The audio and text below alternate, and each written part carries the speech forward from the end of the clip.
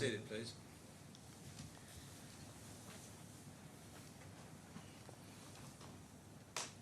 Yes. Good morning, all. This trial is in the matter of CFI 043-2020 before Chief Justice Wayne Martin. The claimant is represented by Kocher & Co. Legal Consultants. Lead counsel is Mrs. Zoe O'Sullivan, KC. The fourth defendant is represented by Baker Tilly Law Corporation for Legal Consultancy. Lead counsel is Mr. P.V. Shaheen. Thank you. Thank you. Thank you. Well, just in terms of practical arrangements, I propose that we take a break in about an hour and a half. So we'll break mid-morning for about an hour and a half, indeed, after that. Are there any practical matters before I invite Ms. O'Sullivan to open her case? No? Yes, there's a couple of housekeeping points, Yes. Your Honour. Yes. Good morning. Firstly, I don't have a full view of the courtroom, so I would like to ascertain that my witness, Mr. Chauhan, is present and that we have the physical documents in court.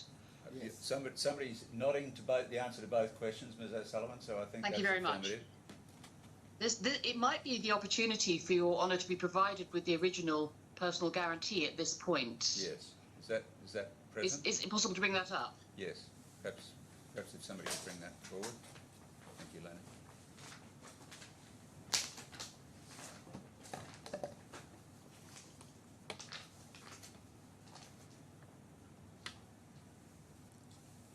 Thank you. Yes, I have that now. Wonderful. Thank you. Then, Should I couple mark of that other as points should I arise. mark that as it's already in evidence in digital form? Should I mark it as a separate exhibit, the original? I think I probably should. yes, I think you probably should. Yes. Mr. Machete, is there any objection to me No, accepting Your this? Honor. All right, No. the original of the guarantee dated the 14th of 2017 will be received as Exhibit 1. Yes. Thank you. Thank you. Thank you. A few other matters. Firstly, we've been provided with a CV for Mr. Albar this morning. Yes. I don't know if it's found its way into the bundle. That's all right. To me. I don't know if it's found its way to the bundle, but it's found its way to me, so I've seen it. Well, it's found its way to me, and I'll ask Mr. Albar some questions about that. Yes. What we haven't been provided with is any details of the interpreter's identity and professional credentials. We were told that his name was a Mr. Muhammad, and we've now been provided with the Emirates ID of a different person. That's at page 867 of the bundle. But we haven't had any assurance as to whether this person is an even interpreter or whether he has any professional accreditation or training or any experience of interpreting in the DIFC courts. Yes. Mr. Shaheen, can you help us there? Not really, Your Lordship. We'll have to wait for the expert's cross-examination on that. I just received the Emirates ID and I presented to the Honorable Court immediately. He didn't tell me anything more than that. Well, it's a bit unsatisfactory, Mr. Shaheen. Will the interpreter be taking the interpreter's oath? I understand, Your Lordship, but we contacted the expert, we have been chasing him, and finally this is what we received. We were asking for a CV, but we got an Emirates ID. I'm sorry, I missed that. We were asking for the CV, complete curriculum Yes. vitae of the interpreter. We did not receive, we were not provided that. But We only got- it's ordinarily your responsibility to arrange for an interpreter, Mr. Shaheen. Why weren't you arranging for the interpreter? In fact, it was not me dealing with the expert at all, Your Lordship. It was the client and the expert, they were arranging everything. But you have an obligation to the court to ensure Yes. that the interpreter If is I appropriately showed- independent and qualified. If I show the Honorable Court the number of I can't blame the parties, but the number of communication we had to do by several means. Well, so when will we find out who the interpreter is and what his qualifications are and whether he is independent? I can ask them to contact them again and send something in the meantime. He's Yes. available after 2 o'clock, that is what Dr. Alba told me. So he's not available until 2 o'clock this afternoon? Until 2 o'clock, because he's going for some award ceremony and he'll be back in the office only at that time, that's what he told us. Because we didn't have a timetable at what time his presence is required. Well, So I was the trying trial to- is today. He should make himself Yes, Your available Lordship. for whenever he's ready. Yes, Your Lordship, 2 o'clock he'll be available, because sequence But is he, also- what if the case, what if we're before him before 2 o'clock? I would only beg Your Lordship permission to keep it, and because anyway we have to examine the fact witness of the claimant. and then the expert witness of the claimant, and then by the time we This- reach there after the lunch break, it will be almost that time, I thought. Well, this case has been listed for many months, Yes, Your Lordship. and the witnesses don't come at their convenience. The I witnesses understand. make themselves available to the court whenever the court requires them. Same day when we were informed, we have informed him that this is a trial day, 25th and 26th, 2 days in fact. But the time exact was not given to him, and yesterday again he called. But you spoke can't to give exact times to witnesses. Witnesses have to be available when the court has them, when the court is ready for them. It's Yes, as I simple as understand. that. Your Lordship. I understand. Your Well, Mr. Shaheen, I really think this is most unsatisfactory. I don't think you're discharging your duties appropriately as an officer of the court, frankly. If I Because you have a responsibility to ensure that the court's resources are used efficiently.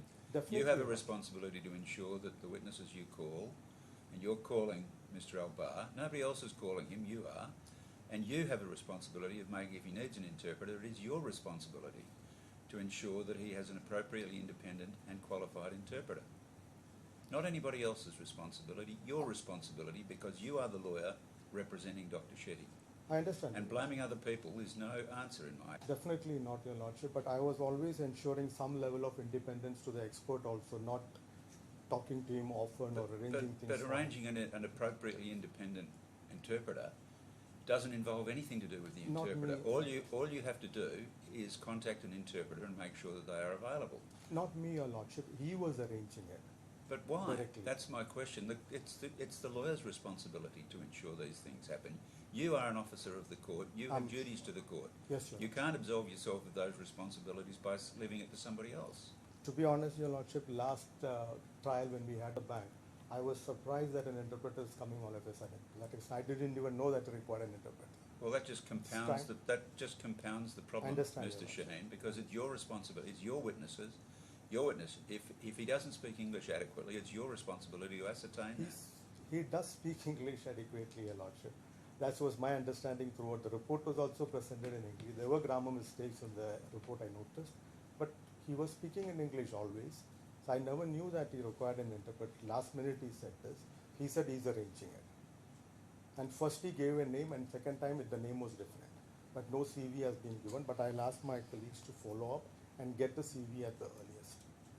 All right. Well, it doesn't seem there's much we can do about it. Ms. O'Sullivan, that's the best we can do, I think.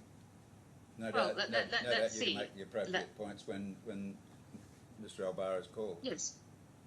Yes, well, there is one point I would make, which is that last comment about Mr. Shaheen not knowing that Mr. Alvar required an expert is untrue, because this whole arose because on the 14th of October, Mr. Alvar gave evidence before Justice Lord Denny, and he turned up with an interpreter.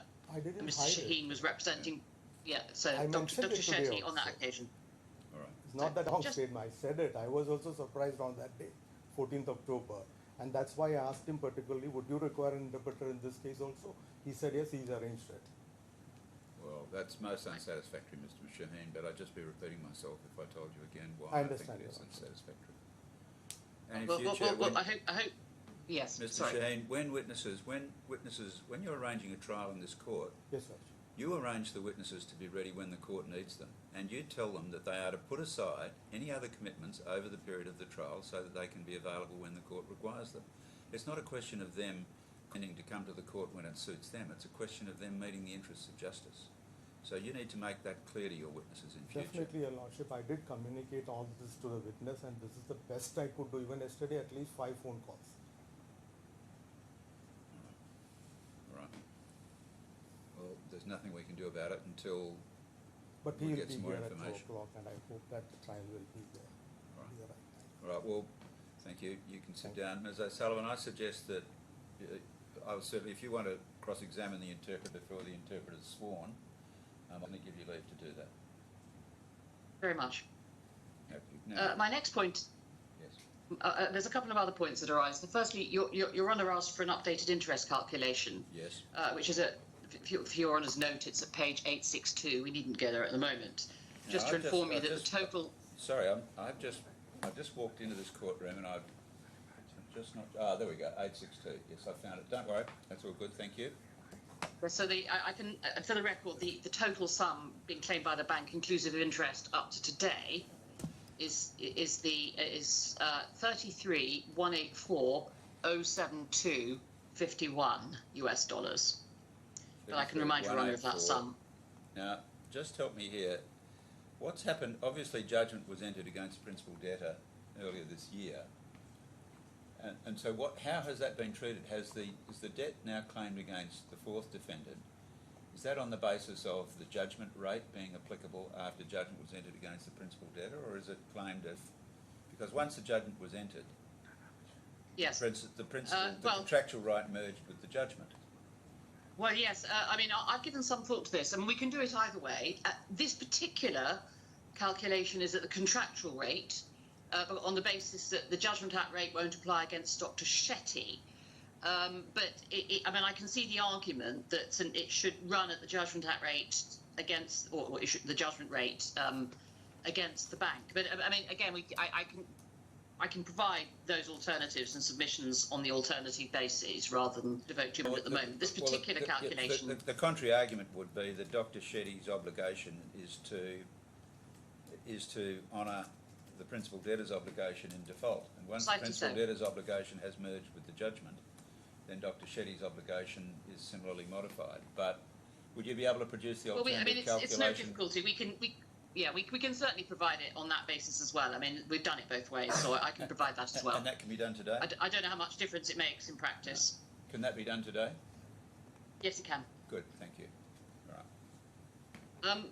The other point, I'm afraid, arises, as it so often does, because Mr. Shaheen has tried to advance some new arguments, and his skeleton, as you'll have seen. Your Honour has already ordered that this trial is limited to the issue whether Dr. Shetty's signature on the guarantee is genuine, and all other aspects of his defence were struck out as not disclosing any reasonable ground of defence. But new arguments are being advanced in the skeleton, which you see at page 705.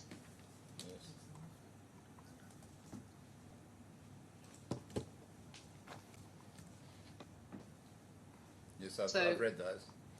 Yes, I mean, essentially, what seems to be said there is that the bank owed Dr. Shetty a duty under the DIFSA regulations in relation to the execution of the personal guarantee, which it breached by failing to obtain physical signature.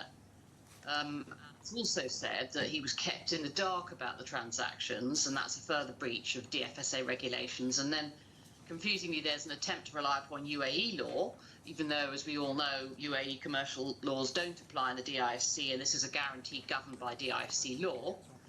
And finally, there's an attempt to rely upon the electronic transactions law. And I submit that you should not have any regard to these new arguments for three reasons. Firstly, it's far too late to reason now. They could and should have been pleaded following Mr. Albar's first report of 24th of July 2023. Secondly, the bank's case is that it did obtain the physical signature of Dr. Shetty on the personal guarantee. And if that's accepted, these allegations will fall away in any event. And thirdly, there's no evidence to support the assertion that the bank didn't provide copies of the documents to Dr. Shetty. There's no such allegation in the defence, and as you know, we've got no evidence from Dr. Shetty since he wasn't willing to come to court and give oral evidence. So there's simply no evidence to support that allegation. Yes, thank you. Mr. And I said there were 3 points, but yes. Actually I have a fourth point, which Yes. is that it's not even arguable. Yes. All right, thank you. That the bank owes a duty of care in respect of the execution of guarantees. And you may recall dismissing similar arguments in the case brought by Barclays Bank Yes. against Dr. Shetty back in 2021. I mean, I can take you to those paragraphs, but only if your lordship wants me to. Thank you, Ms. O'Sullivan. Mr. Shaheen? Yes, Your Lordship, this is directly related to the signature. I have not raised any other argument which Your Lordship dismissed in the immediate judgment application. This is when a signature is taken, how it has to be taken, how it has to be explained, copy to be given. But you have to plead. You have to plead these things. Statement Mr. of Shaheen. defense clearly stated that the Dr. Shetty never knew. He did not sign knowingly, and he was never received. He's not aware of it. So, decision was provided. Copy was not given to him. It's all there. Where? So that Show is me exactly show me where it is in the defence. In the statement? Where is there reference to the breach of the duty owed by reason of the DFSA regulations? No, in the defence? DFSA regulation is a question of law that can be raised at any time, Your Lordship. But the fact which is Well, pleaded but you're saying there's a breach of the duty. You're saying there's a duty and a breach of duty. First, Your Lordship, he's not aware of the loan itself. He has not signed the facility agreement. He has not signed the personal guarantee. Well, that's He what has we're, not that's, signed- that's what we're trying today. That's Yes, the issue Your that I Lordship. put down for trial. And he was not aware of it. That means he was not provided with a copy also. Yes. So this is exactly what is pleaded. And the question of law, I'm bringing into the arguments to support that. That's all. But either he signed it or he didn't. If he didn't sign it, this argument is Yeah, of irrelevant. course, Your Lordship. Even the electronic signature is produced, the question of law is produced only because in one expert's report it is stated that it's a copy-paste, electronically Well, copy-paste. where have you pleaded that that the signature was applied electronically? We and denied that the because- signature completely, Your Lordship. Well, then And what's... the expert found that one is electronically copy-pasted. But So- you're saying now, just let me finish. Yes, sure. You're saying now that if it was an electronic signature, then there was a breach of the duty owed by the bank under the Dubai Financial Services Authority Conduct of Business Rules. No, That's what, no, it's not that. That is, even if it's a regular signature, giving a copy, following certain procedure, explaining it to the signatory, this is under the DFC rules. Then there is the electronic signature law of DIFC, which says that what is considered as an electronic signature. Even if, all right, suppose, let's forget about the electronic signature thing for the moment. We'll come back Yes, to sir. that. So you're running two arguments. The first is you're saying that if he signed it personally, yes, sir. then there was the duty to give him copies. Yes, that's one. Well, where is that pleaded? Did not get a copy is not directly stated, but he's not aware of it, he did not sign it, is pleaded there.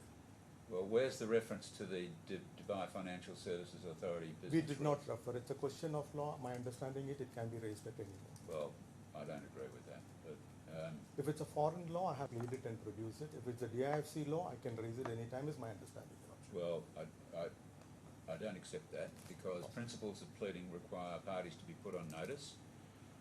If you had given notice that you contended that he hadn't been given copies, no doubt evidence could have been led. But what's the evidence you rely upon for the proposition that he wasn't given copies? Because he was not aware of it. But that's an assertion. Dr. Shetty's not giving evidence. Where is the evidence that he didn't get the copies? That came afterwards, Your Lordship. He did submit a witness statement. What is the evidence before this court that he didn't get the copies? There's no. Well, then you can't Only rely on a case without evidence, can you? Only Mr. Shetty? statement of defense is there, nothing else. Well, Witness that's not, statement, you Your know, Lordship you know said- as well as I do that a statement of defense evidence. Yeah. All right. Well, I disallow the attempt to rely on argument for breach of the Financial Services Authority Conduct of I leave Business it Rules for all the reasons given by Ms. O'Sullivan. Now, let's move on to the electronic signature. What's your argument here?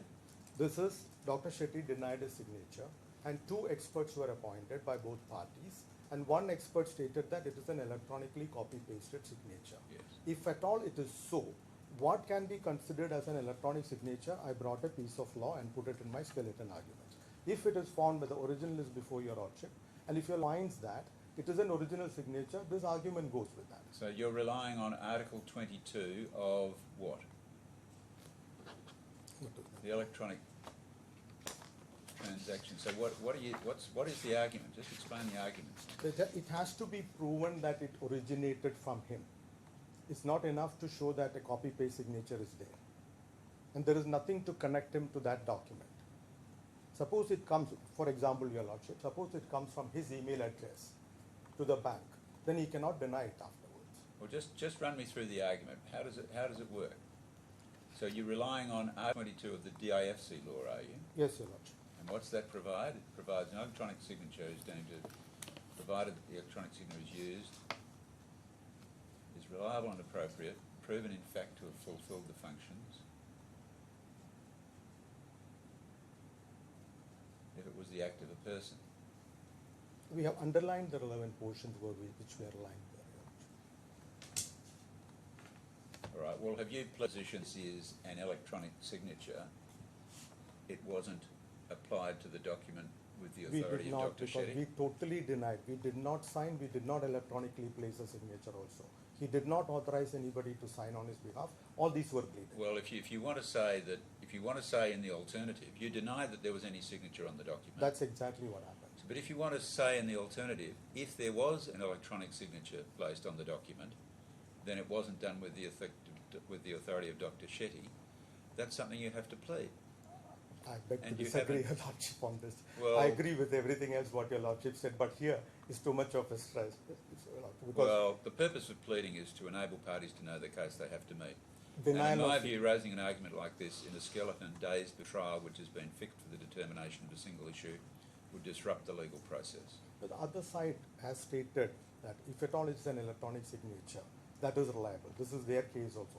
In Ms. Radley's expert report I'm stated sorry, that. what did you just say? Ms. Radley's expert report stated that even Ms. if it's Radley's expert report says it wasn't applied electronically. She says Then it was she- applied by ink.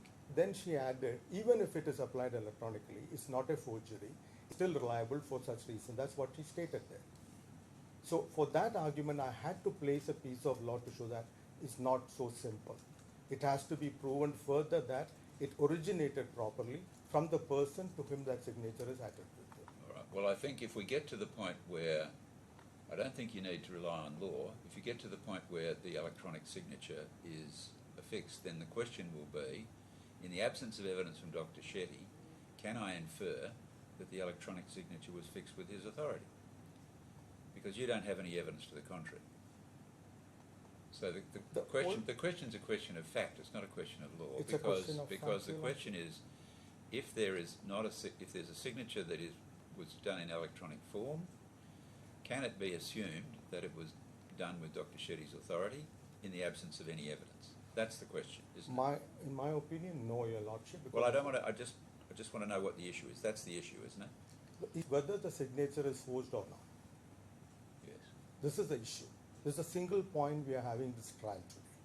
And on that point, if it is electronically pasted, there has to be an authorization to use electronic signature.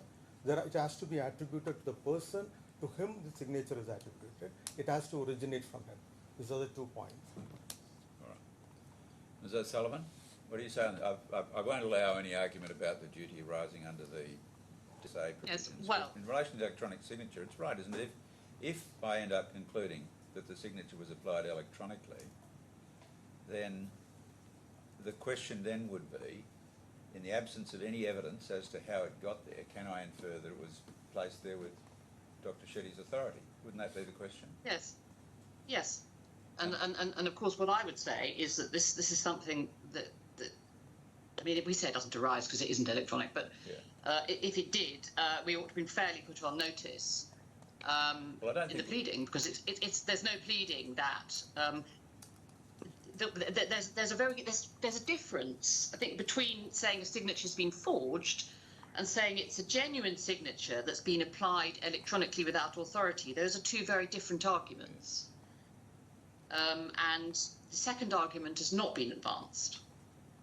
Mr. Shaheen, what do you say to that? Your Lordship, the argument is that he has not signed at all. So if we find that somebody has simulated the signature or somebody else has copy-pasted, then how does he get bound by that document?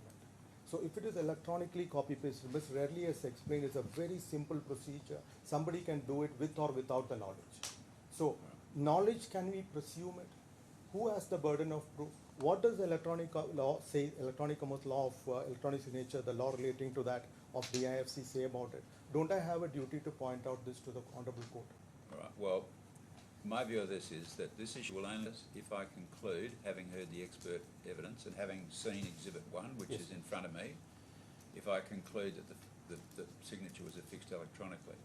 If I do conclude that, I will tell the parties that, and we can have argument about where we go from there. Yes, Your Lordship. If it is an original signature, there is no argument on electronic All right, signature. I agree. all right. Well, we'll proceed that way, Ms. O'Sullivan. I'm content. Thank you very much. I wasn't proposing to address Your Honour in opening, because I think the issues are clear. Yes. And I've made submissions on expert reports and so on in my skeleton. I was simply going to proceed to call my witness, unless there's a... Well, I'll just ask, Wish to raise with me. ask Mr. Shaheen if he wants to give an opening address. Mr. Shaheen, do you wish to give an opening address? What? Yes, sir. Do you want to give an opening address? No, no, sir. All right, all right. Thank you. Over to you, Ms. O'Sullivan. Thank you. So if Mr. Chauhan could come to the witness box, please.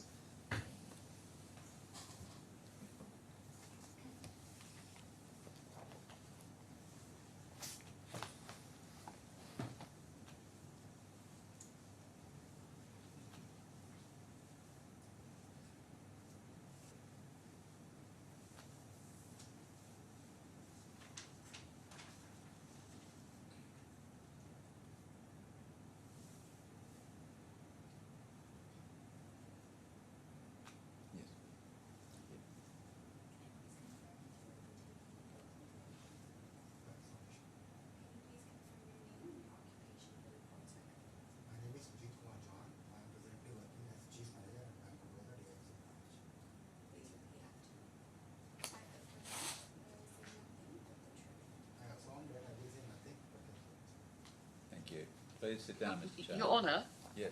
I'm terribly sorry. I'm afraid I'm not sure the witness's microphone is connected because I can't hear a word he's saying. Well, just can we check? Can you speak first, please, Mr. Chairman? Can you just say something? Hi, Zoe, can you hear me? No, the microphone is, I don't think the microphone is connected. Right. I Can can we- only hear him directly.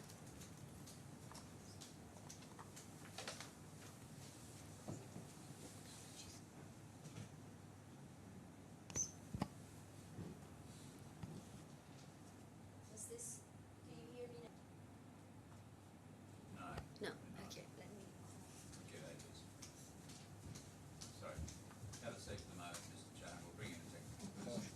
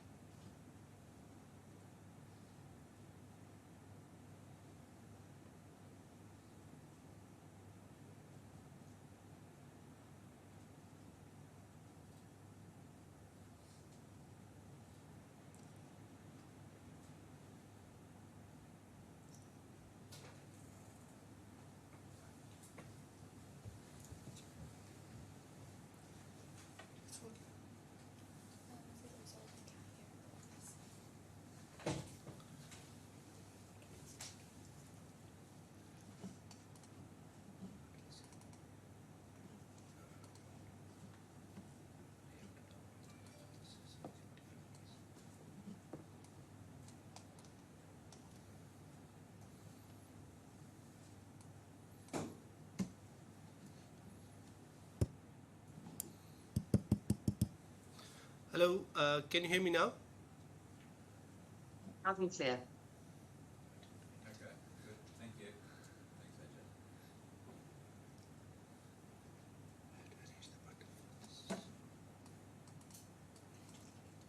Yes.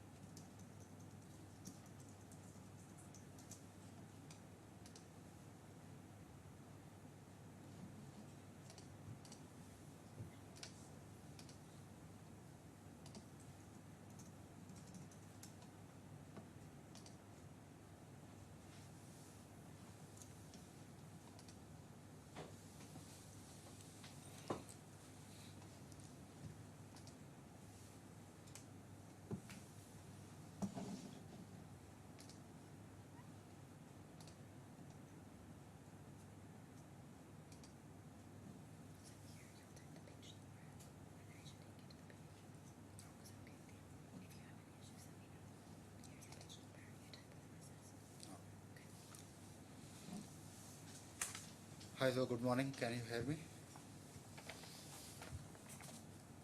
Ms. Yes. O'Sullivan, can you hear the witness now? I can, and I assume Mr. Chairman has been affirmed. Nice to see you, ma'am. Yes, thank you. Yes, thank you. Thank you Over very to much. Ms. Mr. O'Sullivan. Thank you, Mr. Chairman. I think you should have a laptop, and can you see if you can?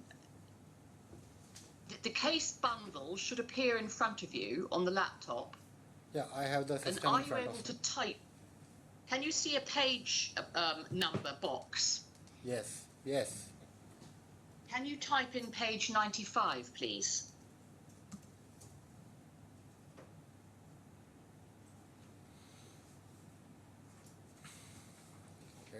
It's been uploading. Yes, And does that seem to be your first witness statement in these proceedings? yes. Thank you. And can you go to page 101 of this document?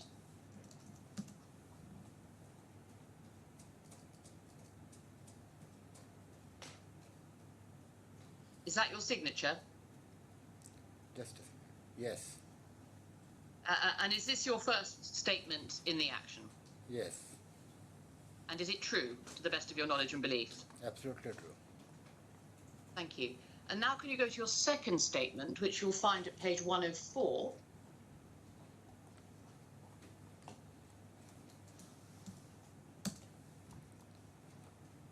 Can you go then to page 107, where you'll see the signature? Yes, And can you confirm that is your signature?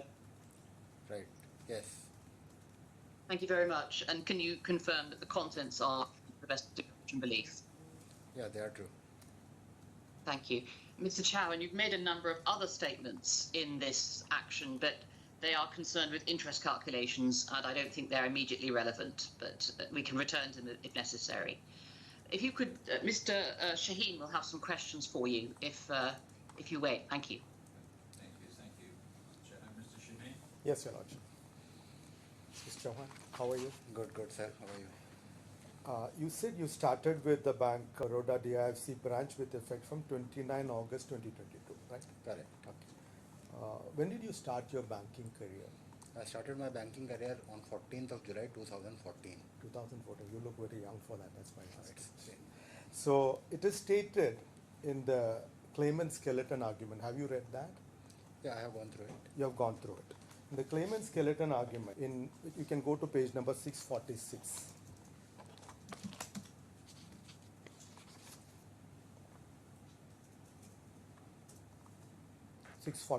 Precisely. Paragraph number 6.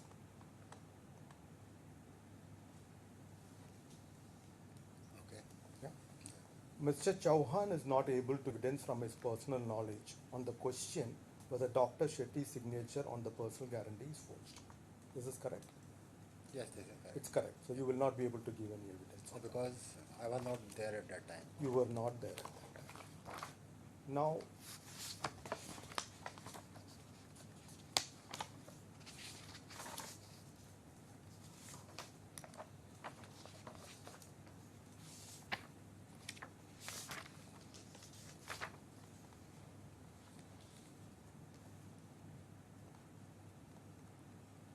who was there at that time? Well, how would he know? The documents were signed 5 years before he started working with the bank. There were other people also, sir. But he wasn't there. But he should be aware when he's coming as a Yeah, I am witness. aware. He's aware. Well, it's hearsay. You're inviting hearsay. Pardon me, yes? You're inviting secondary evidence and hearsay. He is the only person on witness on fact. Well, your client was there.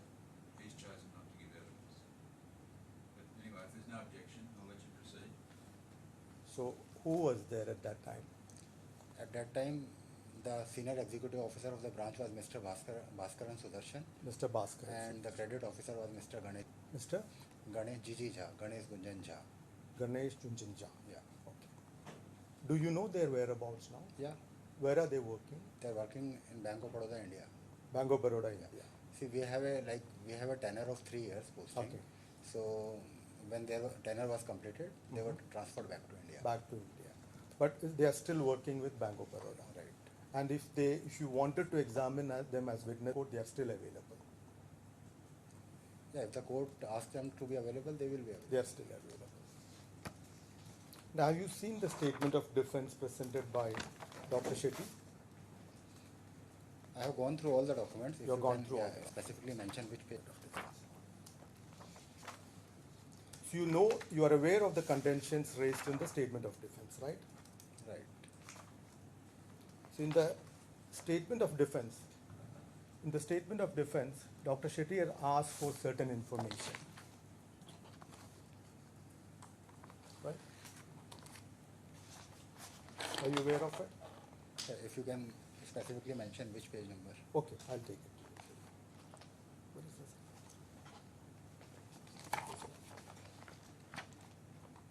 Statement of defense.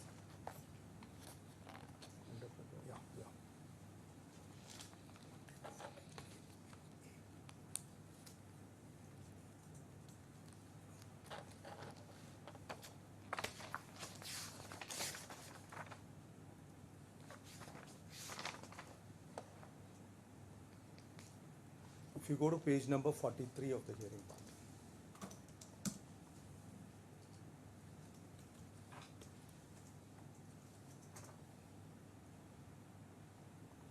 Paragraph number 12.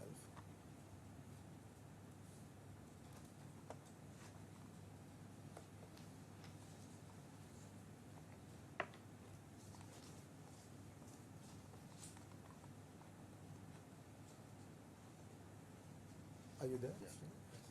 So 12.1, upon notice of Dr. Shetty's allegation that his signatures are forged, the claimant is invited to provide particulars of the arrangement that purportedly gave rise to the alleged personal guarantee, including the identity of bank representatives who negotiated the personal guarantee.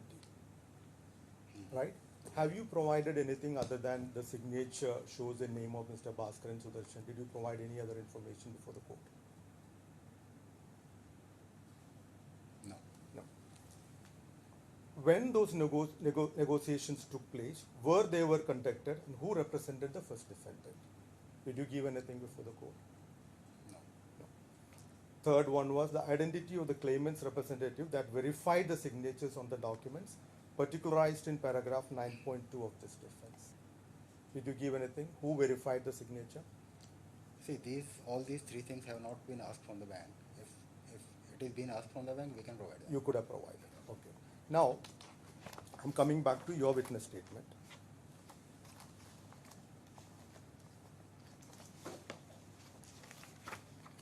Since you have been a banker for last 10 years, Can you refer the page number? pardon me, Can you mention the page number? 95, same document.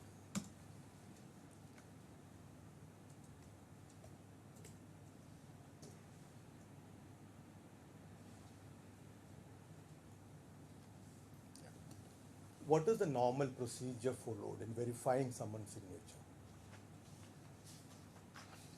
When someone signs, we check when any loan is given, we identify the person, like his official documents, and like in UAE we get the Emirates ID and all, and then the signatures are the person signs in front of the official. Which bank's official? Yeah, bank's official. Yeah. So every time a banking document is signed, it's signed in the presence of a bank official. Right. Okay. And that bank official, does he state that verified the signature? Yeah, and like in normal small loans, that is done. But in case of sometimes loan of this size, these documents, all the loan documents are prepared by legal experts. Yes. Right. I know. For this case also, the documents have been prepared by the Lawyers. legal experts, lawyers. And after the execution of the documents, they are being vetted by the lawyers that they are executable and they are valid, enforceable, and executable in courts. 1 second, I pause there, okay? So before that vetting happens by the lawyers, is the signature stage, right? So where do they sign the document? In the bank's office or in their office? It depends. Depends. Yeah. So if they are signing in the bank, a bank officer will be present and he will ensure that it is the same person who signed it. Okay? Yes. And if it is happening in the borrower's office, also a bank's officer is present there and he verifies the signature. Right. Who was the person who verified Dr. Shetty's signature here?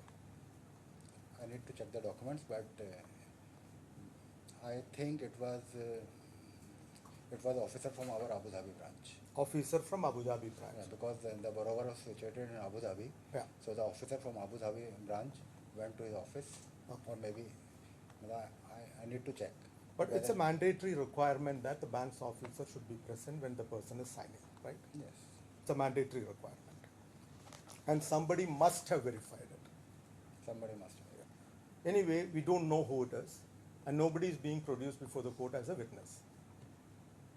Do you have anything to say about it? I'm giving you a chance to explain.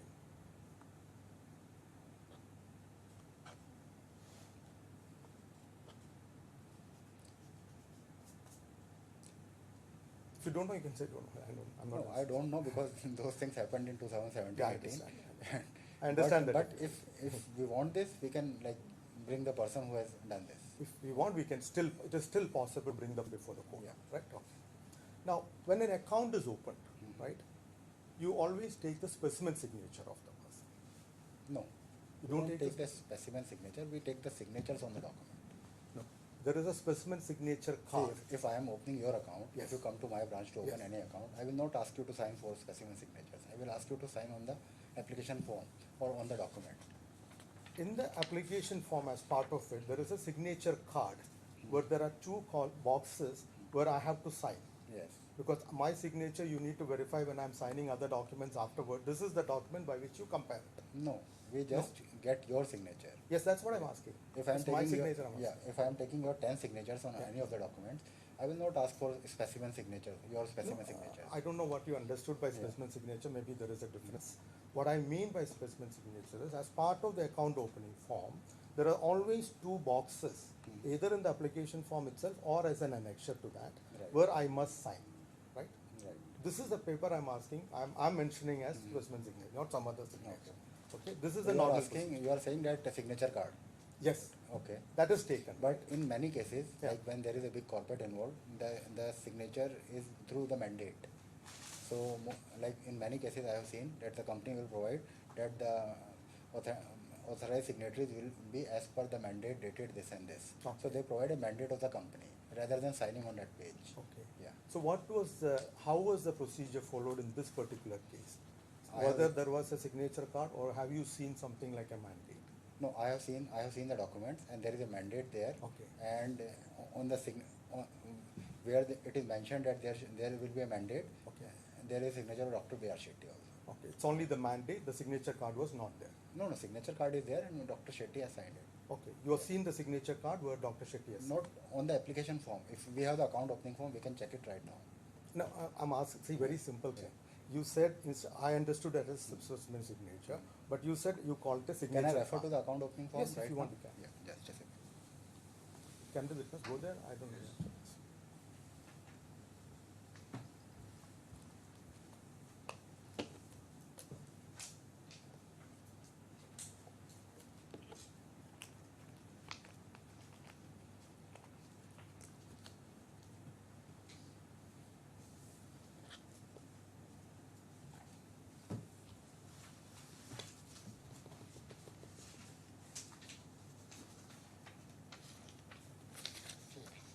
This is the signature card. Yeah, this is exactly what I was So asking. we have a signature of Dr. B.R. Shetty. Yes. And it is written, any operating instructions, if there is any other mandate, please specify. And it is specified that as per mandate dated 2nd June to submitted to Abu Dhabi branch. Oh, very good. Yeah. So who was giving instructions to expert Ms. Radley for preparing the report? Did you? Did you send the documents or who gave it? Yeah, we sent the document. You sent the documents. Was this document sent for expert verification? Right. This was sent? Yeah. Which is this document out of the 7 documents? This Q1 to is Q7? the original bank account opening mandate. No, no.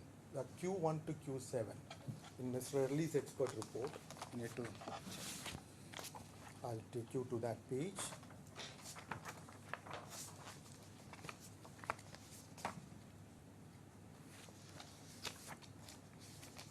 If you could go to page number 462.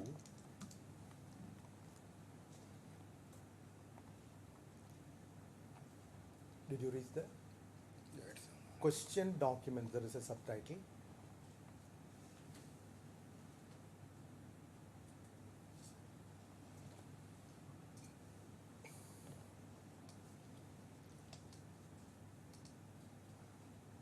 this account opening mandate is not in this document. So it was not given to the expert. It was given. It was given. It's not seen in the list which the Maybe- expert examined. Maybe this was not required for examination. Okay. Because we were, like the documents which I can see is, they are the finance documents, not the account opening form. Yes. This is the operating account opening, the finance documents, not the facility documents, yeah. Anyway, it is not seen in the list of documents expert verified, right? It's not there. Have you seen the defendant's expert's report? Yes, You have seen it. The first report was submitted in July 2023, okay. right? So, if you go to page number 545 onwards.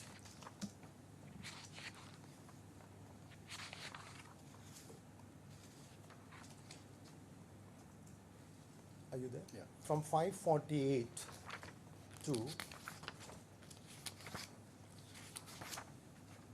555, you will see the tables where the documents are listed, what he reviewed, right? And he has numbered up to 13, but in fact there are nearly 30 documents, because under each number there are several documents. Because if you look at item number 12, under item number 12 itself, there are 14 documents, right? Okay. But these documents are not in possession of our branch, and we have not shown these documents to the expert. You did not give these documents to no, the and they expert. do not belong to this case. You mean these documents don't belong to this case? Yeah. Because they do not pertain to DIFC branch. Okay. We are not in possession of these documents. You are not in possession of these documents. So who gave these documents to the expert? You don't know. Because the verification examination of documents was conducted in the DIFC branch of the bank. Yeah, I know, sir. But Right. all the original documents are with me. Okay. And maybe they are part of the disbursement requests. Yeah. See, Dr. Shetty was maintaining an account with Abu Dhabi branch Okay. for his normal facility, like Okay. current account and all. So he was using that account, the company was using that account for various payments and all. Yes. And whenever there was a payment for Dhabi branch to vendors or suppliers or something like that, for each disbursement, the company has to provide us a details of like what all disbursements have been done, Yes. like for their disbursement request. Yes. So maybe these are part of those letters to the Abu Dhabi branch, Okay. specifying that they have made these payments and all, or the transfer request and all. Mhm. Yes. So out of these documents, 19 signatures on transfer requests. You see on the last column, 4 signature placed electronically on this document. Same statement is repeated for 19 documents. Because right? that's what I'm saying. Yeah. None of these documents are part of any disbursements from the DIFC branch. Okay. Yes. But is it related to the same facility? Yes. It is related to the same facility, but even through another branch of your bank, And these transactions have been conducted through Abu Dhabi branch. through Abu Dhabi. Okay. So these 19 signatures, Because, whatever. because in Sorry. DIFC, Yeah. we cannot deal in AED. I We understand. don't deal in dirham. Yes. And all these I can see are requests for payments in dirham. Dirhams, all of them are in dirhams, I see that too.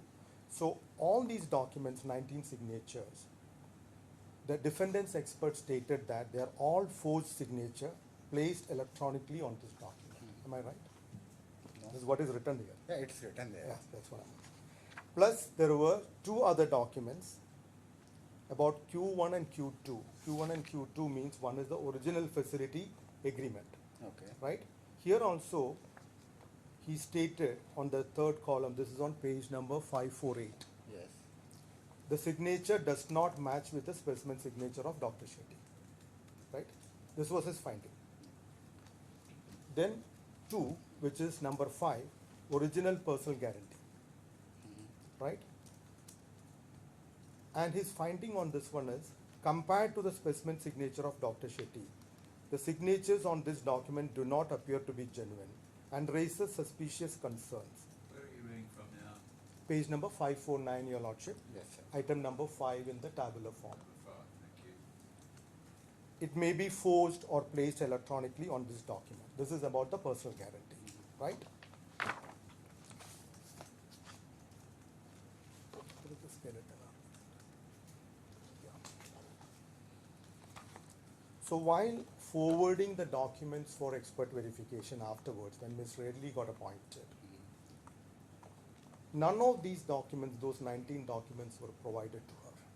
Which 19? The last one we The discussed? one which went from your Abu Dhabi. I have the list of the documents which you have provided to. 7 documents which is listed. No, there. not 7. More documents were Yeah, provided? yeah. How many documents were provided? I think 12 or 13. I need to refer to the list. You can verify if you want, Yes. because I would like to know, because the expert says she received only 7 documents. And you are saying you gave much more. Yes. I'm also surprised, I did not see. Maybe I think the point here is, Yeah. as per the instructions of the Honorable Court, Yes. the signature verification for the finance documents ought to be done, Yes. right? So there are several other documents like balance confirmation and all. They do not pertain to finance documents. Yes. So similarly, this account opening form, this is not a finance document. When we are talking about a finance document for facility, maybe that's why. But like we have sent all the documents, maybe only the finance documents were inspected. That's So- what I understand. You spent a bunch of documents to the expert. You don't know the exact number. No, I have the list. You have the exact Yeah. number.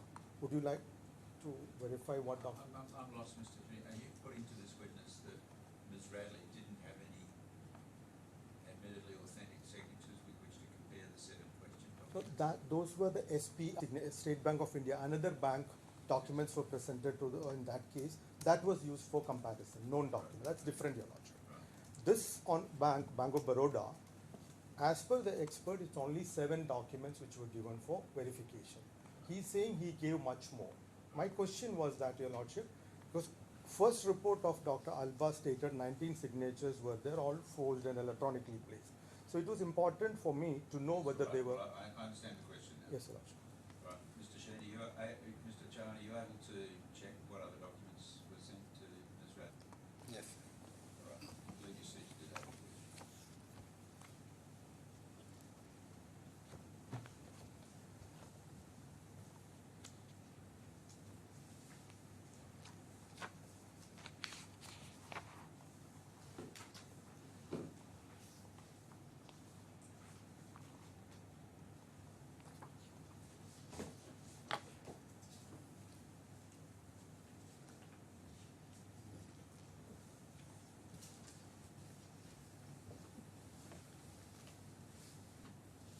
First one was the facility agreement. Yes, that's we have recognized it. Yeah. Second one was the personal guarantee, Dr. Shetty.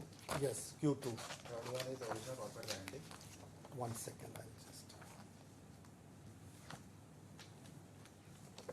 Original corporate guarantee by NMC Healthcare.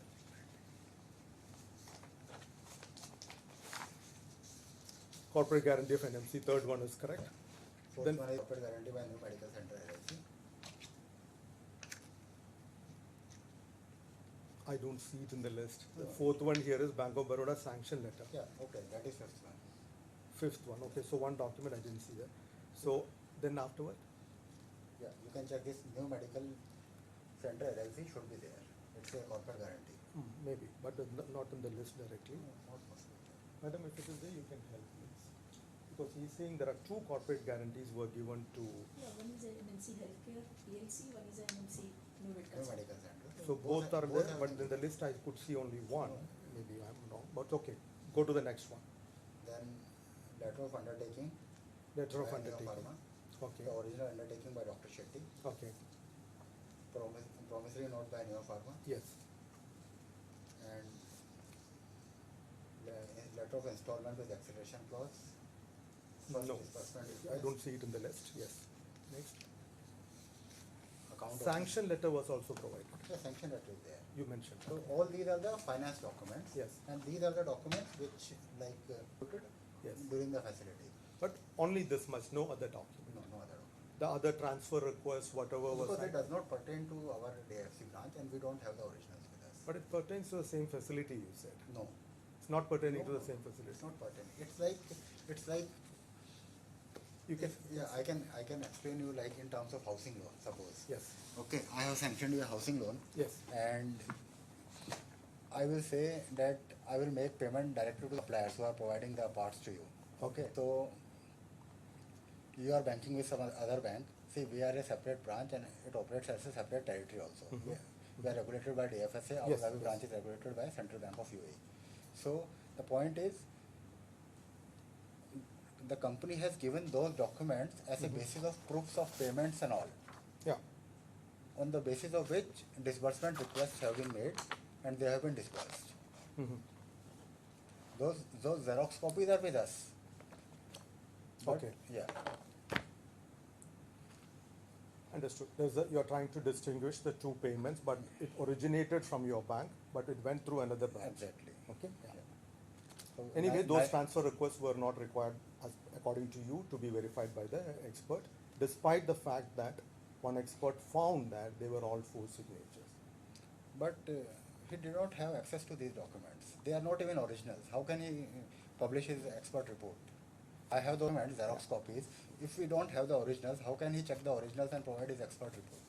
I don't know, that's a question to Yeah. the expert.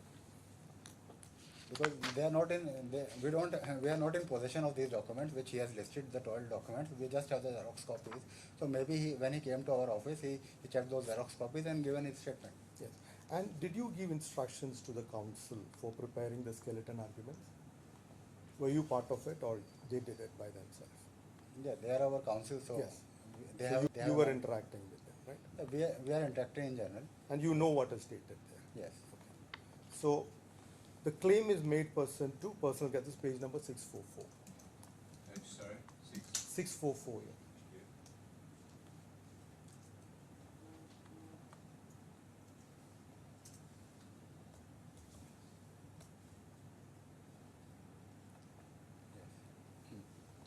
The claim is made pursuant to personal guarantee dated 14 September 2007.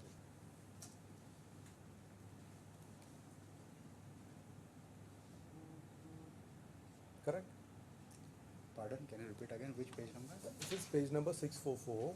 The opening paragraph, the claim is made pursuant to personal guarantee dated 14 September 2017. Right? Right. So the basis of the claim is this document here. The Personal guarantee, yes. Right? Because now the case is only against the personal guarantor. Other cases already decided in your favor. Correct. That is why I'm asking this question. And the paragraph number 8 under 646 also says,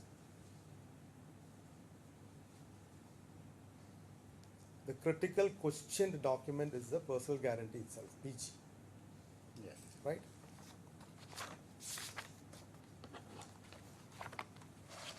So that is why I was asking you about who verified the signature of Dr. Shetty. Because you said, according to the normal banking procedure, it is mandatory that a bank's official verifies the signature, right?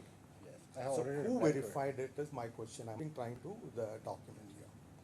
So that I need to come back to the court. You will not be able to say. I will not be able to.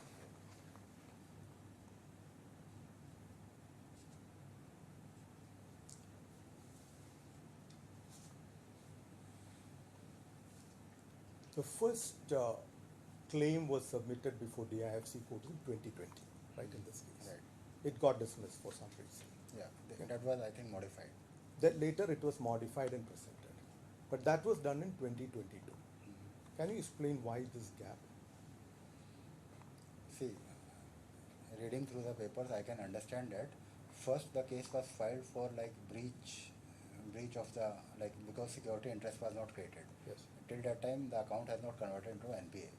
There was no default, but was a breach. So accordingly, the claim was filed. But then it was amended after the account turned in. The amendment I understand. Why this gap of 2 years is my question. Is there any explanation? No, I don't No know. explanation.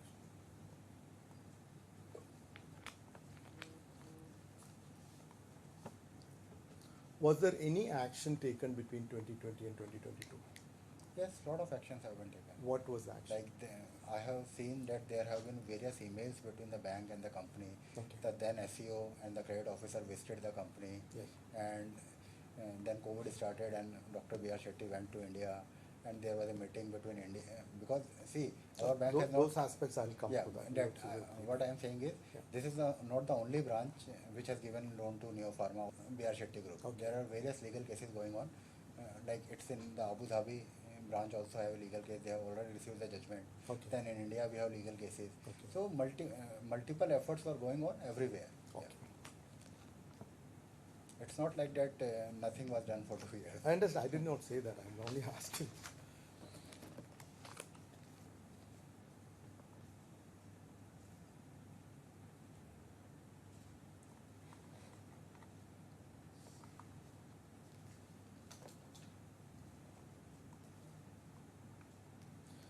See, in your witness statement, page number 96.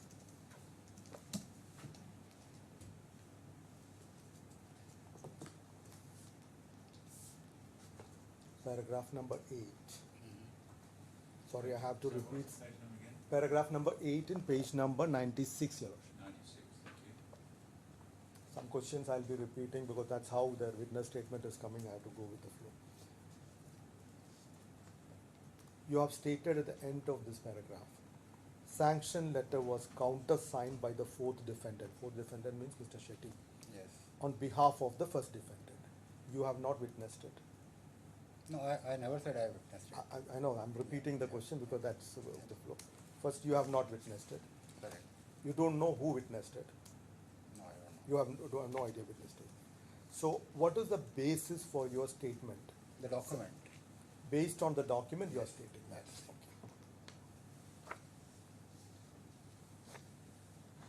Okay. Again, in paragraph 9, you are saying that on 14 September 2017, the fourth defendant on behalf of the first defendant signed the facility agreement. Here again, you are basing it on the I document, already no personal saying I information. state by referring to the record. I state by referring to the documents. Same applies to all All the the documents, documents all the which you documents. signed in 2017. I don't want to avoid to make it short.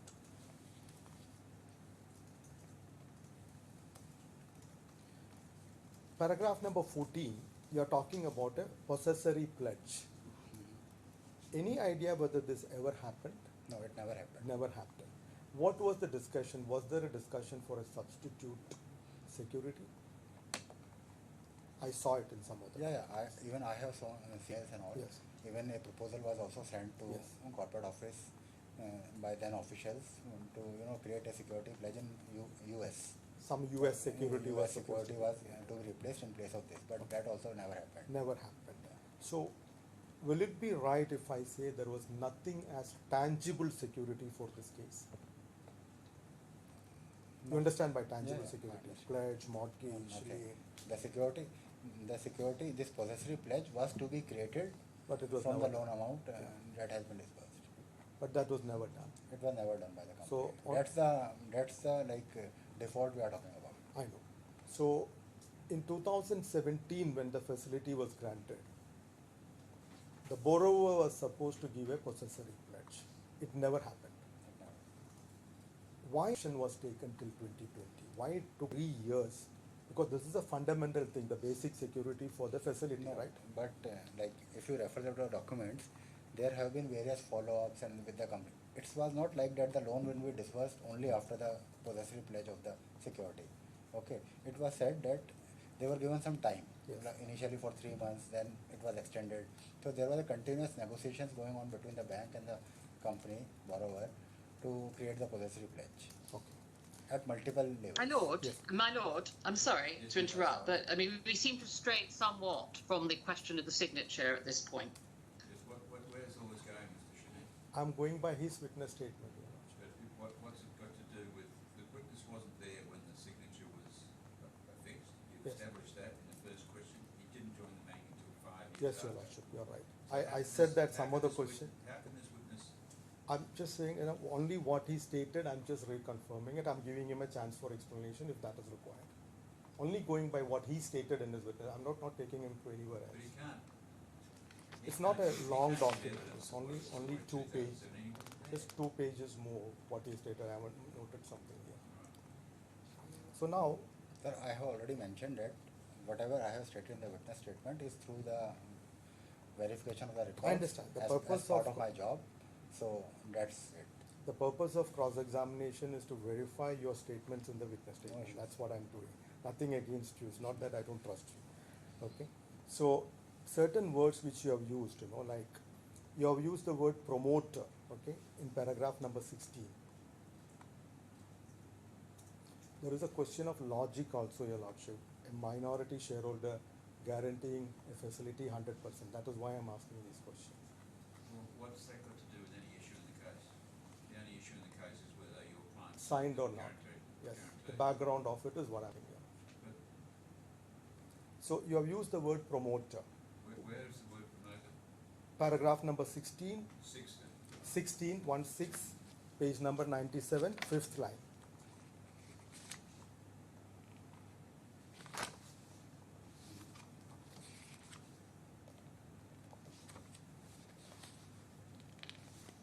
What's the question? What was the basis of calling him the promoter? Why is that relevant to the question of whether or not Dr. Sharon should be under the guarantee? I gave the hint that the logic of giving a personal guarantee. Why would someone, a minority shareholder, guarantee a facility 100% knowingly? Not that he cannot give, but since there is a suspicion around it, but if your lordship finds a signature is Well, I genuine, just it's a don't, different. this man wasn't there when the guarantee Sir, was I can- negotiated or signed. No, I he can't see called him the promoter. Yeah, I called him That's on why the I'm basis 5 of years this later. document. But I'm not gonna put any weight on that, he wasn't there. No, I didn't ask him whether you were there, your lordship. I'm asking him, why did you call him the promoter? But it doesn't matter why he called him the promoter, because he wasn't there when the only issue we're trying is whether Dr. Shetty signed the guarantee. What this man did, however, when 5 years later, when this witness statement was signed, is neither here nor there. But to find the relevance, the word promoter, when promoter means he is kind of an owner of the company. He could call Which is him a not. clown if he wanted, it wouldn't make any difference, because he wasn't there. But he can It had always nothing say to do that. with the issues in I'm the not case. forcing him to give the answer this way or that way, lordship. I'm only asking what was the basis for you calling him a promoter? Did you see any document? Yes. What document? So this referred is the undertaking by Mr. B.R. Shetty. Okay. Here it is written, I, Dr. B.R. Shetty, in my capacity as the promoter of the Okay, borrower. this is the answer. This is the lordship. document. Now, there is a document where he is calling himself a promoter. Yes. That is why you referred to him as a promoter. Paragraph 18. Sorry, 17 first. You are talking about the reminders you sent in 2018, 19, 19, and then all these days, 2018 and 19. I know you were not there. You are basing your evidence on the documents. Have you seen any documents by which these reminders or notices were acknowledged by Dr. Shetty? I have seen the emails which the bank has sent, and there are many emails to which the company officials have replied. Dr. Shetty did not reply. No, I have not seen it.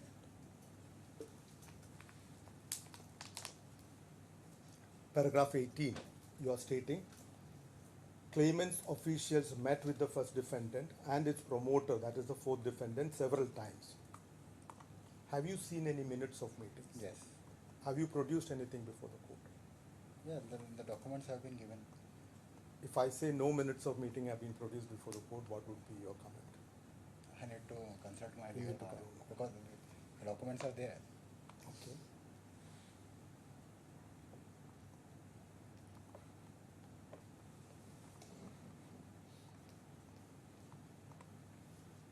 It is mentioned copy of the minutes of the meeting dated 7th is exhibited at Exhibit SK. Yes. Yeah. So that should be there, right? So 1 minutes of meeting is there. This is 2019 April that I'm seeing at That's the what end. I have mentioned. Only 1 minutes of meeting is there. Okay. You're referring to utilization requests in paragraph number 24.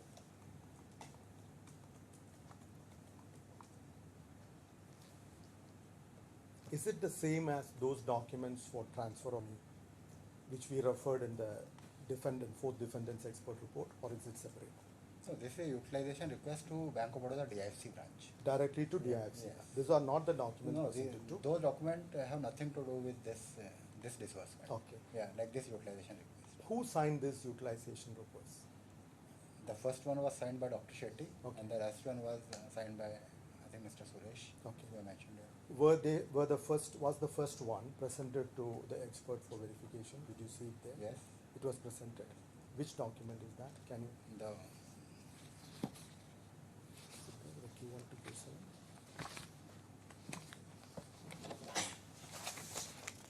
The original first disbursement request dated 24/9/2017. With you. Yes. But we don't find it in the 7 question documents listed by the expert.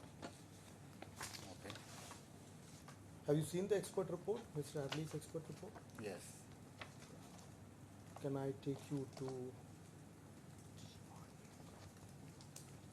page number 459 and then coming to page number 462, which I took you once to this particular page.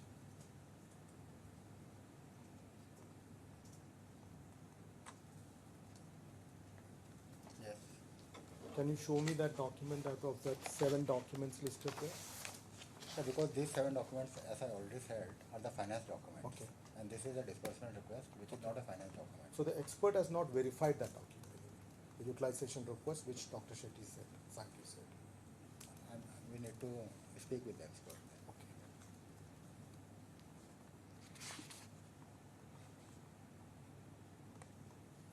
Paragraph number 28 on the same page, page number 99.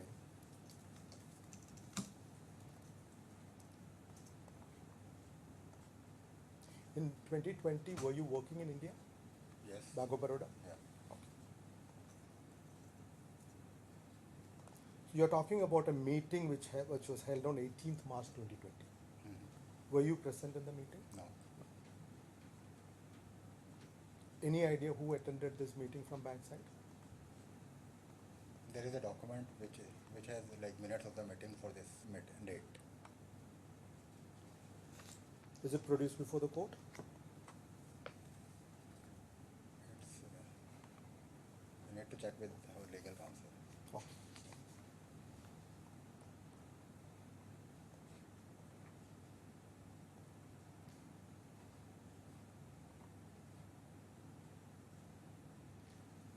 See, in your witness statement, you have stated that Dr. Shetty was the managing director of the first defendant, Baroda, right? In 2017, right? Have you produced any documents to confirm that he was holding that position? I have seen the document. I just told you, no? There it is written. Just a second.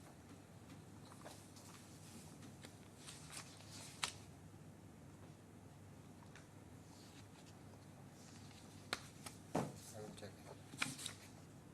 Managing director. He has signed as managing director. Which year was that? This is on 14th of September 2017. What is the document?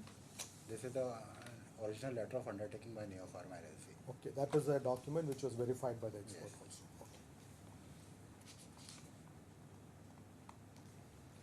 See, you have stated in page 101 that I confirm that on 27 July 2020, the claimant addressed an email to the first defendant, wherein the second, third, fourth defendant were copies. Okay? Communicated about the failure on their part in responding to the claimant's demands on the pending security interest, etc. Okay? This is 27 July 2020. But the claim was launched in April 2020, correct? Okay. First claim was launched. After launching the claim, you sent this email. The bank sent this email. Yeah. Then you said in March 2020, the meeting took place in India. Okay? And April 2020, the case was filed. Then paragraph 35 was saying that the account was classified as a non-performing account in NPA. So normally, when does the bank file a case? After the account is declared as NPA or before declaring it as NPA? What I understand in this case is the case was filed and initially the case was filed for like breach of the breach for not creation of the security. Later it was modified after the account turned NPA. When the breach is committed, you file the case. Yeah, that's what has been done. But is that the normal procedure is my question. Normally an It account can- is classified as NPA. We need to refer the facility agreement. If there is a breach, then and if the repayment stop, then we can file a case. We can file a case. No need to declare it as an NPA. No need to because take there provision. are specific guidelines of declaring an account as NPA, NPA, like after 3 months Yeah. of the quarter end and all. But you can always file a case Of before course, that. we can file a case.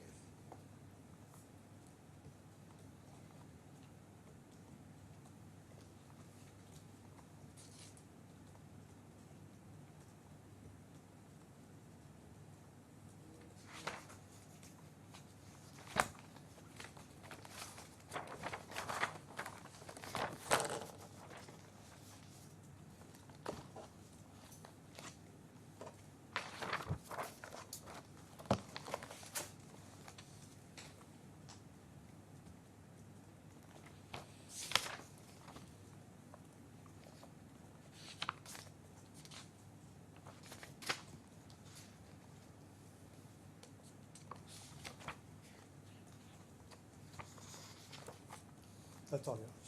Thank you, Mr. Shaheen. Ms. O'Sullivan, do you re-examine? Your Honour, I have a few very short questions. Mr. Chauhan, can you please go to page 40 of the bundle? Yes, ma'am. And that is the defence of Dr. Shetty in this case. And can you go to page 42 and read paragraph 9.2? Yeah. Yes. See there, Dr. Shetty lists a number of documents where he challenges the authenticity of the signature. Are those the documents that Ms. Radley has expressed a view on in her reports? The sanction letter, facility agreement, personal guarantee, and undertakings. Right. Thank you. Can you go to page 247, please?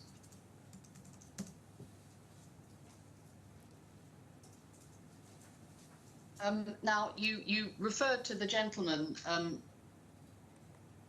who signed. Well, you referred at the beginning of your evidence to the gentleman who I think was the chief executive of the branch at the time when the guarantee was executed.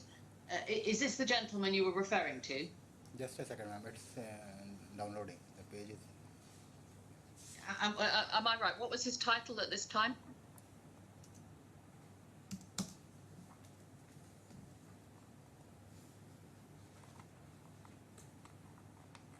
The system is stuck. Mr. Sudarshan, do you remember what his job title was in 2017? Excuse me. This is not coming. Ah, oh dear. Sorry, the bundle can be slow.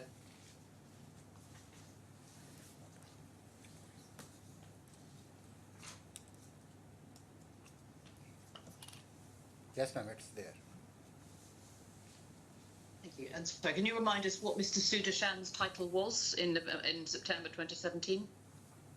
Yeah, he was the senior executive officer of the branch, DIFC branch. Thank you. Thank you.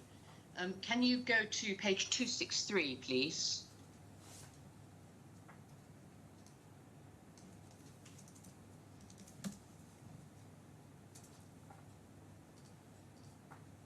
You have that page.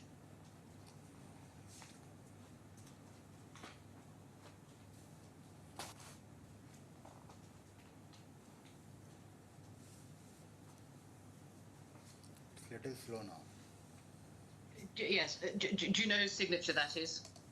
Ma'am, it's not downloaded till now. Oh dear. I'm so sorry. I've got the original of that page, so I could. 263 is. Yes, the signature You is see, of you see Mr. the lower signature? Yeah, it's of Mr. Bhaskaran Sudarshan, the senior executive officer. Yes. Thank you. Thank you. And do you see above that the passport details of Mr. Shetty appear? The passport number is there, ma'am. What's the purpose of putting the passport details on the document?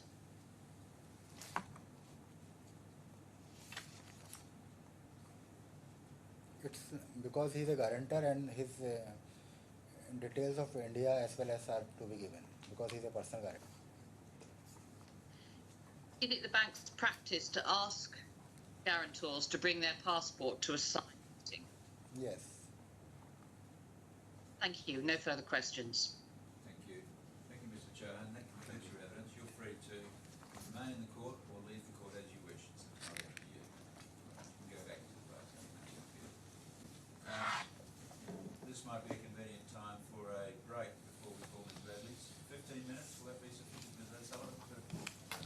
Yes, that's fine. 15 minutes. Thank you very much. 15, we'll adjourn for 15 minutes. All rise. Thank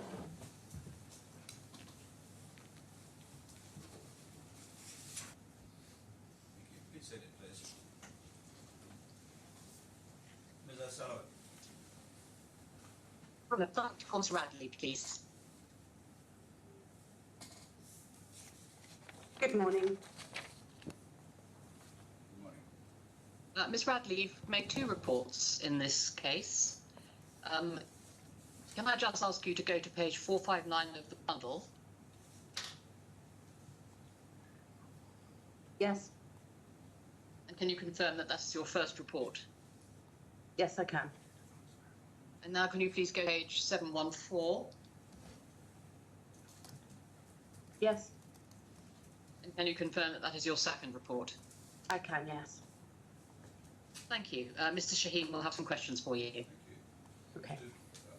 As I said, I noticed you haven't sworn the, or asked Ms. Radley to swear or affirm. Is that because she's an expert or? Yes, sorry, I should have asked whether your Lordship required me to I am very happy to ask Ms. Radley to affirm Well, I just asked or Mr. Shaheen, swear. Would you like Ms. Radley to be sworn or affirmed?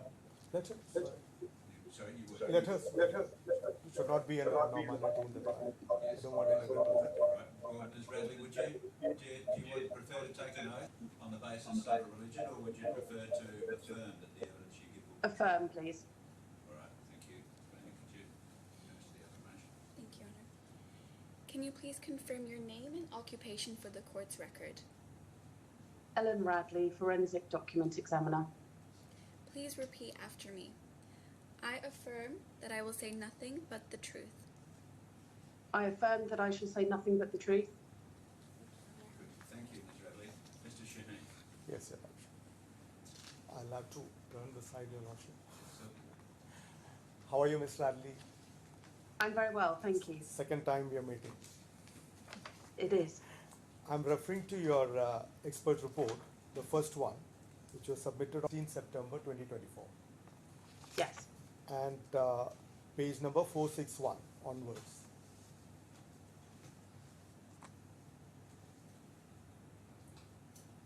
Yes. On top of the page on the left side, it's written Kochar and Company Inc. What is that? That is the name of the instructing solicitors who've instructed me in this matter. Okay, that's the name of the law firm instructing you. Yes.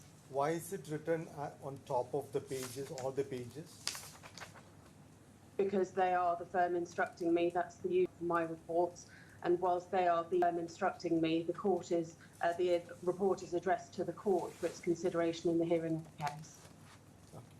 Can I request you to please refer to page number 649, 649, 469 or 649. 649. Thank you. This is from the claimant skeleton. Yes. If you go to paragraph number 18, start by saying at 79, he cited the classic summary of the expert's duty set out by Creswell, Justice in the English case of the Icarian Reefer, 1993, to Lloyd's, RAP 68 at 8182, beginning. The expert evidence presented to the court should be and should be seen to be the independent product of the expert, uninfluenced as to form or content by the exigencies of the litigation. Correct? Yes. So I say that when you are using the name of the law firm which is instructing you, the law firm which is hired by a party, and putting it on top of the letterhead everywhere in your report, it does not seem to be uninfluenced as to form. What do you have to say? I disagree with that. I'm an independent expert with a duty to the court, and on the cover page of my report it very clearly says that the report is for the consideration of the court in the hearing of the matter. That is reiterated on the second page, where it states that whilst written instructions in this matter have received from Co, this report is addressed to the court for its consideration of the hearing of this case. Okay. Coming back to your report, madam, page number 464.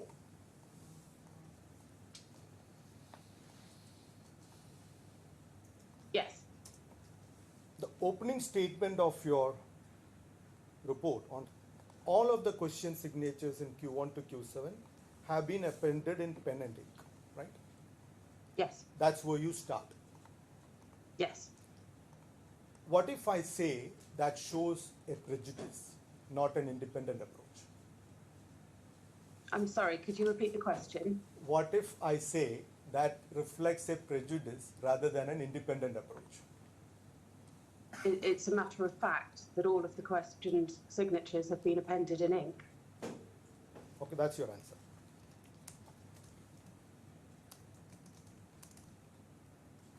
then generally under paragraph 7, that is the Roman letter 4, I find a number of significant similarities between each of the question signatures on Q1 to Q7. This is what you've written. Yes. But some of the signatures are the long form and signatures are the abbreviated form. Yes. Of particular importance, the next paragraph, paragraph number 8, subtle similarities are found in differing combinations when considering all of the signatures in the name of Dr. Shetty. What is the difference between significant similarities and subtle similarities? They are the same thing. What makes a similarity significant is the fact that it is subtle and therefore would not be expected to be appreciated, much less successfully replicated by an individual simulating Dr. Shetty's signature. Okay. Now, next page 465. Yes. Paragraph 13, Roman letter 6. Yes. Q4 bears 4 question signatures appearing one after the other on the document. Correct? There are 4 Yes. signatures on Q4 as well. The first question Correct. signature has been appended in the long form style. The signatures below this have been appended with increasing abbreviation. In my Yes. opinion, this is a very important observation, as this is what is typically found when an individual is executing a document, appending several signatures one after the other, the increasing abbreviation being due to fatigue with the signing process. Is it not a Correct, question yes. of, you mentioned that, right? Is it not a Yes. question of fact? I'm an expert witness who has examined the signatures, and in my opinion, and given I'm instructed to give my opinion on the signatures, in my opinion, the increasing abbreviation found in the question signatures on Q4 is typical of writing fatigue when the signature becomes more and more abbreviated in form. So I say that up to the point that the signatures were increasingly abbreviated, it's an observation, a very objective observation. Beyond that, the explanation that you are given, being due to fatigue with the signing process, it's a question of fact, and it's not coming within the purview of your expert exercise. I disagree. My duty is to assist the court, and in my opinion, such an observation as a signature which is written firstly in the long form style, becoming increasingly abbreviated, is important because it is typical of writing fatigue. If an individual seeks to simulate or freehand copy the signature of another person, it's usually expected that they will practice and perfect to their eye one style of signature. It is not expected that they would simulate all different styles of Dr. Shetty because it's simply not necessary, as it wouldn't be appreciated, in my opinion, by a lay observer. But there were only 4 signatures in this. It's not hundreds of signatures for someone to feel that fatigue in here. I disagree. Dr. Shetty is a highly variable writer in any event. And as I say, in my opinion, this is typical of writing fatigue.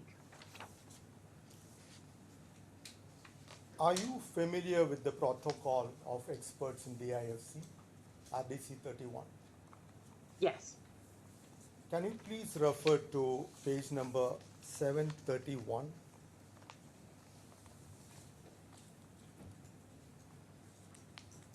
Yes. Paragraph 4.1, the last sentence. Yes. Experts must not serve exclusive interest of those who retain them. Correct? Correct. Yes.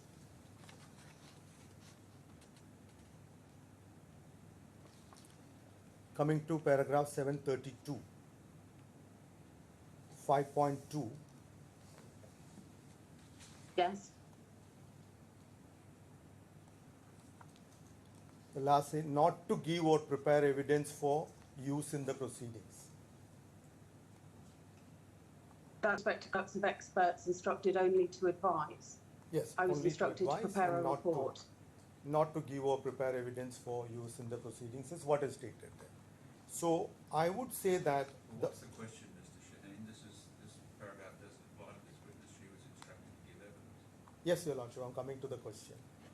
The observation that the increasing abbreviation is due to fatigue is in a way you're giving evidence that supports the argument that all the signatures increasingly abbreviate when signing several signatures, right?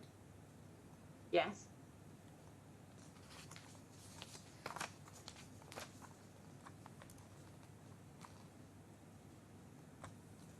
Coming to page number 737.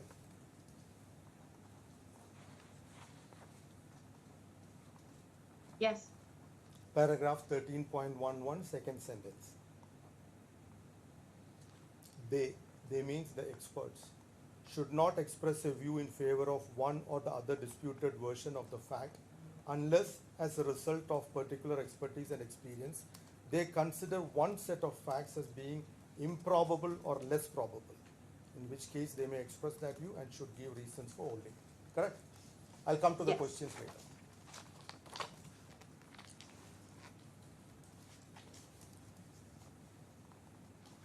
Coming back to 465, your report.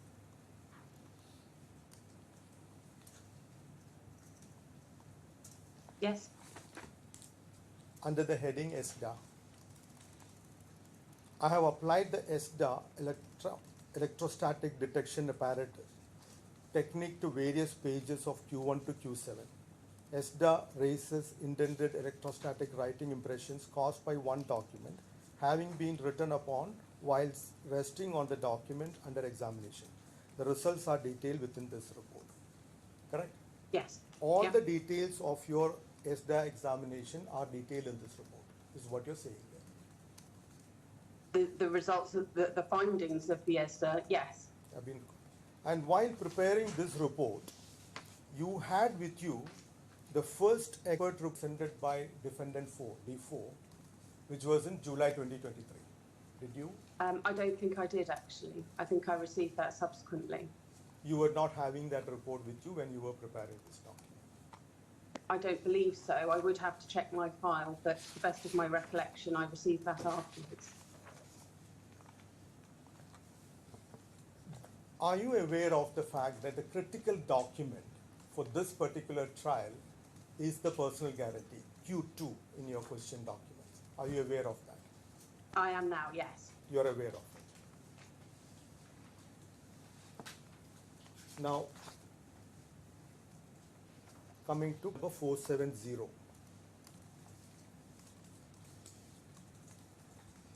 Yes. Paragraph 36. Yes.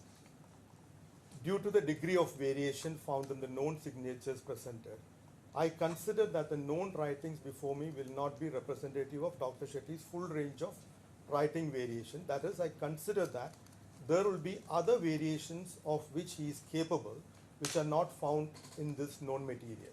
So you mean to say that more than those 15 documents which were presented to you, there could be other variations of the signature as well? Yes.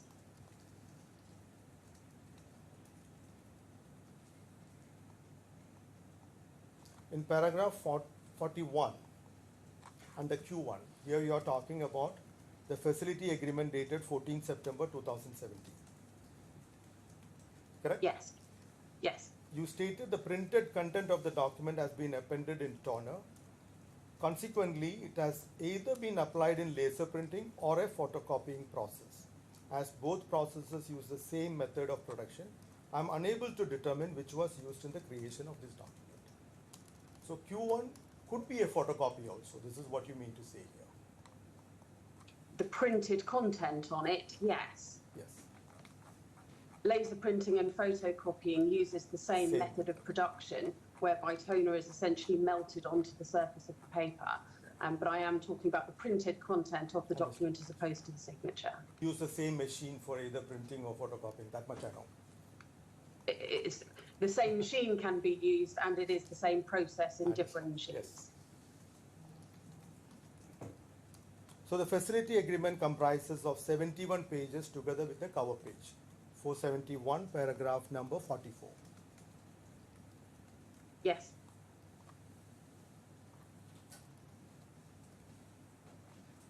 You have noted vacant staple holes in the top left-hand corner of the pages of this document from previous stapling processes, right?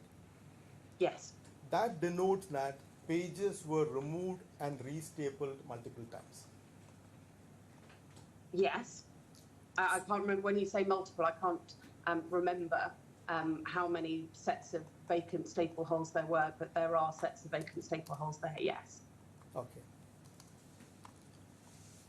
Then paragraph number 46, you're saying pages 69 and 70 bear printed entries appended with colored toner. Only pages 69 and 70. Yes. Other pages were printed in black and white. That implies Correct. that other pages were printed in black and white. And these two, 69 and 70, also bear security printing, which is a repetitive pattern of pale yellow dots, a constellation, which appears across the surface of the paper, correct? The security Yes. printing is used in these two pages, not on other pages. Yes. Correct. So, the entire document, the 71 pages, this facility agreement, but was not part of the same printing process. Pages were printed separately, certain pages, 2 pages at least. There are differences in the printing on those tubes. It doesn't necessarily follow that they have emanated from different machines. There is various research that's being undertaken with respect to security printing, but my understanding is that there can be circumstances, depending upon the machine, where a machine will append security printing for some pages, which are printed with coloured toner and not for other pages. It very much depends upon the machine that's being used, but those 2 pages are the only pages which bear entries that are in colour. Yes. My only point is it's not part of one printing. It could be from the same machine, but not part of one printing session. If you put the entire document on the slot and press the print button, it will not happen like this. I wouldn't necessarily agree with that. I would need to have more details as to the specific machine in question. Okay. Here you are expressing an opinion. This observation is not suspicious per se, as these are the only pages bearing colored printed entries.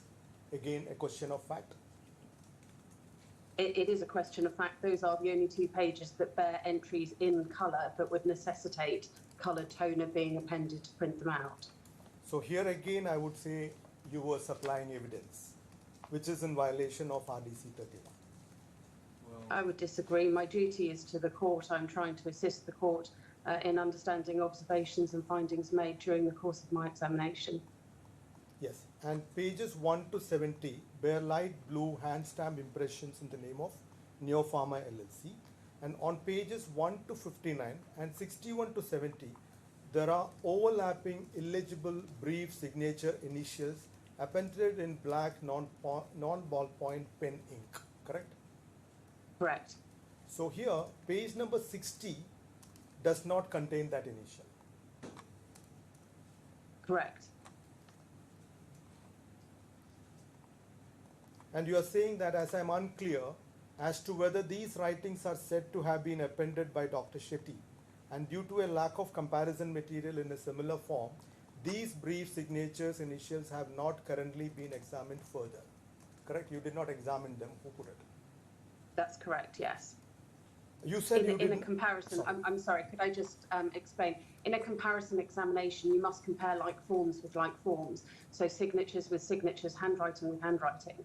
And so in order to offer an opinion as to these abbreviated signatures, if indeed they are said to have been written by Dr. Shetty, you would need to have a sufficiency of others containing similar abbreviated initials or highly abbreviated signature styles for the comparison examination. You said at the time of preparing this report, you did not have Dr. Alba's first report. I believe that's true, yes. And subsequently, before you submitted the supplementary expert report, you had sight of Dr. Alba's first report and the second report also. Yes, I did. My understanding was that the second report was that I was to comment on that was being relied upon. And Dr. Alba's finding is that these initial signatures are all forged, slowly written. This is what is written in that report. I believe that is what he's written, yes. You did not do any further examination on that. No, I didn't. I did have a brief perusal of them. I do not recall anything particularly suspicious, such as hesitation or being slowly written. However, I didn't examine them in detail, no. You did not provide any comments either in your supplementary report on this particular issue. No, because I still haven't been instructed whether or not those were indeed said to have been written by Dr. Shetty. And second of all, I still didn't have any suitable comparison material in order to undertake the examination. Further, the documents had already been returned back to Dubai, so I didn't still have them in my possession at that time to undertake an examination, even if I was instructed to do so. Okay. Paragraph number 50. Yes. Second sentence. Adjacent to this stamp impression is a brief extraneous writing in black non-ballpoint pen ink, which bears a pictorial similar appearance to the initial downstroke and curvature of the first element of Dr. Shetty's signature style. Correct? Yes. So if I may invite your attention to that particular page.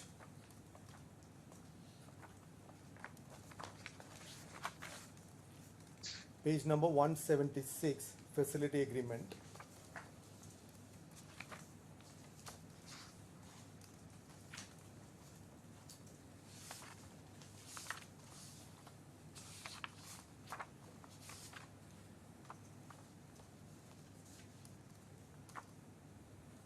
Yes.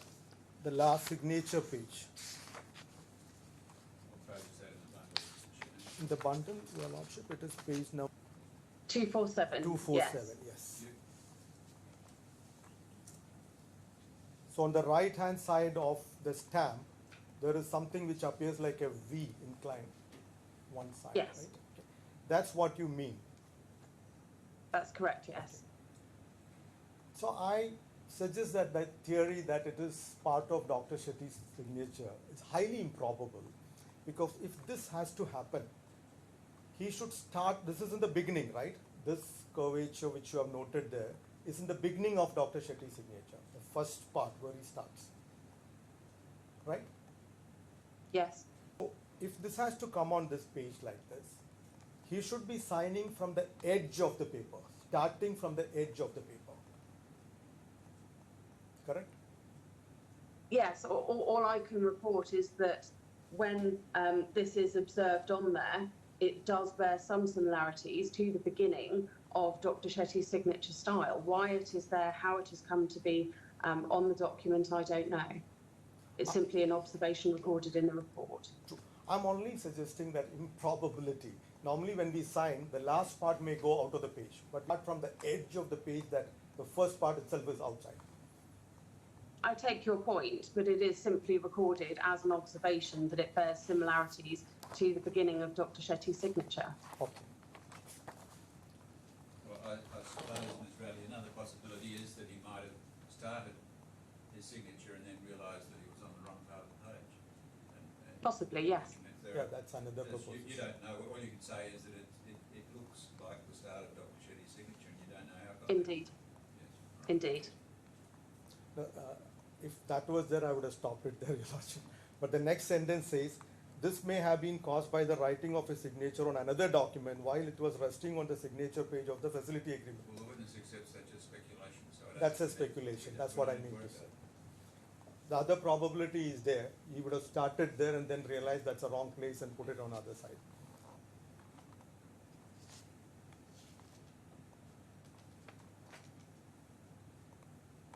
You are given an illustration of the signature you found on facility agreement Q1 in page number 474. Yes. Here, if you look at that 11, what you marked as 11, the end of the signature, Yes. the edge goes down, right? Yes. This is, you are observing the formation of a short terminal hook as the pen is lifted from the page with speed, see, for example, non-signature 10.2 also. Correct? It's Yes. on page number 475.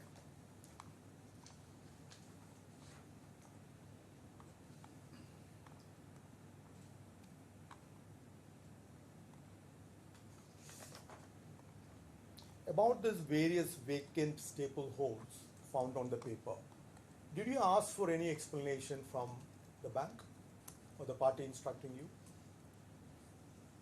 No, I didn't. You did not.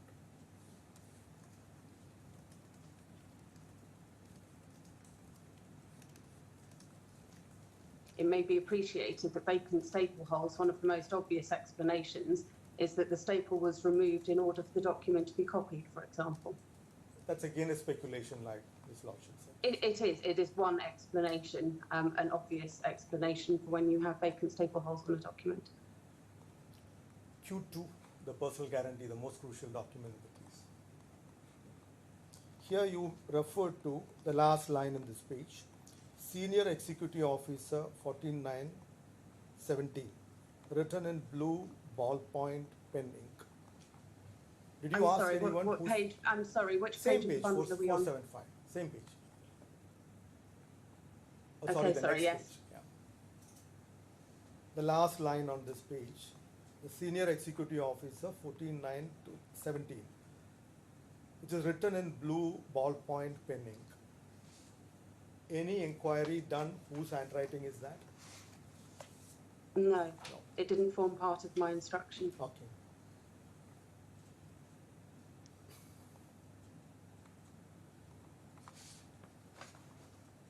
The question signature on Q2, which is the personal guarantee. You're given a photo of it on page number 476, and you've done the illustration on page number 477, correct? Yes. No ESDA technique applied. Yes, it was applied. It was applied.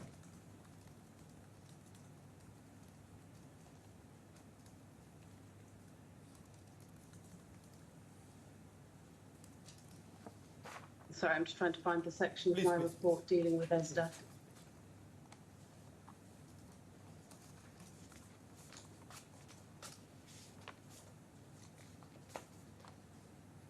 Page number 489 onwards, I can make it easy for you. Page number 489. Yes, is that details the findings, so the ESDA impressions that were raised, there were no impressions raised on the pages of Q2 tested. That's why there is no mention of it there. Yeah, there is Albeit nothing, within the report, I do state that it was applied to all of the question documents. but nothing to show specific in your report that you had applied ESDA on Q2. No, I don't agree with that. The paragraph that you first referred me to with respect to ESDA in the summary of opinion states that it was applied to Q1 to Q7. Yeah, that's a general statement. I'm talking about particularly about Q2. Whether you have done ESDA technique is not specifically stated on Q2. As I say, that paragraph does state that I applied it to Q1 to Q7. Q1 to Q7 includes Q2. That's a general statement. And there are particular findings on Q3, Q4, Q5, Q6 specifically That's stated. because there were ESDA reports on them. Yes. There No weren't report any on Q2. Q2. Because there weren't any, we just There were said nothing on that. there was nothing on it. Yeah. So after applying the ESDA technique, as his lordship rightly put it, you could not find anything which is visible through ESDA technique to show that the imprint of that signature was there on the document or on the back side of the page where the signature is affixed. That's what you No, said that's 5 not what minutes ESDA is for. Pardon? ESDA raises, ago. Pardon? You just said that 5 minutes ago, Mr. Shubin. No, he only said generally she could not find. So I'm clarifying it. There is no imprint of the signature on the document, other pages, or on the back side of the page. no, that's not correct. ESDA raises indented and electrostatic impressions on documents which are caused by one document having been written upon whilst resting on the document under examination. It is not used for trying to raise the indented impression of a signature that appears on that page, because that can be observed microscopically. What it is usually used for is to associate documents one with the other, or to provide some information as to the history or creation of a document. But nothing could be found with the ESDA techniques to be noted in your report. I'm repeating it. Nothing of significance on the pages tested. And Q1, you could not apply the ESTA technique. It's in Correct. paragraph number 157, right? Yes. And I had difficulties in applying it. The ESDA machine is built for either a few pages or single pages. It is not built for a huge bundle of documents. And Q1, as presented, comprised a very large bundle of documents. so how many pages can you really do ESTA examination? It's a few pages, how many pages? Up to, say, 4. Up to If 4 you had a pages. bundle of 4 pages together, you could apply the technique in the usual manner. Q2 is 16 pages. Yes. So how could you do ESTA technique on Q2? Because to do it in the normal manner, you can do it for, say, 4 pages, probably more. But there are ways of doing it, which is not in quite the usual manner, whereby certain pages have to be held to the side, which requires an extension to be put onto the ESTA machine. It can still be done for more pages, it just becomes increasingly more difficult to apply. And when you get to the stage of having a bundle such as Q1, it is such a thick bundle that it really becomes extremely difficult to the point that it cannot be successfully applied. In the same paragraph 157, last sentence you stated, Sorry, which page are we on, please? page 489, paragraph 157. Yes. To apply the technique properly to pages of this document would require detaching salient pages. This has not been done at this stage, as this is considered destructive but could be undertaken in due course if required, right? Yes. So you are saying that to do an ESTA technique on this, you have to detach the pages, right? Yes. And you did not do it because they were stapled together when it came to you. From memory, I think they were sort of clipped together, some were stapled together, but because it was such a thick document, I couldn't apply it, the ESTA technique successfully. What if I say the same applies to the personal guarantee Q2 as well, because that contains 16 pages also? There's a big difference, in my opinion, between 16 pages and 71 pages of Q1. Okay. And you said this has not been done at this stage, as this is considered destructive. That is, detaching salient pages from a document is considered destructive. Yes. Correct? Okay.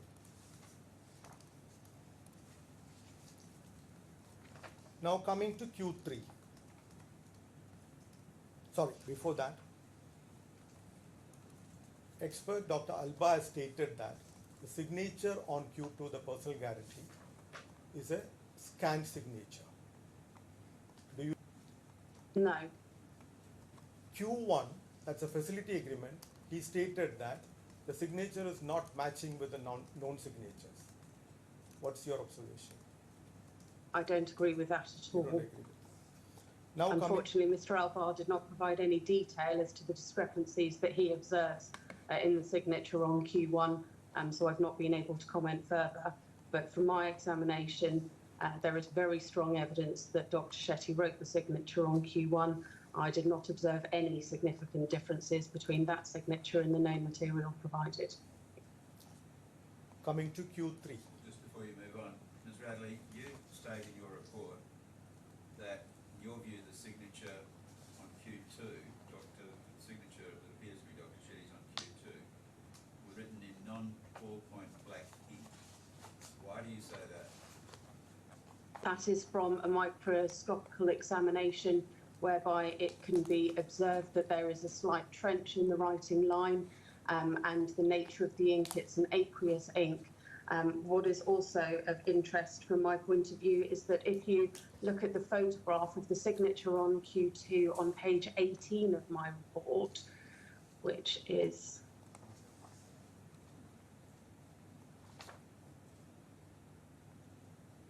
Page 18 is about page Q1. 477 of the bundle, if one looks at the area that's encircled with number 9 next to it,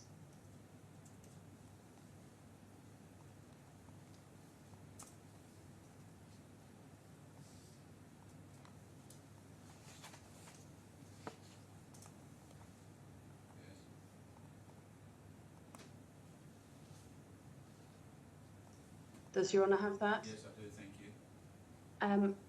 If one looks within the oval shape, to the left-hand side of it, there is a slight gap at the bottom of the V-like element, which is due to a malfunction of the pen, whereby the ink has not reached the end of the stroke. If one considers that and then refers to page 15 of my report, which is a photograph of the signature on Q1, which is accepted by Mr. Albar as having been appended in pen and ink in a similar area, just to the right of the box that says number 8, there is a similar area in that signature where there is a pen malfunction observed, wherein there is a lack of inking at the end of the stroke. Right, now, just one more question. If, as Mr. Albar asserts, the signature on Q2 had been applied electronically or digitally, however you want to use it, would that have been consistent? What differences would you have expected to have observed in your microscopic examination of the signature on Q2? I'm sorry, would you mind repeating the question, please? If we go to Mr. Albar's hypothesis that the signature appearing to be that of Dr. Shetty on Q2 was applied electronically or digitally rather than manually by a pen, how would the microscopic examination of that signature have differed from what you observed when you microscopically examined this Q2? If one, Mr. Albar doesn't state the printing process that he says has been used, but there are two main ones. The first one is printing with toner. The second one is inkjet printing. If one looks at a signature that's been applied in laser printing or photocopying process, you will see toner which has melted onto the surface of the paper. It has a shiny appearance microscopically, and you will also see satellite areas of toner particles around the main lines of the signature. If it had been applied with an inkjet printing process, they are fairly imprecise, often in the way that the ink is applied to the page, and you will get satellite spatter because inkjet is an aqueous ink that is being projected onto the page. And so you will observe satellite spatter around the lines of the signature. And again, whether something is printed in toner or whether it's inkjet printed, that will be, in my opinion, obvious under a microscopical examination. Did you see anything in the course of your microscopic examination of the signature that would suggest that any printing method had been used to affix the signature to the page? No, I didn't. Thank you, Ms. Bradley. Mr. Shaheen? Thank you very much. Coming to page number 722. That's your supplemental expert report. Page number 8. Yes. Page number 722 in that hearing bundle.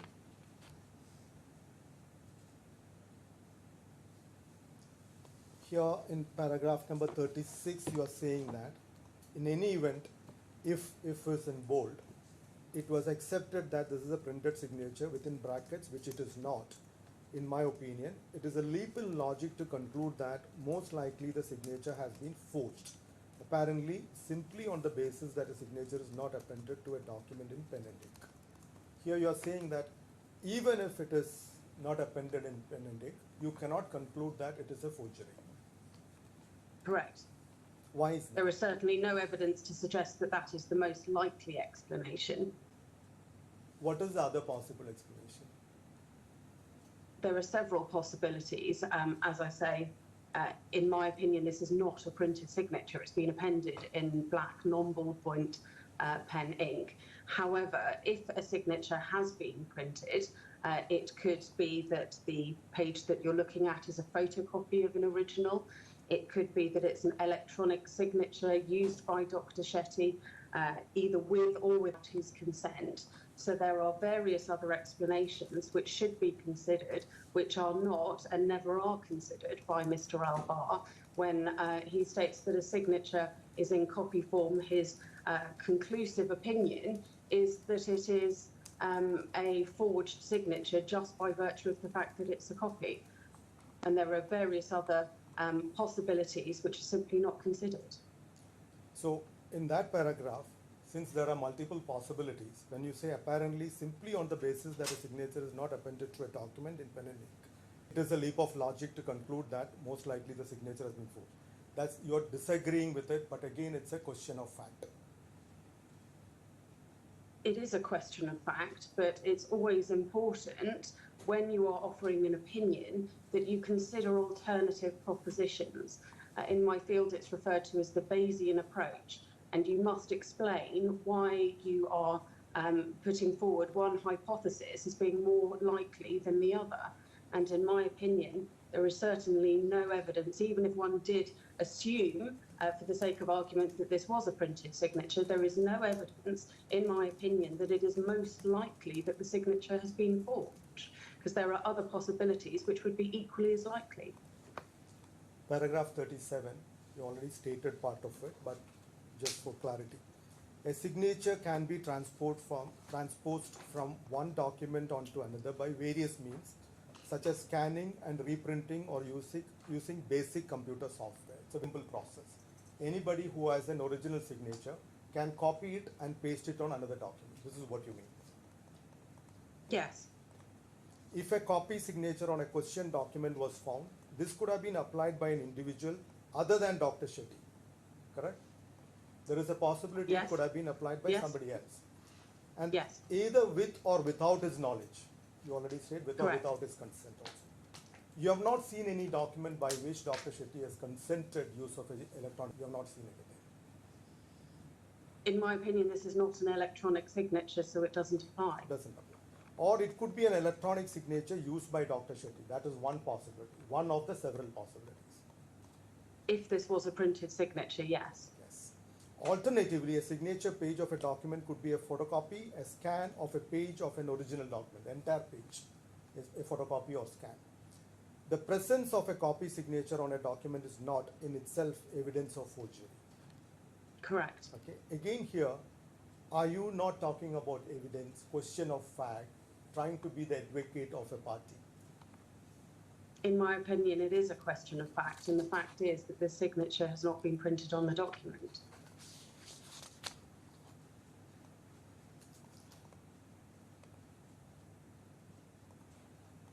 In paragraph number 41,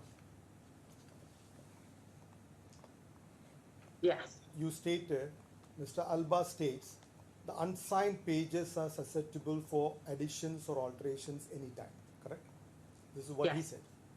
However, Yes. it does not appear to observe any positive evidence of additions or alterations as having actually occurred with respect to this document, correct?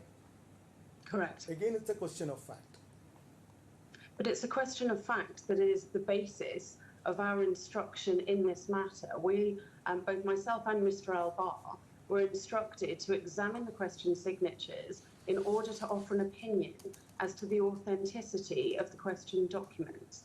And so, therefore, any observations that are relevant, in my opinion, must be recorded in a report, because my duty is to try and assist the court, and the court needs to understand all of the findings that are made.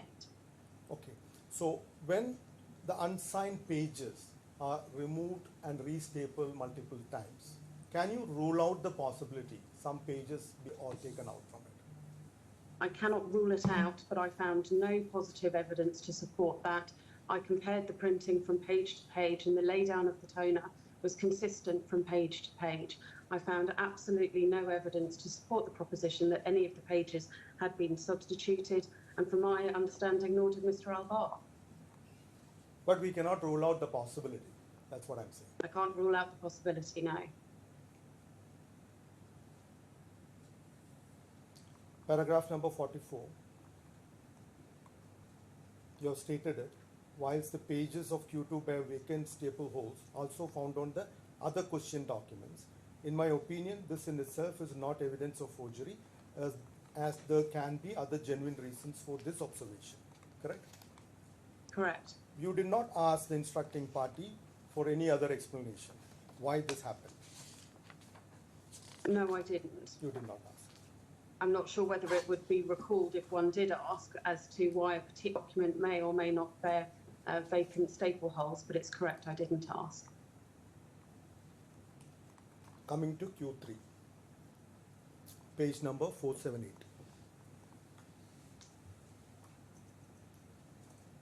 Paragraph number 89 in your report. Yes. Again, you have noted vacant staple holes. Correct? Yes. And you have given a picture of the signature you found on Q3. Sorry, on Q2 or Q3? Q3. We are finished with Q2. We are in Q3 now. Yes. It looks so different, I say, from rest of the signatures, especially the right side of it.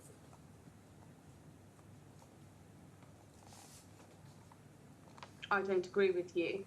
Whilst pictorially, the last part of the signature does bear some differences relative to the known writings presented for this particular matter. With respect to that element of the signature, it is the most variable part of Dr. Shetty's signature, and he is, in my opinion, a highly variable writer. However, for the rest of the signature, there are very subtle detail, very subtle similarities which are found within the execution of that part of the signature that I would not expect an individual who is copying his signature to appreciate, much less successfully replicate whilst also writing fluently. And I also would not expect somebody to notice all of those subtle features of construction with respect to the main part of the signature and then make an error with respect to the final part. So you did not give an illustration of the signature as you did in the case of Q1 and Q2 in your report? No, I didn't. I didn't do illustrations for all of the signatures because, in my opinion, it would be repetitive. It would have made the report extremely long and therefore difficult to read. I say that if you had done an illustration, the signature would have looked completely different, especially the right-hand side of it. I disagree with you.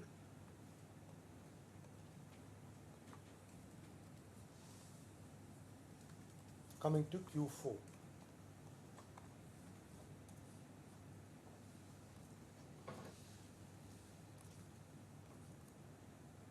Paragraph 103. Again, you have noted various vacant staple, correct? Yes. Paragraph 105. Yes. The printing of the main body of the document overlaps the letter headings, albeit this is simply due to the manner in which the paper bearing the letter heading has been fed through the printer and the header margin settings. Again, a question Yes. of fact, right? Yes, it's part of my observation that you have this overlapping, and the explanation for that is due to the feed of the paper through the printer. This document, this is page number 481, paragraph 108. You have noted that this document has been signed the name of Bhaskaran Sudarshan in page 5 in blue ballpoint pen ink, correct? Yes. Paragraph 111. Yes. The first question signature has been appended in the long form style. The signatures below this have been appended with increased abbreviation. In my opinion, this is a very important observation, and this is what is sometimes found when a writer executes a document and appends several signatures one after the other, the increasing abbreviation due to fatigue with the signing process. We have already spoken about it, these the general observations. Yes. And the question signatures are shown on your report in page number 482. The Yes. 4 different signatures. First 2 look more or less similar, last 2 are different.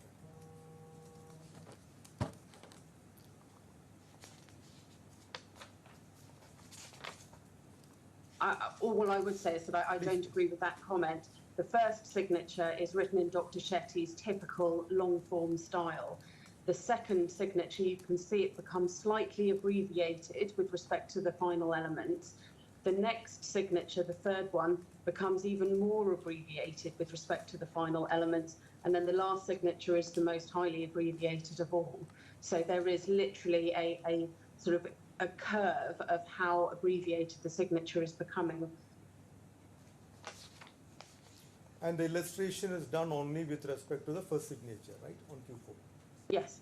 I couldn't see anything else. See, in the illustrations done on Q and Q2, this is on page 474 and page 477.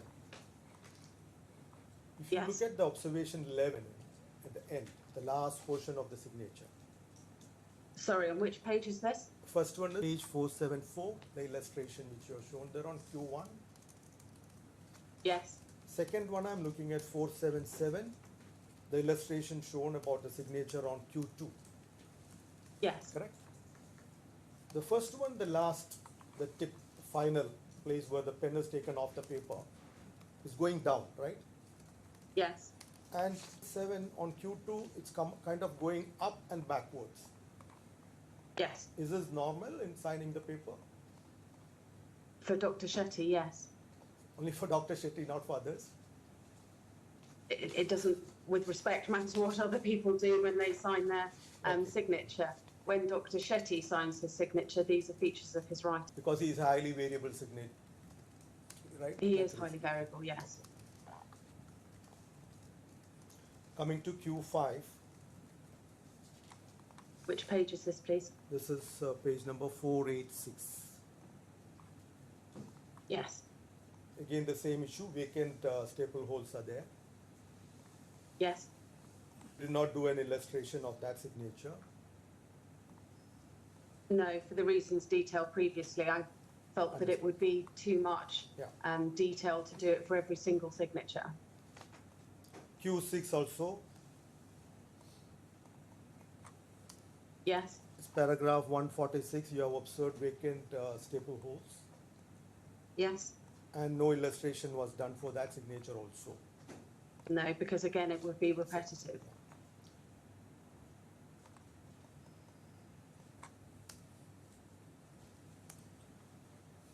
And the signature on Q7, to my naked eyes, it looks so different. Would you agree? No. The It looks features like of a the compressed signature. form of the long signature.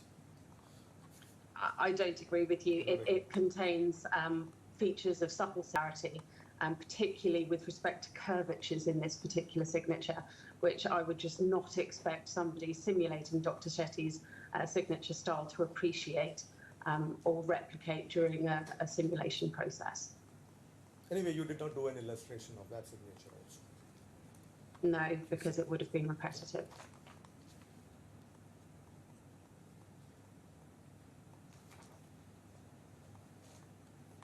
.490, the last portion of your report. Adding ESDA, after doing that examination, you are confirming that no other decipherable impressions were raised on the pages of the question documents tested. Correct. This includes Q2. Yes.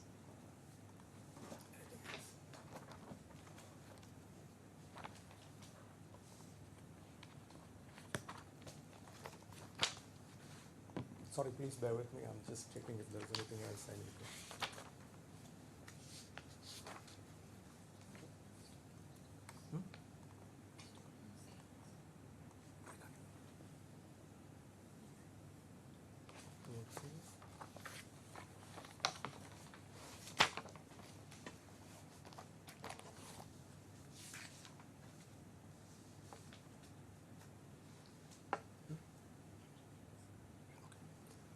So, sorry, I have to make a suggestion at the end. I say your report is not independent. You attempted answering questions of fact and also supplied evidence and argued the case as if you were the advocate rather than being an independent expert. What is your comment? I disagree. I'm an independent expert with a duty to the court. I'm also a non-practicing solicitor, so therefore I'm an officer of the court. I'm fully aware of my duty, which is to assist the court in making a decision as to whether or not the documents before me are genuine or not.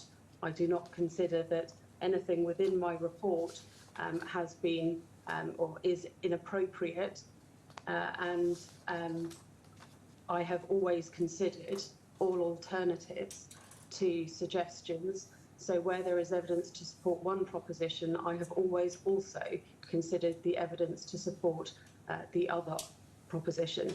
Some of the findings become matters of fact because they can be determined conclusively from a forensic examination. Thank you for that. Your Lordship, is there anything we need to do with that original document which is presented to the court today? No. We don't have to examine? It's available to me to examine. We might, it's available for me to examine. That's, I think, the reason it's been given to me. But it's marked as exhibit. It'll be kept in the custody of the court. But I never got a chance to see it, that's why. You can have a look at it now.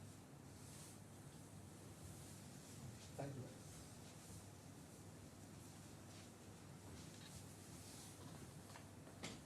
Sorry for keeping you there, just 1 minute.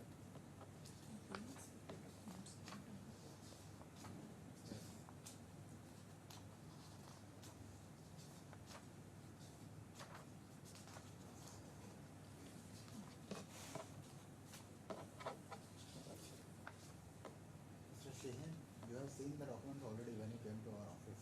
No, I didn't see. I saw it from a distance. He was. But you were doing it. there. All right. We'll just complete your examination. Yeah, I did not see it, Your Lordship. I was sitting at a I don't distance. care. Just look at it now.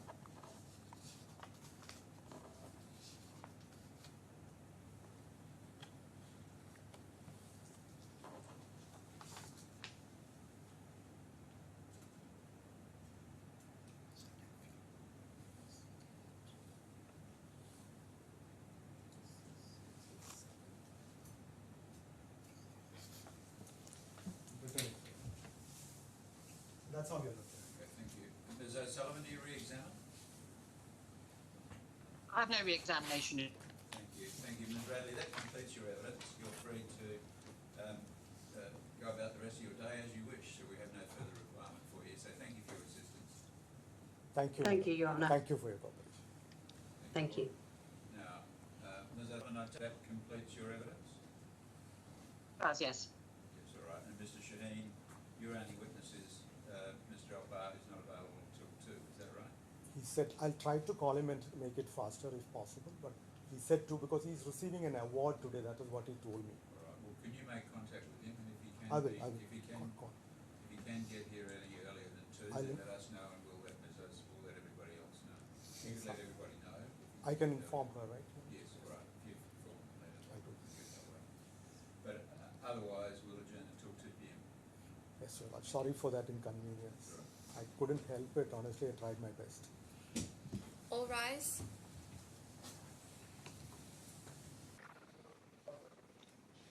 Be seated, please.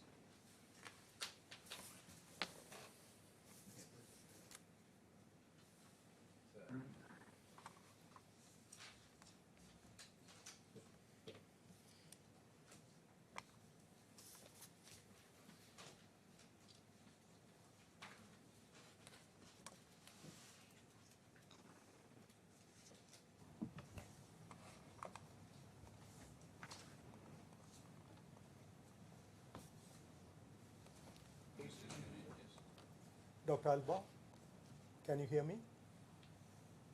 Yes.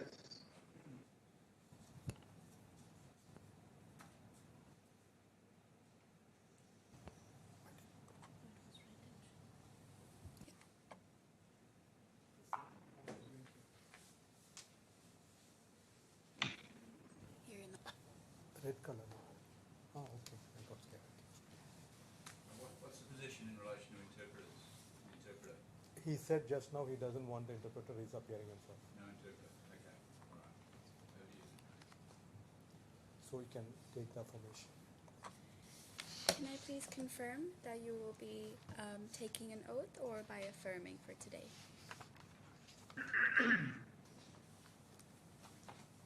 Dr. Alba? Can you Yes. hear? She's asking you, do you want to swear upon the holy book or you want to go by affirmation? I have Quran. You have Quran. You want to swear on Quran? Okay. Can I please see the holy book? Can you please place it in front Can of you you? show the Quran book? Do I have it here? But give a Quran book. Quran.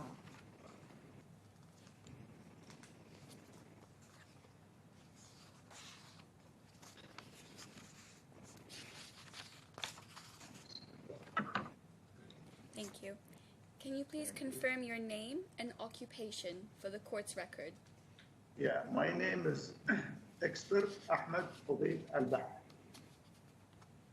And I'm a question document expert. Please repeat after me. I swear by the Almighty God I swear the mighty God that I will say nothing but the truth. that I will say nothing but the truth. Thank you, Your Honor. Thank you. Mr. Sheikh. Your Lordship, just for the sake of clarity, one of our associates has gone to his office. He's sitting there only to show him the document. So, Dr. Alba, in this case, you have presented 2 expert reports, right?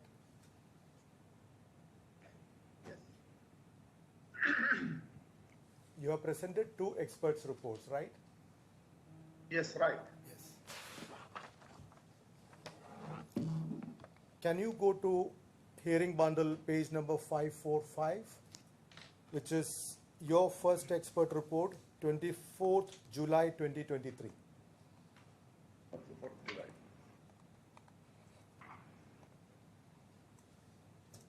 24th July 2023, that's Yes. the cover page of your first expert report.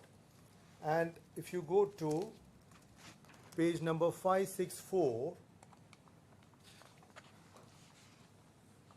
you see a signature there above your name.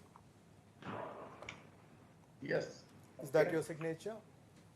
This is my signature, yes.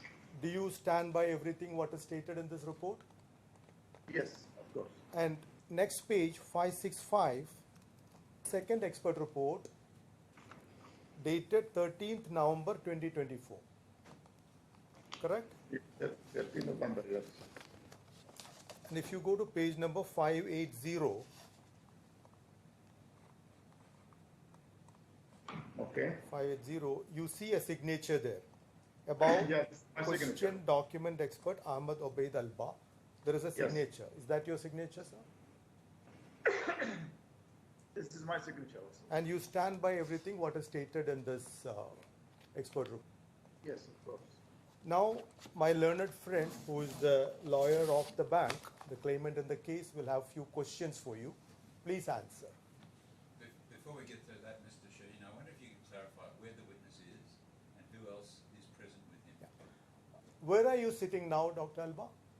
I'm sitting in my office. Where is your office? My office is in Sharjah. Sharjah. Who else are there in the room? Nobody. My secretary is outside. Our associate Abhishek is there, right? Helping you with the documents. Yes. Anybody else other than that? No, nobody. Is that okay? Thank you. Thank you. Ms. O'Sullivan? Thank you. Good morning, Mr. Alvar. Good evening or good afternoon, whatever. Thank you. When were you informed of the date of the hearing today? Well, maybe the day before yesterday. That was the first time that you were told you would be required to give evidence today, was it? Yeah, yes. I'm sorry because I had some other arrangements today. I couldn't make it earlier. Yes. What were you doing today? Yeah, I had the graduation ceremony. I had the diploma from Dubai Ports. Yes. Now, you've been referred to by Dr. Shetty's counsel as Dr. Alvar, but you don't have a doctorate, do you? No, I don't know. I am an expert. Yes. So, can we look at a copy of your CV that was provided to my side this morning? Do you have that in front of you? My CV, no, I don't have it now, but I can grab it from the system. Well, no, I think that we'll have to ask the associate of Baker Tilly to see if he can bring that document up for you.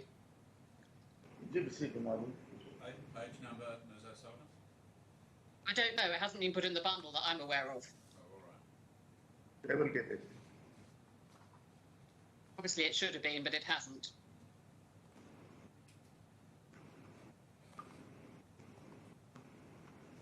Anything you want to ask about the CV, because I know it. Yes, I want to ask you a number of questions about your CV, Mr. Alba. But you need to first have a copy. I will get it now.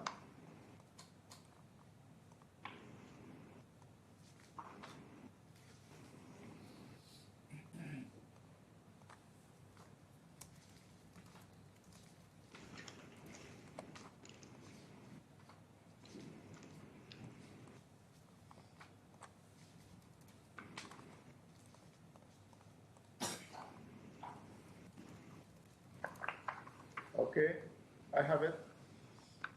Right. Now, you claim to have a degree in law, don't you?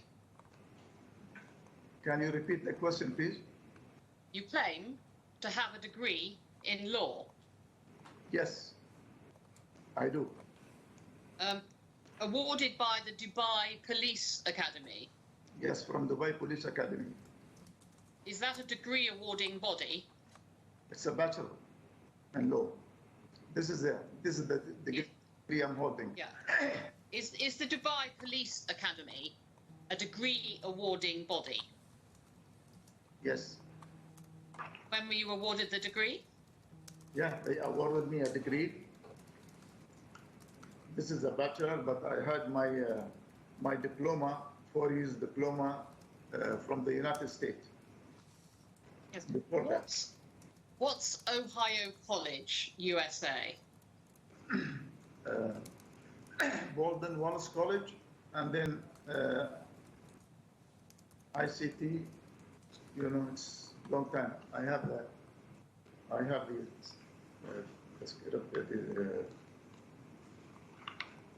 the diploma. You have the diploma. What year was the diploma awarded in? Oh, that was in 1984. 1984. Thank you. Now, Your Honour, I assume you have a copy of this document, do you? Yes, I do. I have the CD there in front of me. Oh, sorry, and this is a question for the judge. I want to make sure the judge has a copy. Yeah, thank you. So if we're looking, there's a section headed certification. Do you see that? I didn't get the question, sorry. Well, I'm just asking you, there's a section headed certification on your CV. Yeah, there is a section. Yeah, you say certified expert in question documents, Ministry of Justice. Mm-hmm. You see that? And you say certified expert in question documents, Dubai Court of Law. Yes. By what standards do the Ministry of Justice or the Dubai courts provide certification? For my experience in the government, I served in the Dubai Police for 20 years. So, and I got, a recommendation from Dubai Police to be registered. And this just recognises the fact that you've been doing this job for 20 years, does it? yes, in the government, yes. Right. Could you produce copies of those certificates if you were asked to do so? Yeah, we have them here in the system. Okay. Right. Move on to the next section, affiliation. What's the German documents forgery experts? This one, there was an organization back in the 90s, but I'm not following with them again. I don't know if they are existed or not existed again, That was maybe 1996, 95. So would you be surprised to hear? I'm not longer, following up with them or not longer a member with them. Yeah, yes. So would you be surprised to hear that I create an instant by an internet search? Yeah, that was a long time ago that they existed or they changed. And what's the American Forensic Academy? Yeah, I think this American Forensic Academy still existed. AFD, it's called AFD. But I'm not a member any longer with them. Also, I quit being members. Since I started my career in the private sector. So in your CV, you put down that you are a member of these, but you're now telling the court that you are no longer a member. Is that right? I put former member. No, you didn't. You just say member. Former, yeah, former member, you know. But some members some members are. You didn't say. You didn't say former member on your CV, did you? No, I did. I did mention that. Let's see. Oh, have you got the document in front of you? Yeah, I have it here. Yeah, it says. Yeah, It says member, doesn't it? it's former. That's not the same document. Former. That, unfortunately, seems to be a different document from the one that's been sent to the court. Could be. No, which. This one also has. We negotiated in the previous also, you know, session with on different case, and I don't know if they were if we forward another documentation, but it's mentioned here. So do you have a number of different CVs, Mr. Alvar? Yes, I have it in front of me here. Right, okay. Mr. Alvar, the document that came to the court earlier this morning is not the same. It doesn't have former member in front of, under the heading affiliation. It's just got member of German documents, forgery expert, member of American Forensics Academy. Whereas the document you have has the word former in front of it. Can you explain that? Yeah, I have it here. You know, I don't know, you know, sometimes this is the latest one. This is the latest one. Even with it has my business card on it. I don't know which one. I can grab the other one. Okay. It appears then that the version which has been provided to the court is not the most recent version of your CV, Mr. Alvar. Yeah.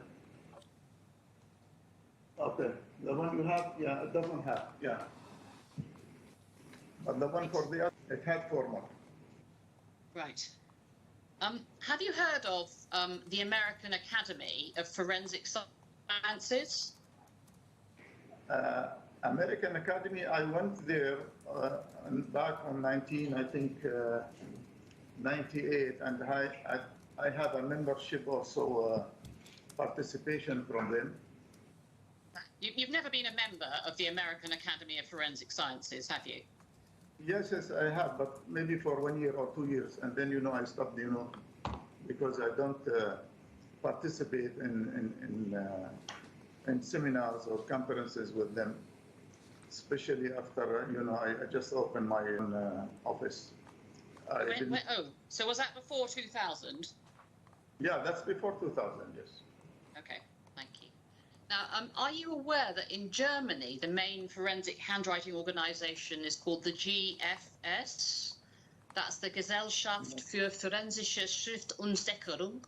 Not anymore, you know, I'm not a member of any of those anymore.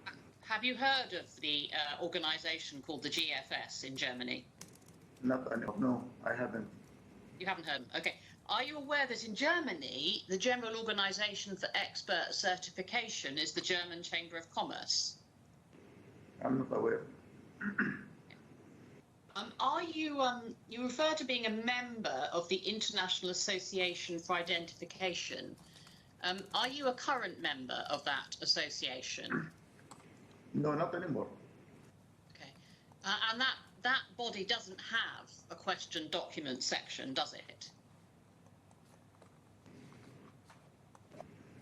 No, it doesn't, does it? And that's what I'm informed by Ms. Radley. What's the question again, please? Well, I tell you what, it provides certification in the areas of this. See if you can agree with me. Blood stain patterns, yes? Footwear examination, forensic art examination, forensic photography examination, forensic video examination, latent print examination, and fingerprint examination, but not question documents. That's right, isn't it? I don't know about them. I have no information. You don't know. All right. And if you'd like, can you, I mean, again, But in the document the court has, there's a section headed courses. Do you have something like that? And there's a reference to Certified Examiners Course, USA.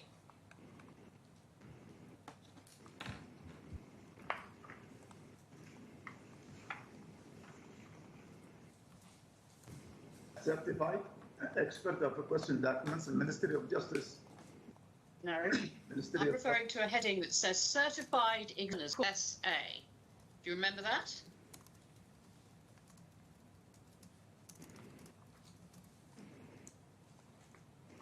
It's not mentioned here in the CV, certified. Well, in an old version of your CV is provided claim to have done a Certified Examiners Course in the USA. Do you not remember that? You know, maybe because, you know, sometimes they use my services, Deloitte. Deloitte is an office in the United States, and they use cases. So that's what I mentioned, you know. Right.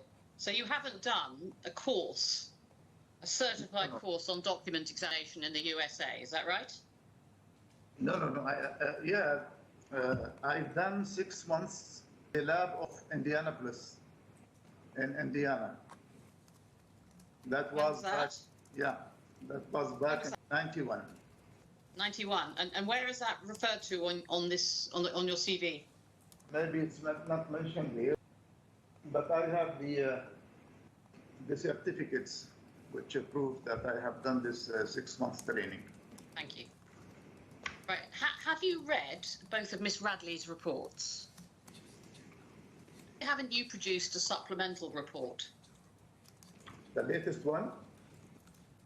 Because, you know, the office of Dr. Shetty, you know, instructed me to do this report. Are you not aware that there was a direct to exchange supplemental reports last Thursday?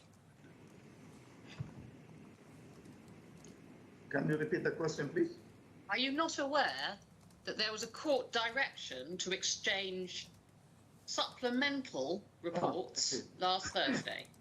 I'm not aware of that. Yes. I'm not aware of that. Right. Okay. Now, in both your reports, you declare that you've complied with the requirements of Part 31 of the rules of the DIFC court, don't you? Yes. At Schedule A of Part 31, there's a document called Protocol for the Instruction of Expert Evidence in Civil Claims. I'm not aware of that. Do you have access to the bundle? Can you go to page 730?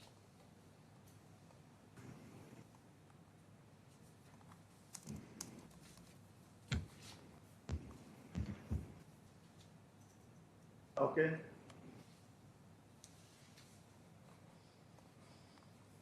So have you not seen this document before?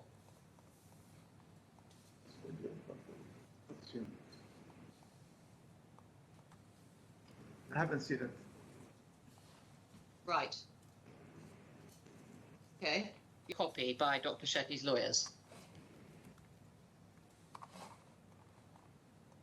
Again, please.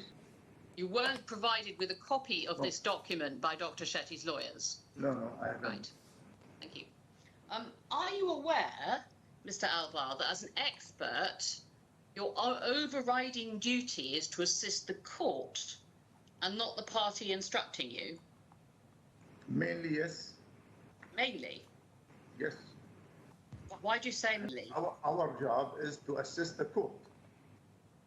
Yes. And to, And not... Your duty is to the court and not to your client, isn't it? Exactly. This is how we learn. Right. You are aware of that, aren't you? We are aware and we are doing that of our knowledge. Yes. And are you aware that you're required to confine your opinion to matters which lie within your expertise? Yes. Yes. I mean, are you aware that where or technical nature, you should state them used and by whom the tests were carried out? Exactly. Are you aware that you should do that? I am aware of that. Why haven't you done that in either of your reports? Why? What's that? Well, you haven't stated your methodology and Maybe who did the tests. Yeah, maybe I haven't stated the methodology, but I'm aware of that. Well, if you're aware of that was your obligation, why didn't you state the methodology you used? Because, in our reports, we don't state that unless the courts will ask or the whoever assigned us will order us to do that. Mr. Alvar, Yes, I see. Understand. Sorry, Ms. O'Sullivan. You said a minute Let's ago talk. in answer to Ms. O'Sullivan's question that you understood that it was your obligation as an expert to put in your report any test or scientific examination carried out for the purpose of arriving at your opinion. But you haven't done that. Is that right? You do understand that you just set that out in your report? Exactly. But why? Well, the question is, why haven't you done that in either of your reports? We don't do it. I don't know. If we were, to do that, I will do it. But most of my reports, doesn't contain that. But you just told me that you were aware that it was your obligation to do it. So why don't you do it? I am aware, It's necessary, I do it, But in this, You saw that Miss Radley had done it, didn't you? in which report? In both. I mean, she explained the tests and her reasoning. Why didn't you do the same? Maybe I just understood the question. But, I didn't write it down, but, we write the method, we are, applying, we are listing that. You haven't, have you? I mean, for example, do you have an ESDA machine in your laboratory? Is the machine is old techniques, I don't use it. It's, ESDA. no, it's very old. I don't use it. Yeah, but Especially it's still used. it depends, it doesn't it doesn't do any addition for my test. I use the microscope study under big magnification, huge magnification, up to 50, 60 times, That's what gives me the better result. I have UV, I have IR, I have other,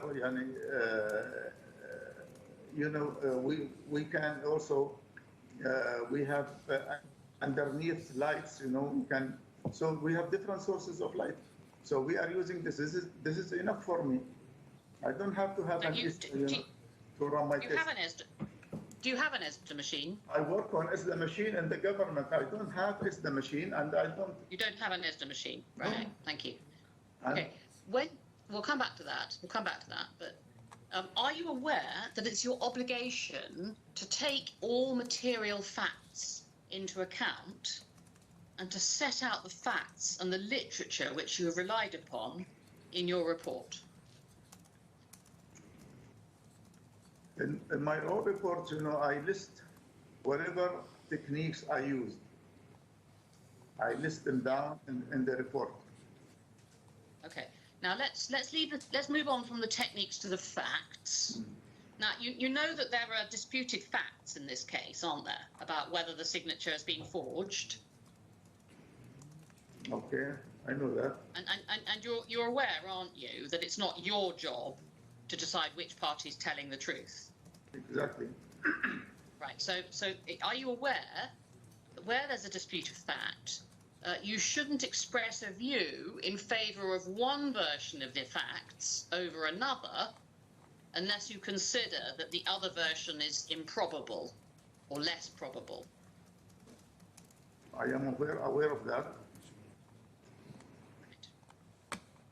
Have you been warned that the court has the power to make costs orders against experts who cause significant expense to be incurred in flagrant disregard of their duties to the court? I didn't understand the question. Can you repeat it, please? Are you aware that the court has power to make a costs order against you personally?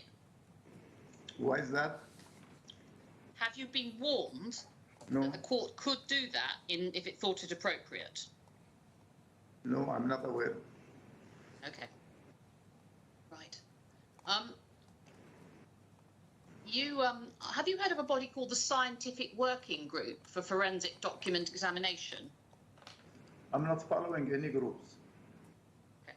So you're not familiar with the standards published by the Scientific Working Group for Forensic Document Examination? I know those standards. We learned them in Dubai Police and apply them, you know, on our report. And I made a book also, established a book. I listed all these standards in the book. I'm talking about a particular set of standards, and those are international standards published by the Scientific Working Group for Forensic Document Examination. Are you aware of those standards? I'm not aware of them. Okay. And so you must therefore not be aware of the training requirements provided for by those standards. I'm not aware of them, not aware of any recommendation. Okay. Now, you've given oral evidence in the DIFC court on behalf of Shetty on the 14th of October this year, didn't you? Yes, And that was in a case brought by ICICI Bank, yes? I see. Have you given oral evidence on behalf of Dr. Shetty in any other DIFC court proceedings? Bank of Baroda, ICICI Bank. This is Bank of Baroda. Have you given evidence in court in any other case so far, apart from today and last month? Not that I know. No. But you have provided expert reports in a number of cases, haven't you? I did, yes. So in a case brought by Punjab National Bank, yes? Yes. And in another case brought by State Bank of India, yes? Yeah, there is another case also for some Yes. Is that Mashreq Bank? Mashreq Bank. I think so. It's been a long time. I forgot. I think, yeah. In how many other cases have you provided reports on behalf of Dr. Shetty? Since I have to go to 3, 4, 5. There's quite a few. Quite a few. Yeah. How many is that? More than 5? Maybe 5. Maybe 5 or less. Okay. It's in the system. Check, please. Right. Okay. Well, when your report in this case, But I don't think Sorry. if they present it to a Dubai DIFC court or other courts, but I provide them since 2020 yes, with quite few reports. yes. Right. As far as I remember, this is only the second time you've had to give oral evidence in the DIFC court. Is that right? Yes, I think. Now, your second report in this case is dated the 13th of November. Yes. Yes, the latest one, yes. When did you actually write that report? Why? Because, you know, I was engaged. No. When? When? When? On the 5th. On the 5th. On the 5th of November. That's when Dr. Shetty came to my office. And he engaged me, you know, to issue this report. Yes. So the originals were returned to the bank on the 5th, weren't they? Exactly. So did you have the original documents in front of you when you wrote your report?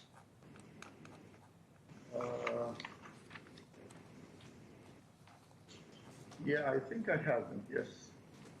You think? You're not Yes, sure? I have them, yes. Because I repaired after that. We repaired them after that. So how long did you spend examining the documents, do you think? The latest one? The last Yes, one? your latest report. It took me like 10 days maybe. 10 days. So you finished it on the 5th, but you were writing it Over what period then? Yeah, because Dr. Shetty instructed me to do this one on the 5th, and I issued the report on the 13th of November. So it's how many days? Approximately. Yeah, the documents went back to the bank on the 5th, didn't they? So if it took you 10 days, most of that time you didn't have the originals in front of you, did you? We had a very good copy of the originals, and earlier we issued a report with the original, right? So I had the original for quite a long time around me, so I know what I was writing, and I know about those originals. So let me understand then your evidence, Mr. Albar. So your report of November is based on what? Your recollection of seeing them last year? Yes? Yeah, mostly yes. And copies? Yes. Right.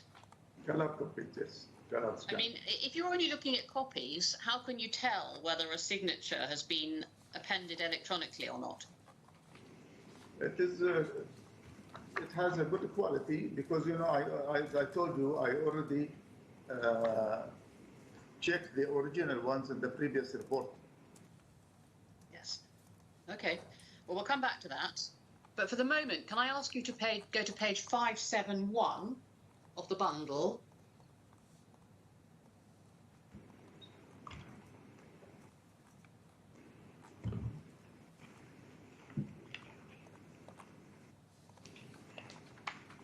Okay. You say there, in addition to the known signatures of Dr. Shetty made available to me, on the occasion of Dr. Shetty's presence at my office on the 5th of November 2024, and signing in front of me in accordance with the generally accepted and known technical rules, and through my follow-up of the writing process, which I confirmed were fulfilled without any intervention. So Dr. Shetty attended at your office, and he wrote the signatures which you've put into your report on that page. Is that right? Yes. What do you mean by the generally accepted and known technical rules?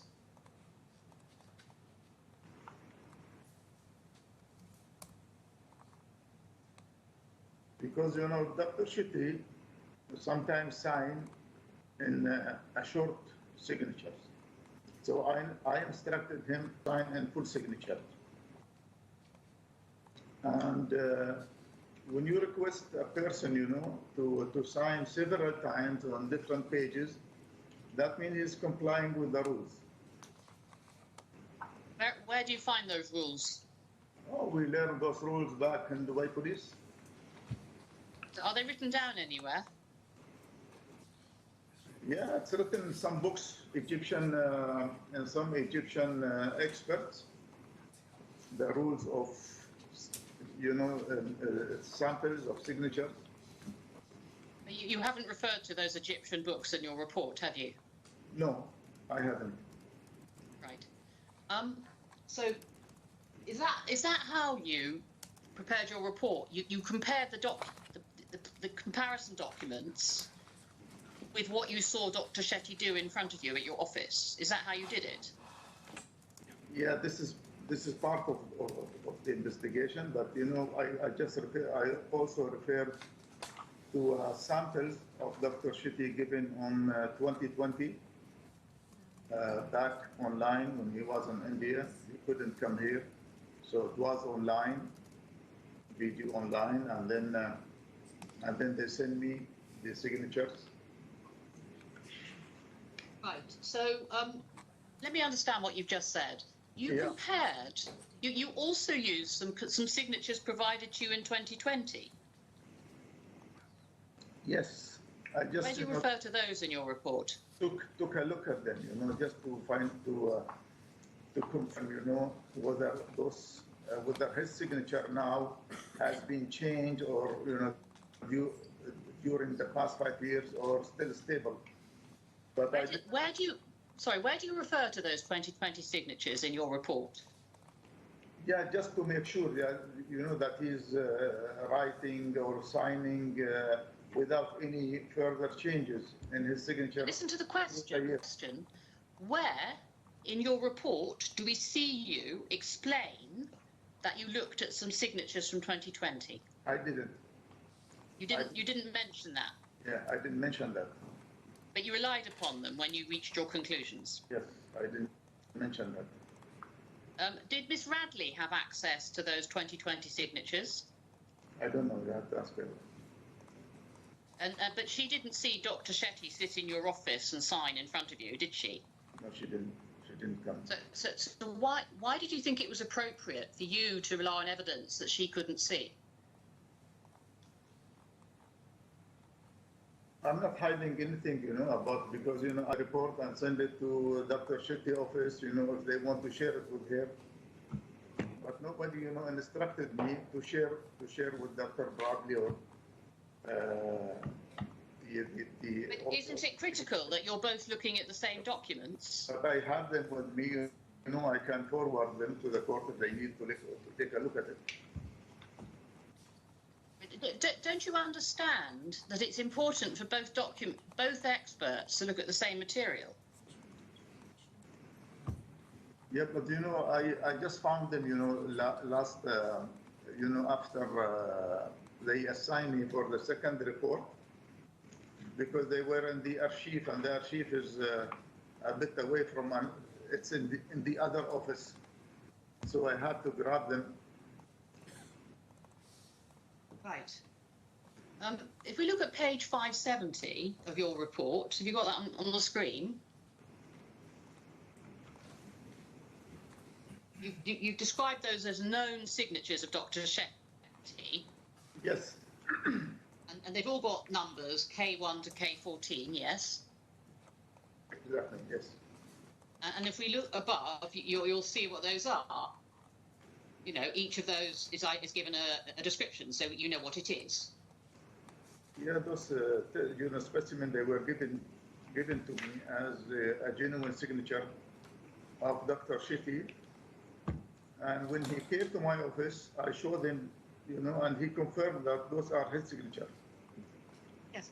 So but were you aware that Ms. Radley was looking at documents K1 to K14?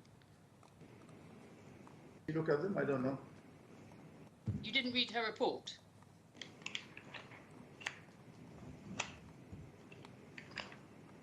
Did you not read? Well, okay, you wouldn't have seen it at the time, but are you not aware that you were both supposed to be looking at the same set of comparison documents? I'm not aware. No, okay.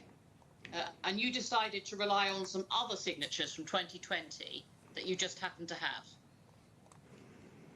On 2020, I relied on whatever Dr. Shetty agreed that these are his signatures, and his sample signature, specimen signature, signed here in front of me. Right. Okay. Let's look at the personal guarantee now. Then, if we can look briefly at the signature, if we go to page 499.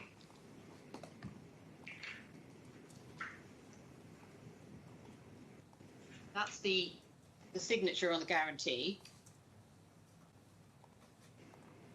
Remember that? Yes. And now if we could go to your report at 574, it's probably better to look at 573, and that's where you set out your conclusions in relation to this document.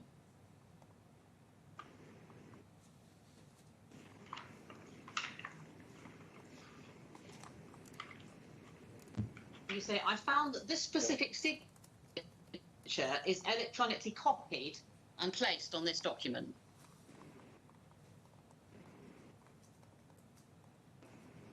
Yeah? Do you see that? Hold on, please. Let me check. So do you see on page, just over the bottom of page 573, this is your report. You say, in comparison with known signatures of Dr. Shetty, I found that this specific signature is electronically copied and placed on this document. Do you see? This is for previous report or the latest one? This is your own report, Mr. Albar. Have you got the page?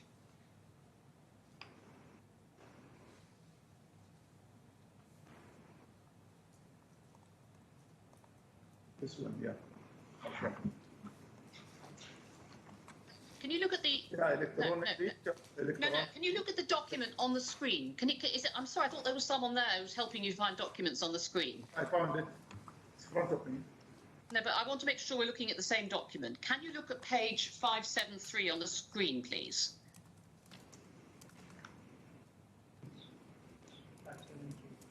Yeah, 573, okay. Yeah.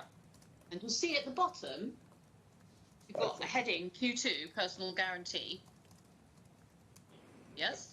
Yes, And you yes. say in comparison with known signatures of Dr. Shetty, I found that this signature is electronically copied and placed on this document. You see that? Yes. How did you reach that conclusion?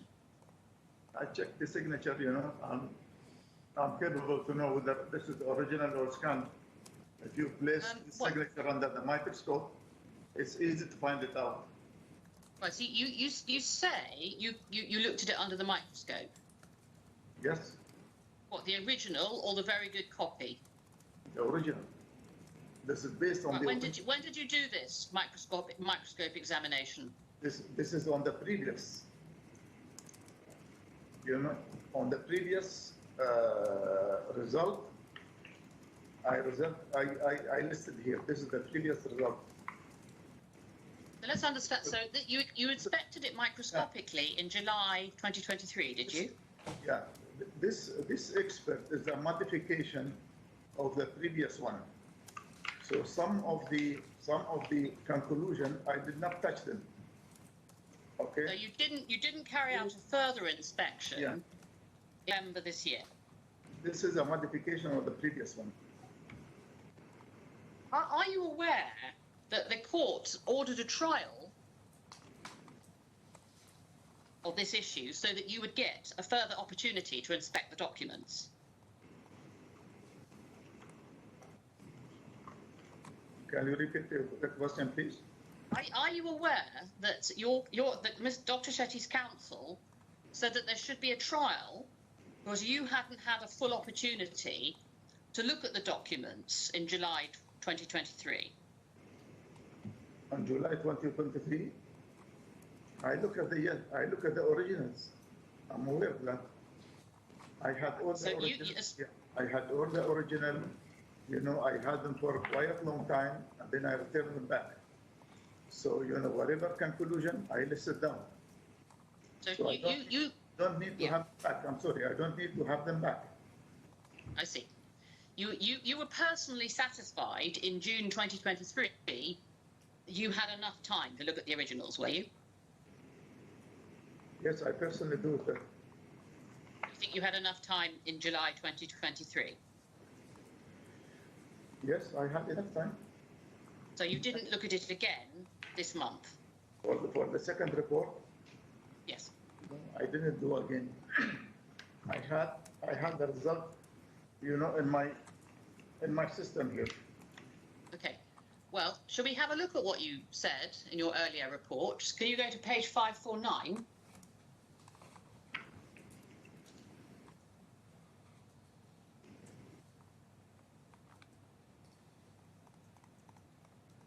Yes, I have it. See, you number 5. Yeah. And what you said then was, compared to the specimen signature of Dr. Shetty, the signatures on this document do not appear to be genuine and raises suspicious concerns. It may be forged or placed electronically on this document. Yes. Right, so in July 2023, you were only able to say that it might be placed electronically on the document.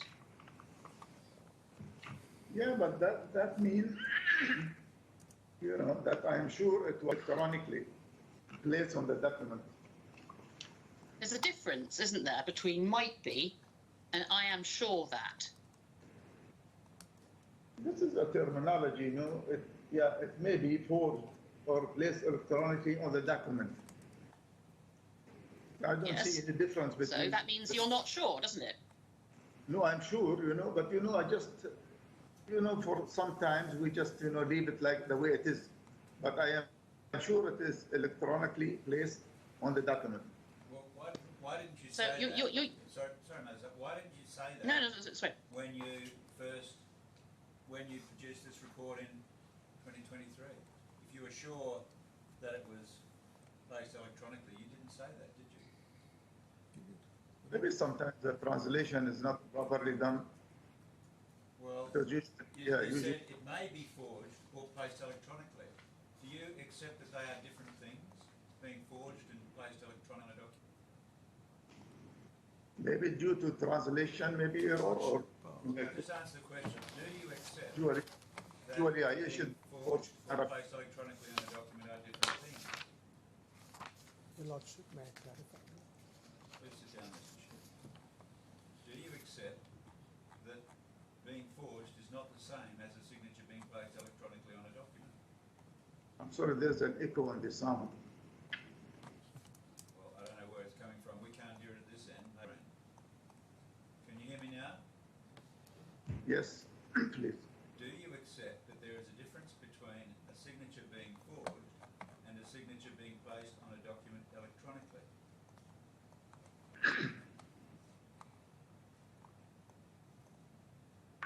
I think they are the same. To me, it's the same. The result is the same. But do you accept that people can give authority for documents, for signatures to be placed on documents electronically, and that in that case, the signature is perfectly valid? Do you not accept that? This document, I am sure that this is electronically signature. Your Lordship. Yes, Mr. Shaheen. Sorry, Mr. Levin, I have to clarify. Your Lordship asked a hypothetical question, why it was not stated in the first report that it is electronically placed. Well, I don't think you should do this in front of the witness, Mr. Shaheen. It is stated, Your Lordship. But I don't think you should do this in front of the witness. If But I you can cannot- ask him in re-examination. I cannot- I can Mr. object to a Shaheen has hypothetical- misunderstood. Please be quiet. You shouldn't speak in front of the witness. You're not going to. No, I'm suggest not answers talking to about the that, witness. Your Lordship. I'm saying I can object to a hypothetical question. No, Mr. Shaheen has misunderstood me. I'm going to take this by stages. All right. Don't I have a duty First, to point okay, out? there are a number of points here. First of all, Sit down, Mr. Shaheen. when you say a signature is forged, what do you mean? That is not written by Dr. Shetty. Yeah. I mean, So, what about? terms, yeah, for Okay. a general term. Okay. So when you say a signature has been placed on a document, do you mean a genuine signature on another document that's been wrongly applied to the guarantee? I think, the signature is one of those genuine signature or specimen signature of Dr. Shetty. It's not forged by hand, but it's forged electronically. It's being placed here. So whoever done it, I don't know. But yeah. Let me understand your evidence. You think what may have happened here is that a genuine signature on another document got put onto this guarantee. Could be. Yeah, but Could be. driven from another document. What's the other possibility?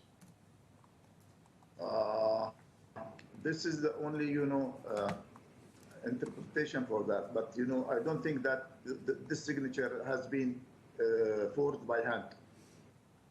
You don't. Okay, just to be very clear then, you don't think that someone wrote down something pretending to be his signature. You think probably copied from another document. Exactly. Right. And you say that you reached that conclusion because you did a microscopic analysis. Yes. But when you inspected these documents in July 2023, you inspected them at the bank, didn't you? What's the other part of the question? When you looked at these documents, you didn't have them in your office. You looked at them at the bank. Yes.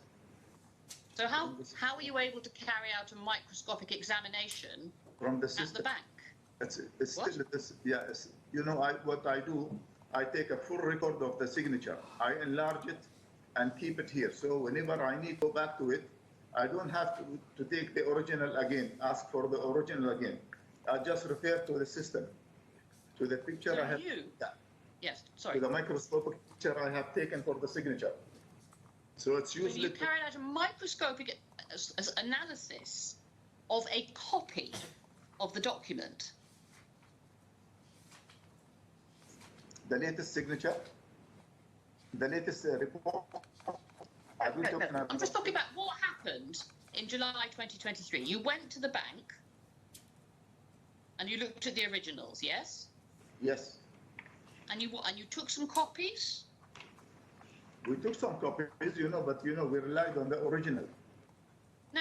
When you did, how did you make a microscopic examination of the original? How? How? You know, I just bring them here and then, you know, took July 23. No, but you didn't. You weren't allowed to take them back. You complained about that. Yes, That's why we're having a trial. we had the original with us and then returned them back. We signed for that also, you know. No, that's not what happened. You went to the bank's offices and then you complained because you weren't allowed to take the originals away. Don't you remember? I didn't went to the bank. I sent my colleague here. He went to the bank and then he signed and then he brought all the original documents. This is what happened.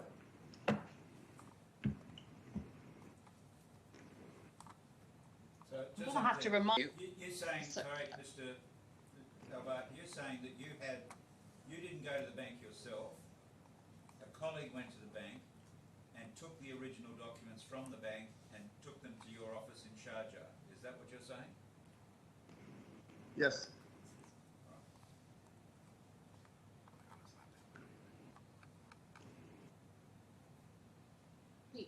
The difficulty I'm having here, Your Honour, is I'm not sure whether Mr. Albar's recollection is wrong or whether Your Honour was thoroughly misled at the immediate judgment application. And it may be that we should track back what you said in your judgment, because you may recall that the basis on which you gave permission to defend on this issue is that Mr. Albar had not been given a proper opportunity to inspect the documents, and he ought to be afforded a further opportunity to produce a report. Does Your Honour recall that? I do. So I'm slightly unclear as to, I mean, it may be that Mr. Albar has appeared in so many cases that he can't remember the differences between them now. That's the charitable explanation. Can we, I think it might be worth looking at the judgment that Your Lordship Well, made should go, in... the judgment isn't guaranteed to be right. We need to go behind and look at the evidence, don't we? Or at least this. Well, yes, unfortunately, we don't have that. I mean, it's possible it's in the case bundle, actually, for the hearing. Yes, which was on the 15th of January, I think. I still got access to that bundle, I believe. Yes, all right. And Your Lordship may as well. So this is quite an important point. Yes, I agree. Certainly representations were made. Yeah. D4 skeleton arguments I'm looking at.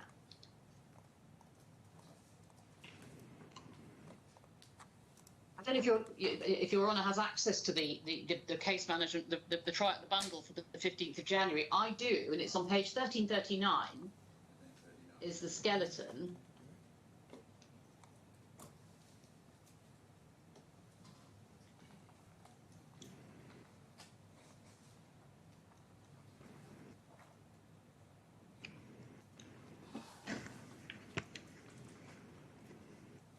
I'm way behind you.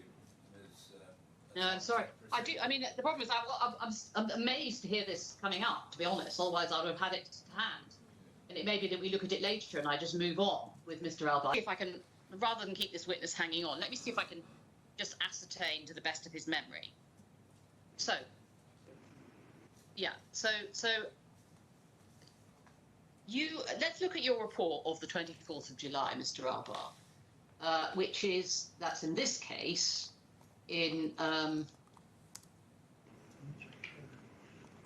page 565.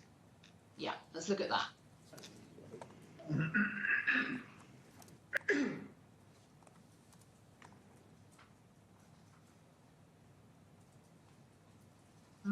It's fine. This is the cover sheet.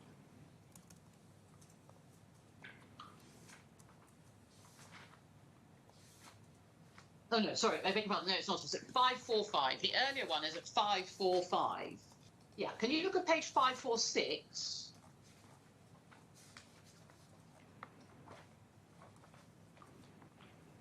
You say it says there, I confirm that I travelled to Bank of Baroda office at the DIFC office number 403 Gate Building, Sheikh Zayed Road, DIFC, and checked in person.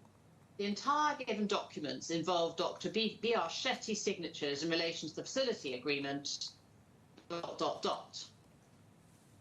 Does that jog your memory about whether you went to the bank? We had a travel to Bank of Baroda before we issued this case. Yeah, you did go to Bank of Baroda. Yeah. And you weren't allowed to take the documents away, were you? And then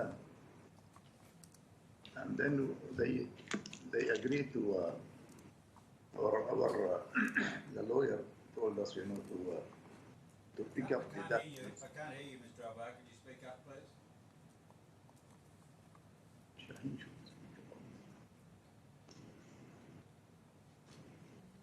أكمل تذكر هذا مرة صرنا حن. Who are you speaking to?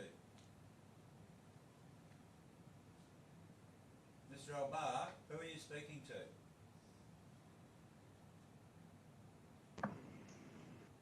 Yes. Who are you speaking to, Mr. Albar? Whom I'm speaking to? Yes. Yeah, my assistant here. Somebody assisting me with the file. Well, don't worry about the file. Just listen to counsel's questions and answer them to the best of your ability. Do you now recall that you went to the Bank of Baroda and looked at the documents? We did earlier, back on 2/23, before we issued this report. Right. Did you have a microscope with you when you went to the bank? No, we didn't have the microscope. We have only, you know, our just the magnifiers and a camera. And then you requested later on I should, you know, have the documents with me in my lab, so for a better result. And then they sent it to us. When? Before we issued the report, I think we have we signed on a paper, you know, on the bank submission paper, but I don't know the date exactly. But it was before we are issuing the report. Maybe it was in June. June what year? Same year. What year? 2023? Yeah, 2020. You're saying now that you had the documents in your lab in June of 2023, are you? Yes, we had them, yes. Well,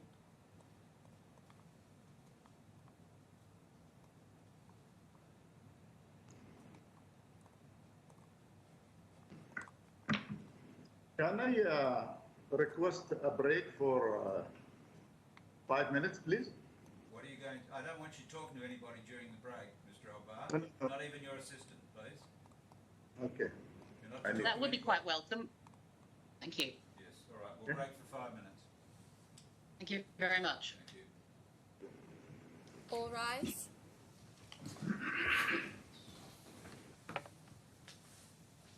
It's referred to in paragraph 71 of Your Honour's judgment at Sorry, page Ms. O'Sullivan, 416 of the bundle. Sorry, Ms. O'Sullivan, Yeah. I've only just re-entered the court. I didn't hear what you were saying. Oh, sorry. I just to Sit say, down, I'm going to everybody, proceed with the cross. I'm going to proceed with the cross-examination, but in the light of what's been said by this witness, I am trying the first witness statement of Mr. Shaheen. That's referred to on page 416 of the bundle, at page 71 of Your Honour's judgment, and on the immediate judgment application.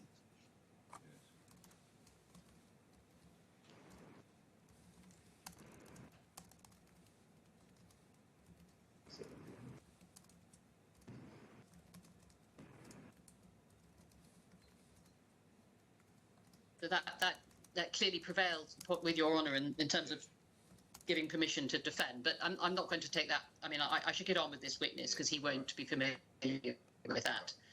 So, Mr. Albar, just to be clear, then, you say, do you, that you went to the bank in July and you saw the originals?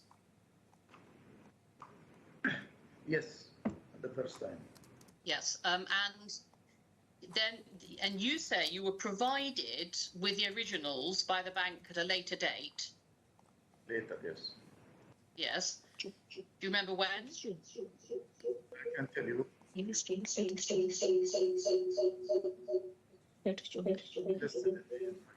my PC.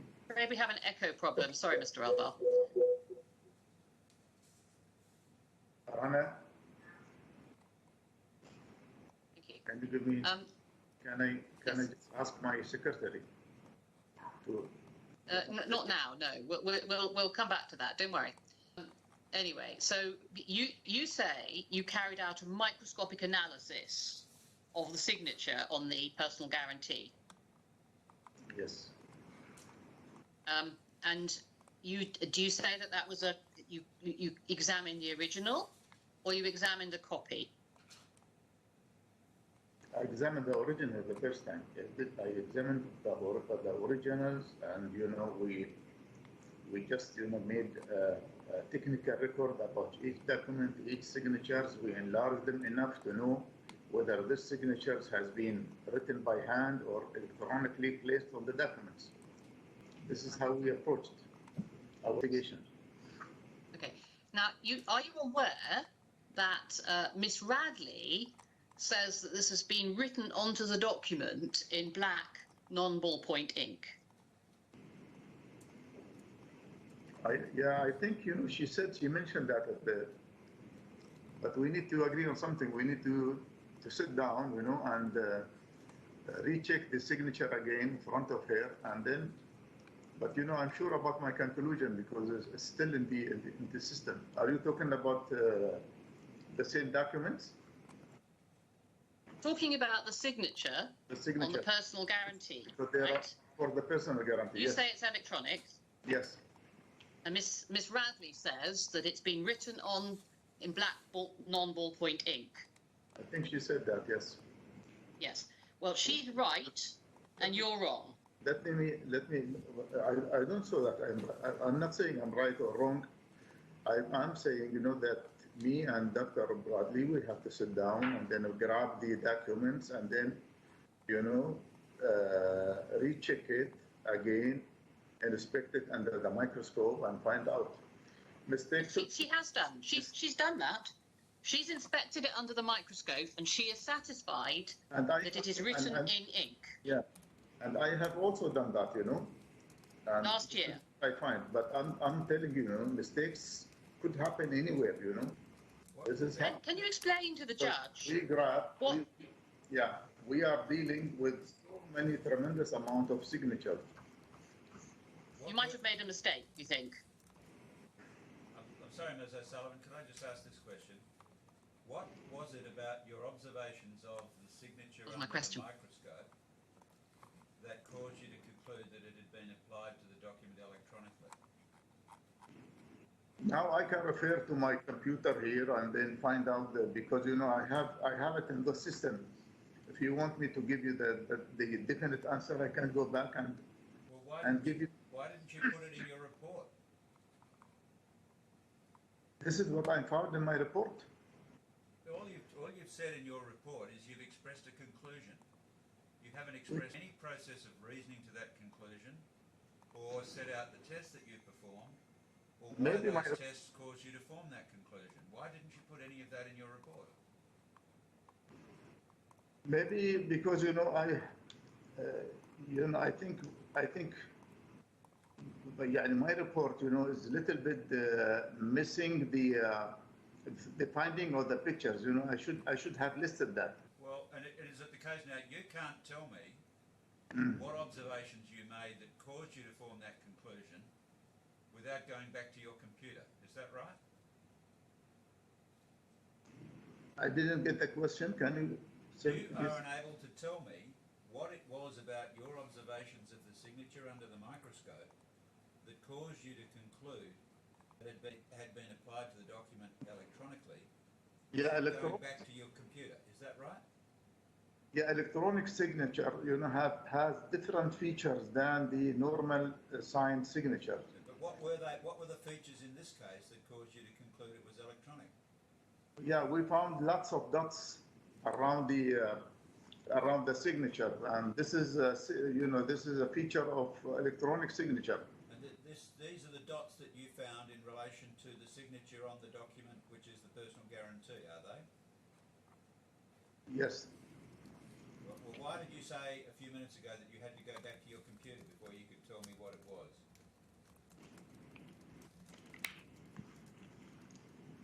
Can you repeat the question, please?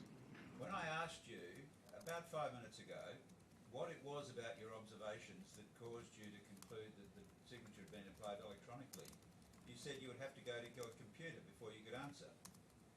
But now you've answered, and so why didn't you tell me then that it was the dots that you saw on your computer that caused you to form that view? This is the features of the electronic signature. Mr. Albar. Sorry, Your Honour. Yeah, or, back to you, Ms. O'Sullivan. So, Mr. Albar, you're making this up. I suggest that you did not carry out a microscopic examination of the original.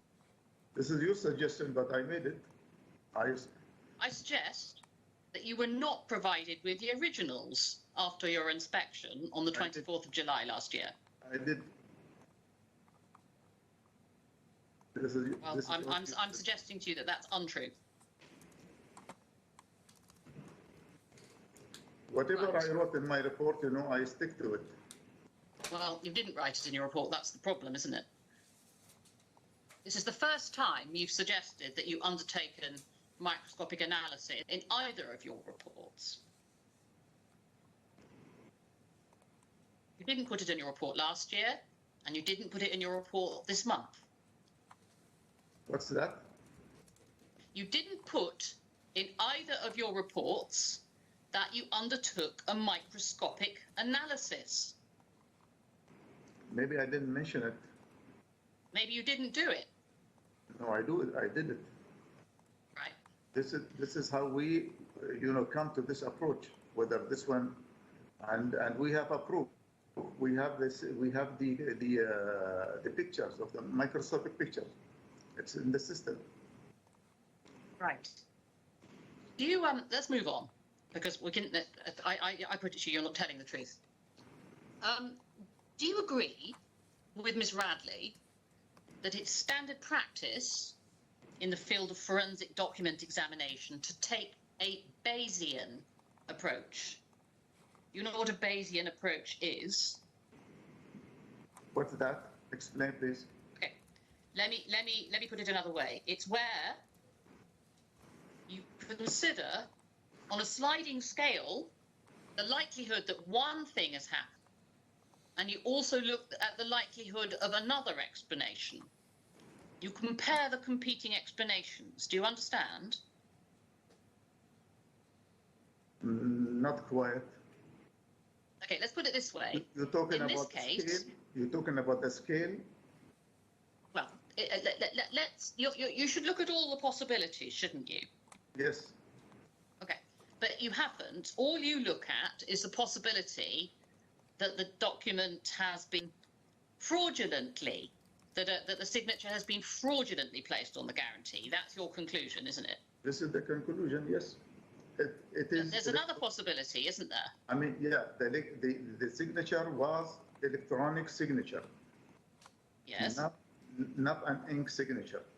This is my. Do you, yes, but do you accept that there may be genuine reasons for using an electronic signature? Can you please repeat it? Sorry. Well, I mean, sometimes it's perfectly acceptable to use an electronic signature, isn't it? Yeah, sometimes. It depends. So why didn't you consider that possibility in this case? I don't know about them if they will accept it as a genuine, if Dr. Shetty will accept it, or will accept the method that this signature was placed electronically, then it's up to him. But you know, he denied the signature. So No, that's why. Yeah, but that's Miss Dr. Shetty. You're supposed to form your own independent view, aren't you? I listed my conclusion. I found that this is electronic signature. This is my conclusion. Yes. But you then jump from that to say, because it's electronic, there must have been a fraud, don't you? This is scanned, you know, this is not electronic, this is scanned. We have to differentiate between electronic signature used in the system and the scanned signature. Yeah. So we have to differentiate. Now, why do you conclude that there must have been a fraud?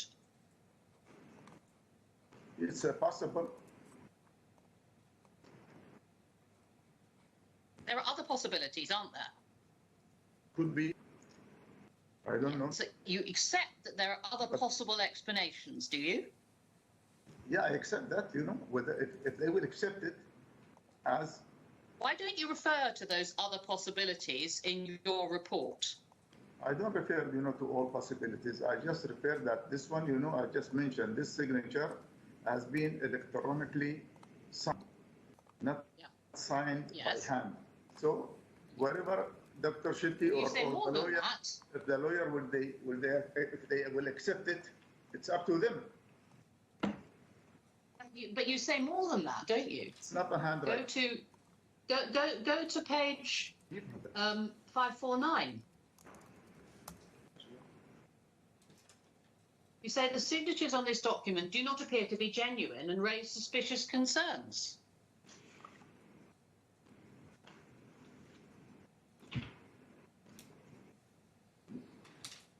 The original person, which page? Page 549. 549, okay. Number 5?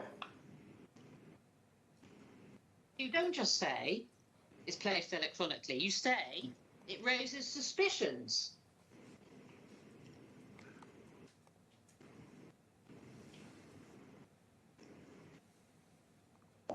Yeah, you see that? Yes, I see that. Okay. And now go back to page 574. That's your second report.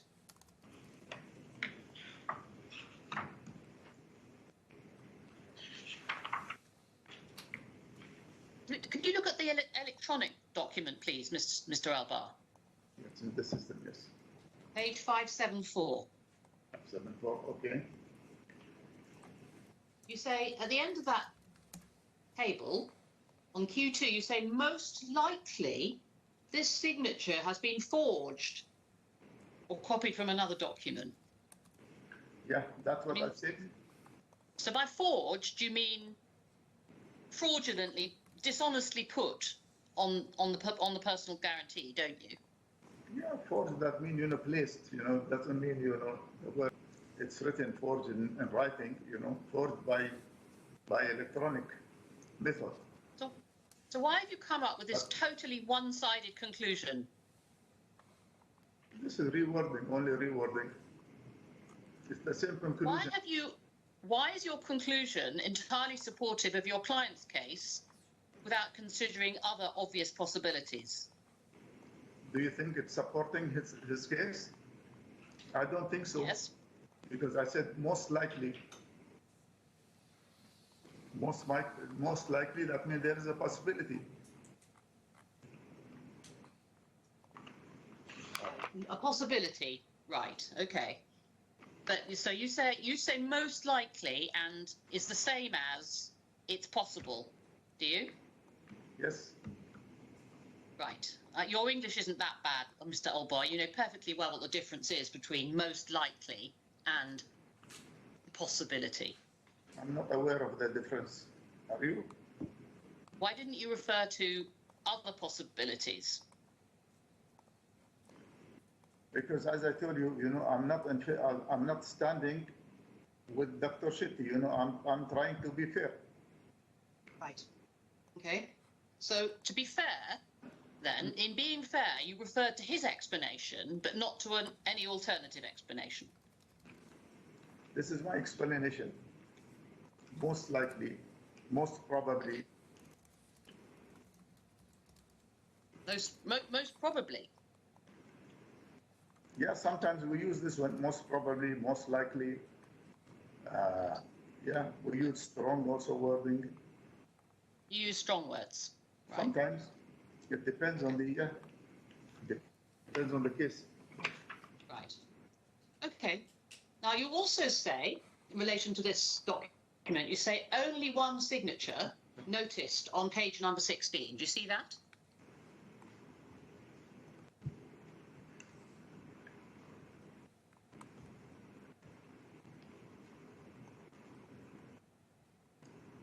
Page number? We're looking at the same page, or the previous page, 573. It says, this is your report, it says only one signature noticed on page number 16. Yes. Why did you make that point? That's what I found. Why did you make it? This is the personal guarantee, right? Yes. Because, I checked through all the pages and I didn't find any initials or stamps.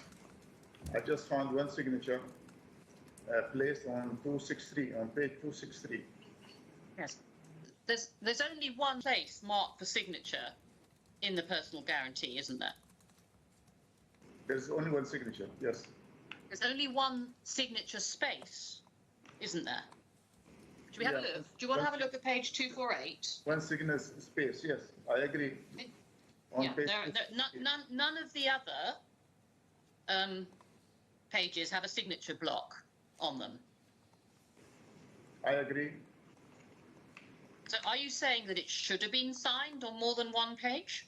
It should be initial at least and stamped. Why?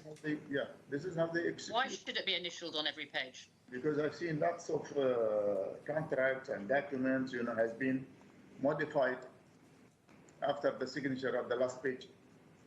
Sometimes they change terms, sometimes they change conditions and terms, So I've seen that.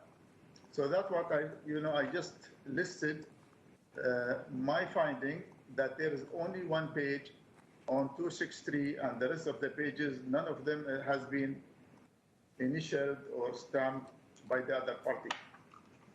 Is there anything about this document that suggests that any of the other pages might have been altered? I leave it to the court, this is not technical issue. I will leave it to the court. No. They will find out. This is an issue. You raised this. You say. Yeah, but this is not technical. No. You listen to me, Mr. Albar. You say that these pages could be altered, don't you? I said could be. I said could. And I'm asking you, having looked at the document, is there any reason to suppose that they have been altered? I look at the documents, I'm just listing the finding that there is only one page has been signed. The rest of the page, none of them carries stamp of the bank or the other party, Dr. Shetty. None of them carry initials, at least, on all the pages. So I just, listed, this is my finding. So further, maybe investigation will be done by the bank and by the lawyer to find out this is a normal procedure or abnormal procedure. Right. So you, okay, normal procedure, you say? Well, the bank, is that your expertise? The bank who will decide, not me. The bank Right, and the good. lawyer, they will Okay. decide whether this is a normal procedure carried out by the bank or not. But you know, my finding is there is just one signature on the last page. Yeah. And just to be clear, you're not suggesting to this court, are you, that any of the other pages have been altered or substituted, are you? No, I'm not suggesting that. Right. Now, Ms. Radley says that the laydown of the toner from page to page of this document is consistent. Do you want to see what she says? Yeah, let me see what I've said. What are the numbers? Page 723 in the bundle. You have to look at the electronic one.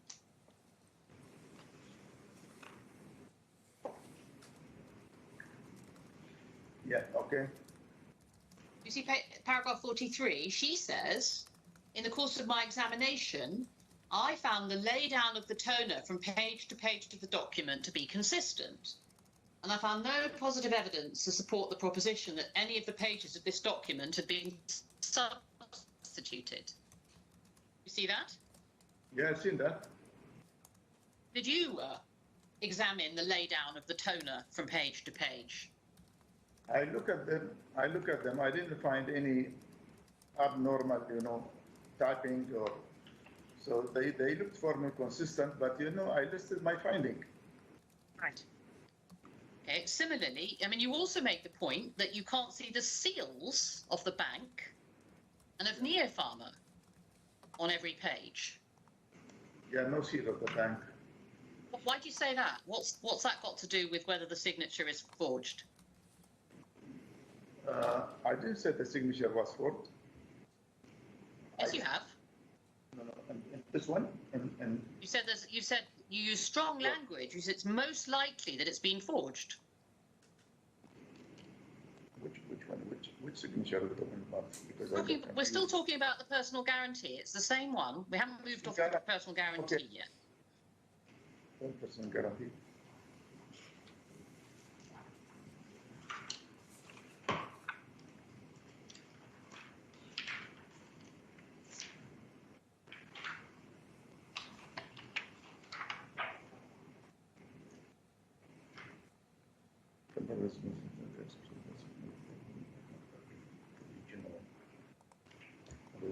Okay. Let's go back to the signature. I'm not asking about the signature now. I'm asking about the seals. The seal of the bank? Yeah. Can you go to page 574, please, on the electronic document? It says the banks and Neopharma seals, stroke stamps, are missing on all pages. Stamps and new seals. Okay, stamps are missing on all pages. Yeah, I mentioned that. What's that got to do with whether the signature is forged?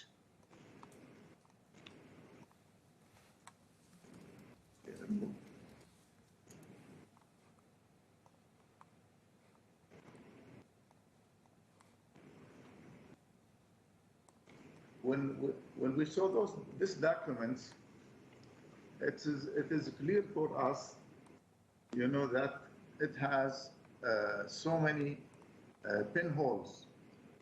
That means you. No, we haven't got to the pinholes yet. No, we're talking about seals. I'm coming to the pinholes in a moment. Whether a seal is on each page, what's that got to do with whether Dr. Shetty's signature has been forged? Well, no, you know, this is only a finding. You know, I didn't find any seal of the bank or Dr. Shetty seals, because in some. It's irrelevant, isn't it? Yeah. It's irrelevant. Because in some documents there is a using their seal. Okay. And now you've also made the observation that the documents, you can see the holes where the document's been unstapled and restapled. Yeah? Yeah. And you say, this is on page 574, the pages could have been attached without authorization. Why did you say that? It's a possibility because, you know, there are so many holes And this is, How many holes? oh, I cannot, I have to go back and to the original, and but there is a bunch of holes. You can notice that that this document has been restabled several times. We don't know this restabling is the right process done or not. So it depends on the lawyer how he will accept it or does not accept it, or Dr. Shetty. But this It's obvious. Isn't it an obvious possibility is that it was unstapled so the document could be photocopied? It's a possibility. Why don't you mention that possibility? Just one possibility, Why don't you mention the other possibility?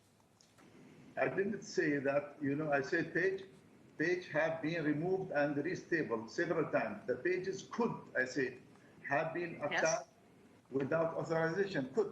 That means, there's a possibility and could not. So if that had been done, let's assume that pages have been inserted, that would have to have been done by the bank, wouldn't it? Could be done by the bank. Yeah, so that's a pretty serious allegation, isn't it? I'm not accusing the bank. I'm just listing my finding. So whoever accusing the bank is the defendant lawyer, not me. If the bank could substitute pages of the guarantee, that would be dishonest, wouldn't it? It depends.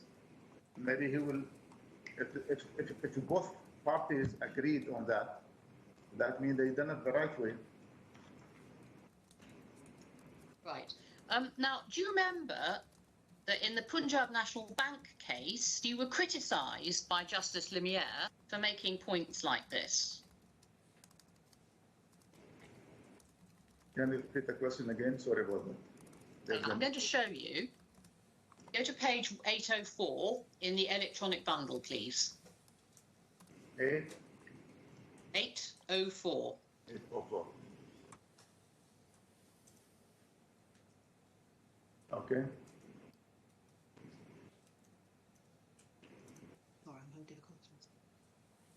Do you remember that Justice Lumiere gave a judgment against Dr. Shetty earlier this year? Do I remember what? Do you remember that there was a case and Justice Lumiere gave judgment against Dr. Shetty earlier this year? Which bank? Punjab National Bank.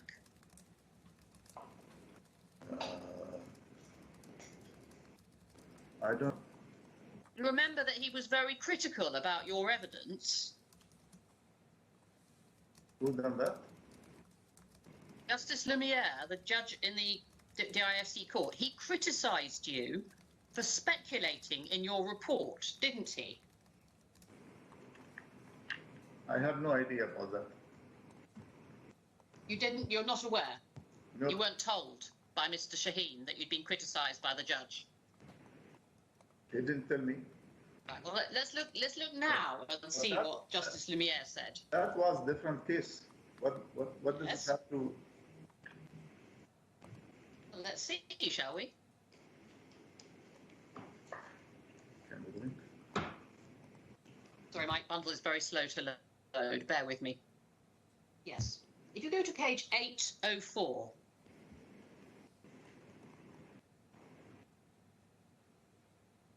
Okay. Sorry, it's just crashed. Sorry, the bundle is unstable. My document has just crashed. Oh dear. Bear with me. Right, I've got it, so I can. Yeah. Sorry. Yes, here we are. So, do you see at the top of that page? Do you see paragraph 72? The judge says there, Mr. Albar speculates that the signature of Dr. Shetty could have been attached, emphasis added. Mr. Albar's speculation appears to be that the page of the guarantee document containing Mr. Shetty's signature has been added to the other pages of the guarantee document, rather than Mr. Shetty having signed the last page of the entire document. Mr. Albar stopped short of opining that the page containing Mr. Shetty's signature was added to the document. He says it could have been. There is no proper basis for Mr. Albar's speculation. Mr. Albar's speculation is based upon his following observations. He makes a number of points. But number 5 is, as you've just said, the facility agreement and the personal guarantee were restapled multiple times, which reinforces the fact that the signature of Mr. Shetty could have been attached. But this is on different case, not the same case we Yeah, are. I know.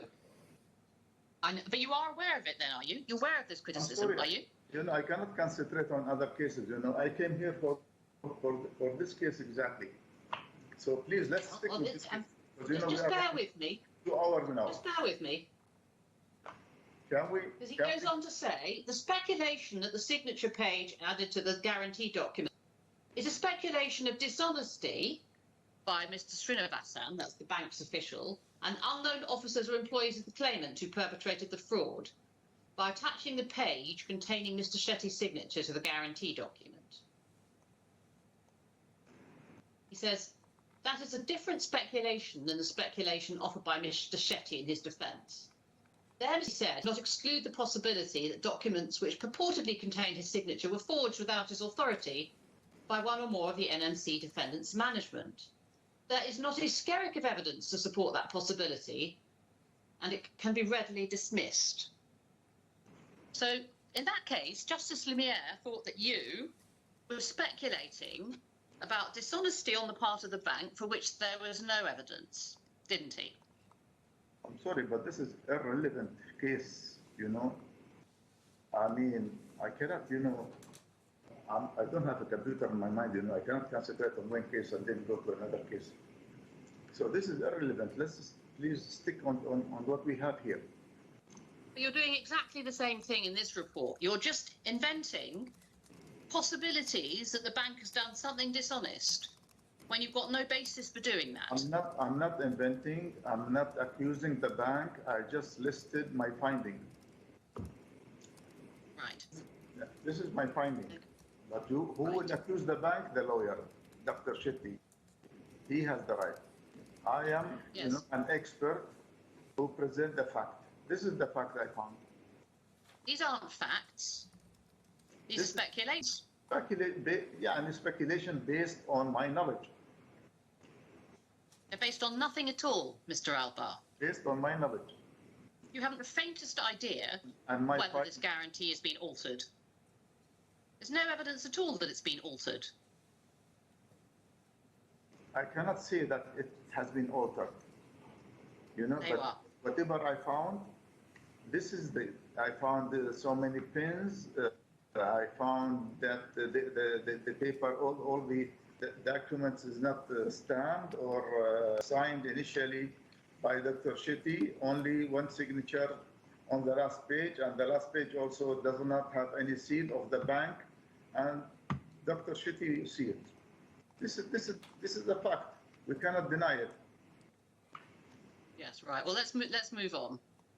I'd like to look at the facility agreement. Can you look at page 573?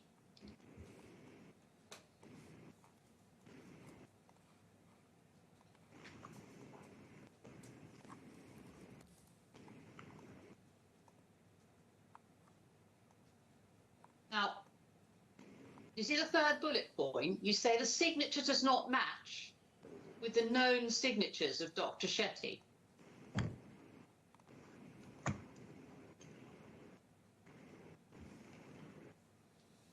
You see that? Yes. Facility agreement.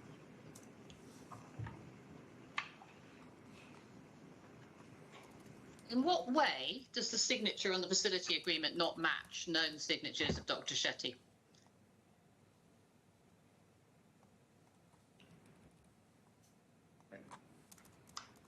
Yeah. First of all, the initials are not matching Dr. Shetty initials. No, we're not talking about the initials. We're talking about the signature. This is also a signature. Yeah. No. We're talking about the signature on page 71. Not the initials. The initials are different. In what way is the signature on page 71 of the facility agreement not the same as the known signatures of Dr. Shetty? I'm trying to find page number 71. I can show you. It's if you go to page 247 of the bundle.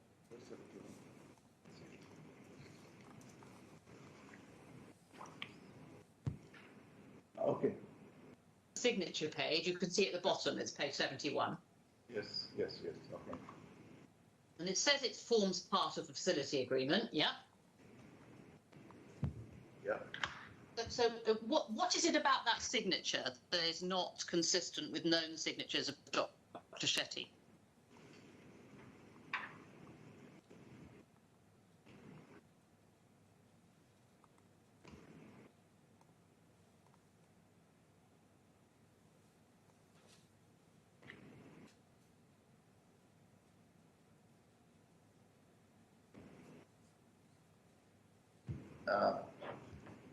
Usually, we measure the thickness of the signature from the beginning till the end.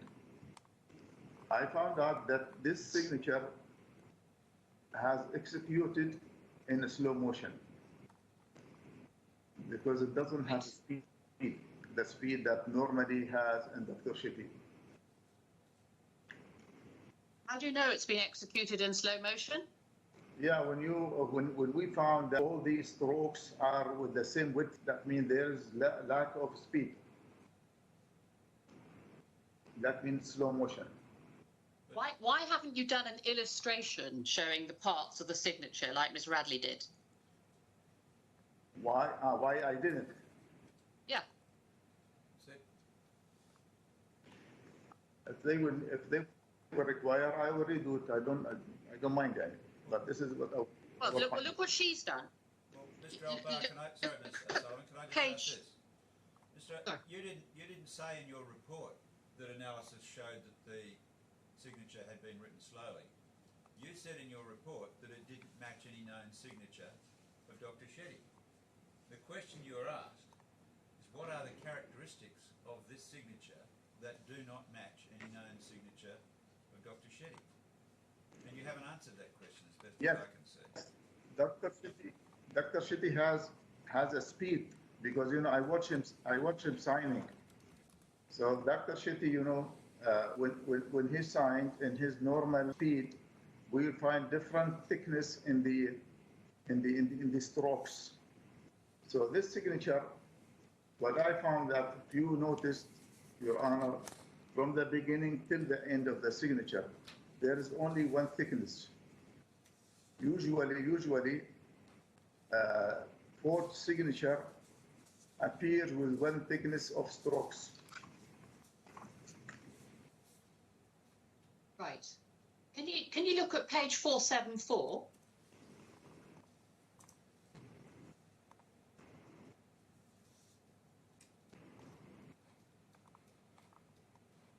You got that in front of you? Yes. That's Miss Bradley's illustration of this signature, and she's identified a number of features. Do you see that? I see it. Why haven't you done something like that? I don't have to follow the same pattern of Mr. You haven't done anything at all. I have my own way, and she has her own way. But you haven't explained your way. It doesn't have to be right. I mean, this is her technique, but it doesn't have to be right. Right. We would like to ask her about the thickness of the signature. Well, I mean, how would she be able to, you haven't mentioned that in your report, so how could she comment on that? I haven't, but I said slow motion, but but if you, I mean, this is my interpretation for slow motion. Slow motion and the thickness of the... How is the court supposed to understand how you've reached your conclusions if you don't explain them in your report? I will explain them, usually we explain them, when the court demands that. Right. Well, I suggest to you, you're completely wrong. Miss Radley's right. She says that there's very strong evidence to support the proposition that this is the signature of Dr. Shetty? Why you assume she is right? I'm suggesting that he is Because right because and you are were on wrong. my side. Right. Okay. Have you got you've got no comments on that? Okay, fine. Now let's go back to your report at page 548, and now we're going to come to the initials. Can you go back to 548, please?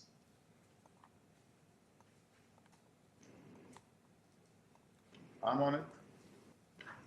You say here initials written in slow motion with lack of natural variations and hesitations. Yes. So again, so that was a point. You didn't make that point in relation to the signature. You made it in relation to the initials. I did. Yeah. Okay. Should we have a look at an example of the initials? Do you want to have a look at page 246?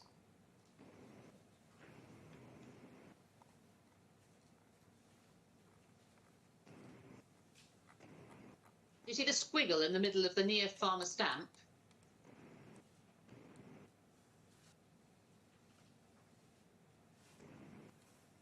Is that what you mean by an initial? Yeah. And how do you know whose initial that is? It's different than initial Dr. Shetty produced for me. It's very different. Who has said to you that this even purports to be Dr. Shetty's initial? I assume because the last page indicates, or it has a signature attributed to Dr. Shetty. So we assume that because he signed on the seal, he signed exactly on the seal of a Neopharma. So somebody from the half of the bank will not do that. So were you instructed that Dr. Shetty initialed the facility agreement?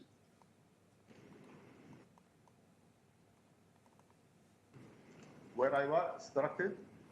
Did you receive instructions from Dr. Shetty that he initialed the facility agreement?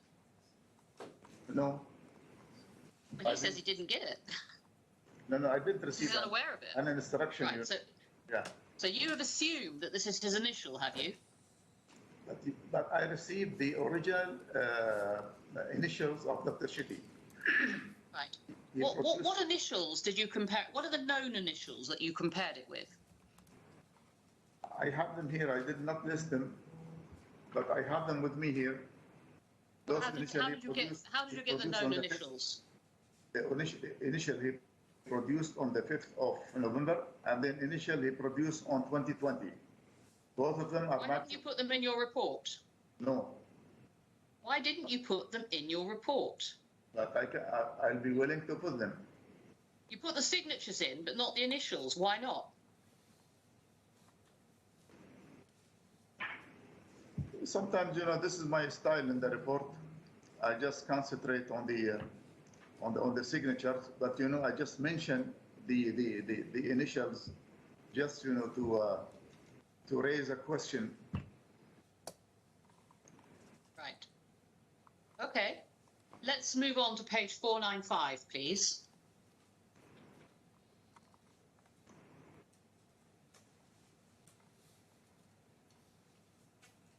Do you have that? Yes.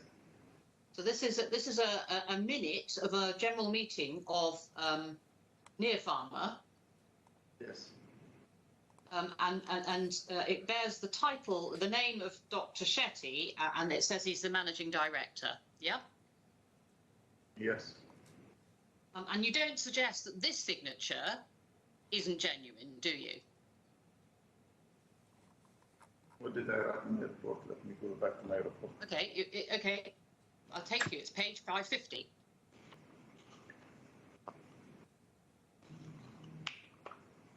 It's number 10.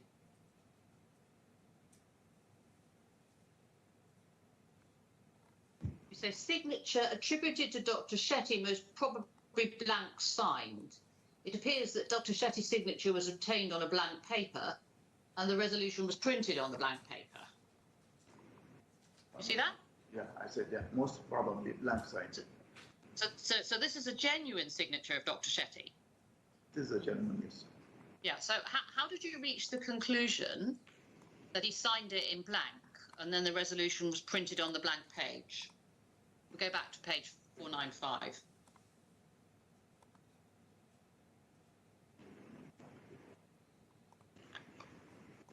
That's it. I need to go back to the document itself. Yeah, 495.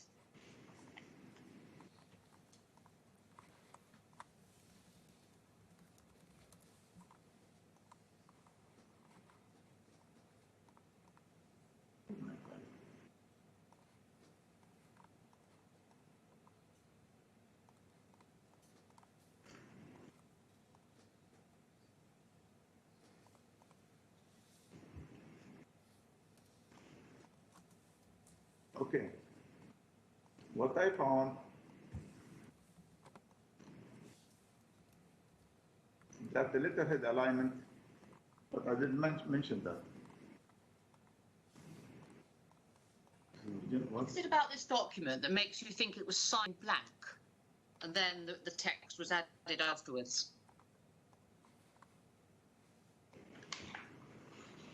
Can you give me just a minute? Let me original background rotating document.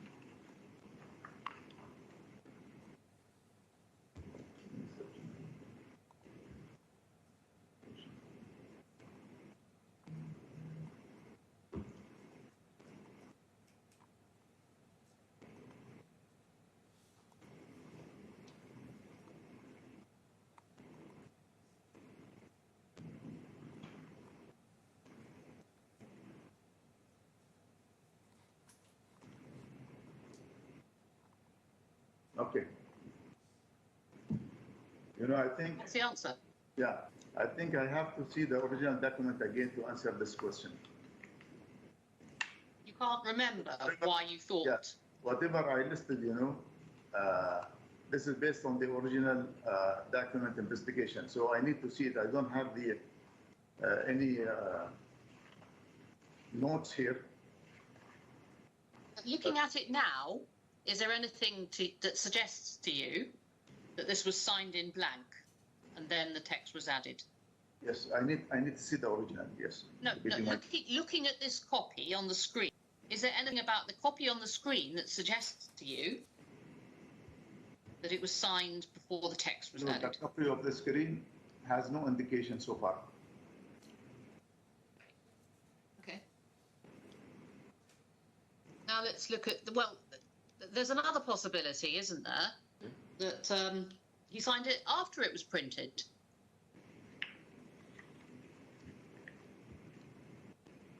What's the possibility again? Sorry. Is it possible that he signed it after it was printed? I have to see the original, but you know, I don't know. Is it possible? Yeah, possible. Yes, it is. So why didn't you mention that? I have to see the original, so to give you a definite answer for that. Right. Okay. Let's look at the sanction letter. That's if you look at page 503.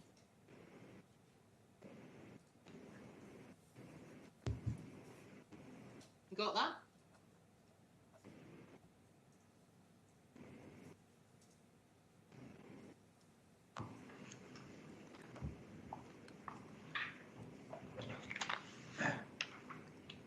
Yeah. Now, you haven't suggested that these signatures, that's on page 504, you don't suggest that any of these are not genuine, do you? Where is my report?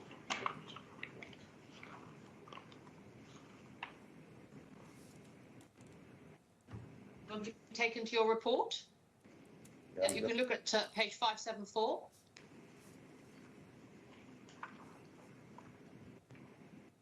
The only thing you say about this is that the unsigned pages are susceptible to additions or alterations. Okay.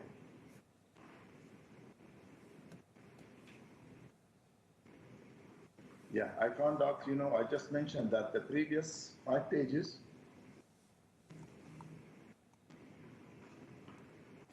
not signed or stamped by Dr. Shifi. Yeah. But you don't suggest signatures are not genuine. Yes,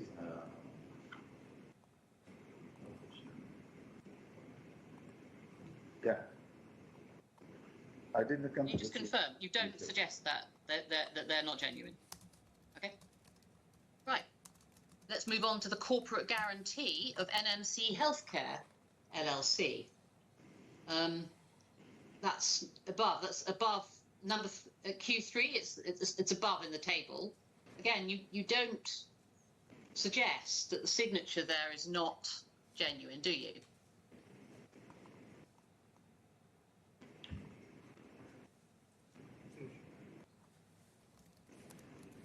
The personal guarantee, which one? No, this is Thanks, okay. The corporate guarantee.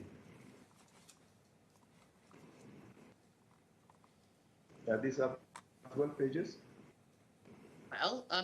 That your report is at 574. If you want to see the signature, it's at page 500. Yes.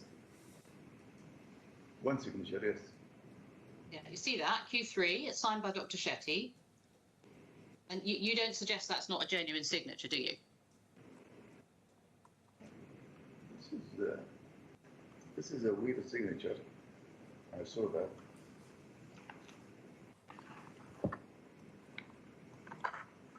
This is actually the resolution rather than the guarantee. But Page 12, right? page 500. Okay.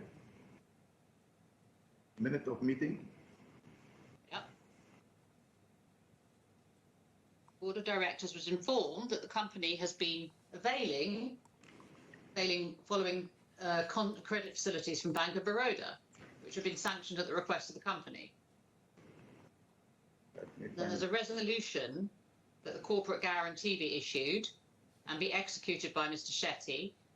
And then he signed the resolution, do you see?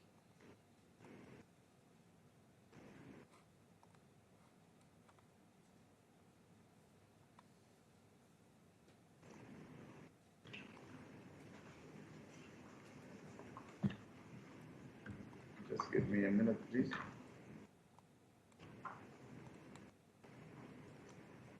Okay, this is the minute of the meeting. Which documents?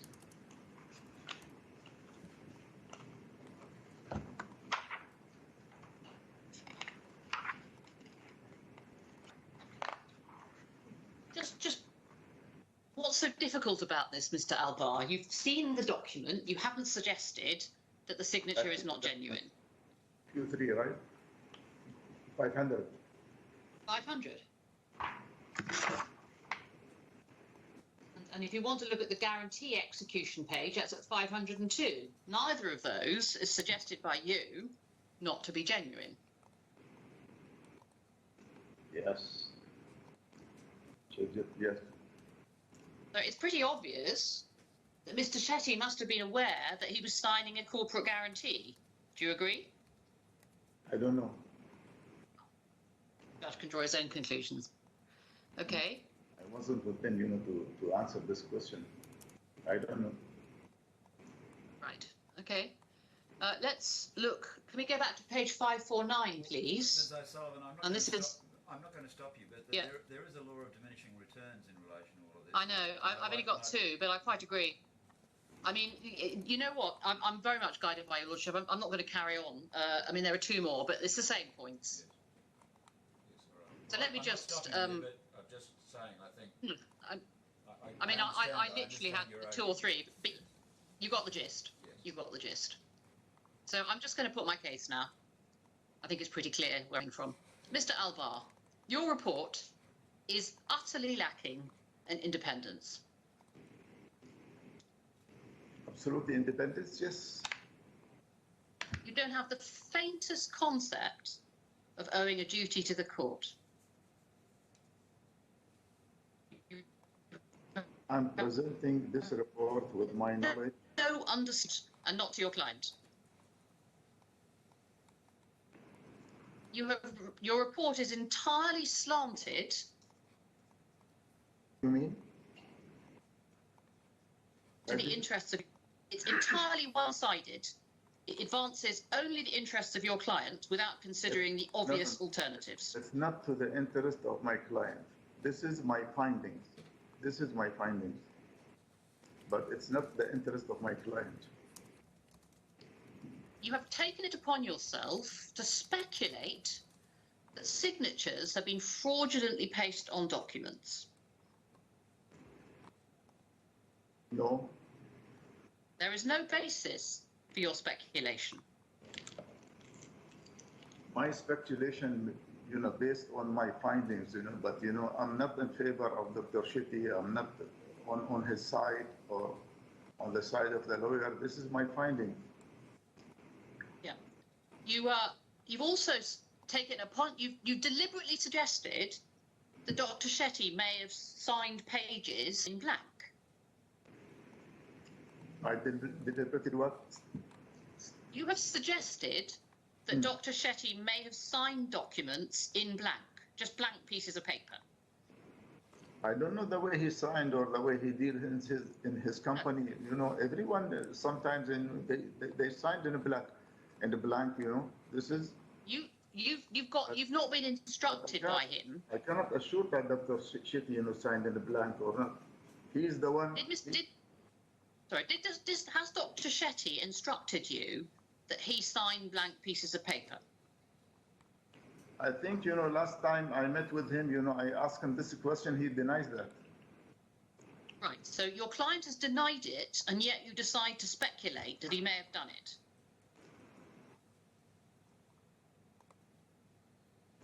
Right? Is that your evidence? Mm-hmm. Okay.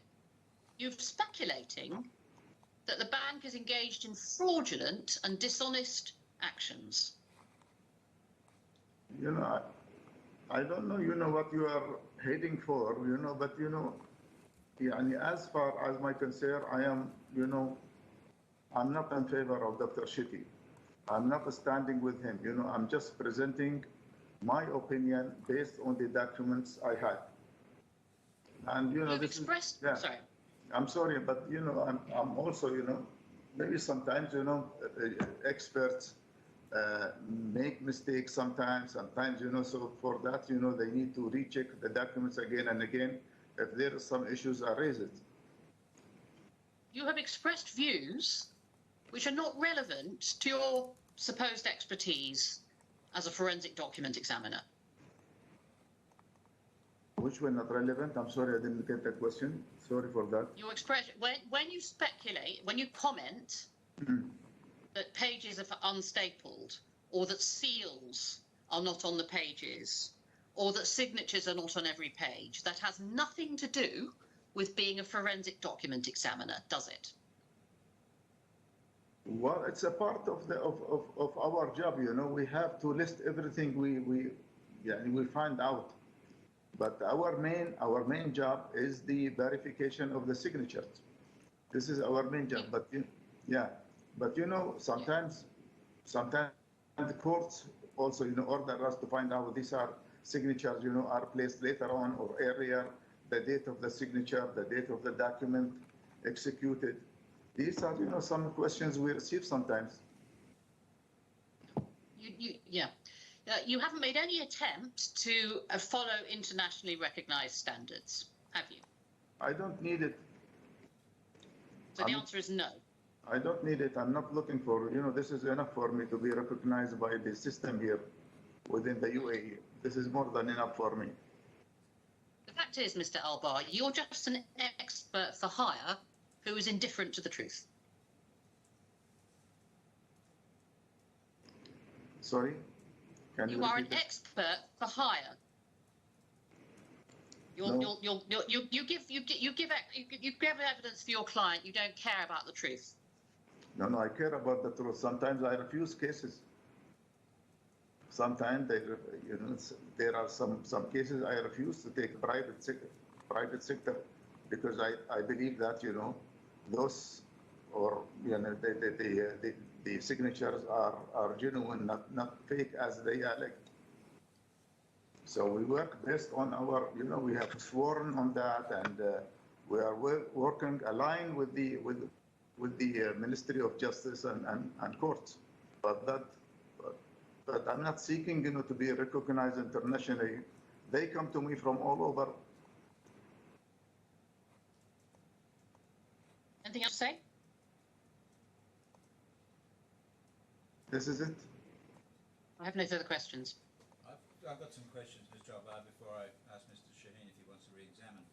You told us about the meeting you had with Dr. Shetty on the 5th of November. That was in your office in Sharjah, was it? There is an echo in the sound. I'm sorry, in Arab. Where did you meet with Dr. on the 5th of November? Where was that meeting? I met him in my office, Your Honor. In Sharjah? Yes, in Sharjah, yes.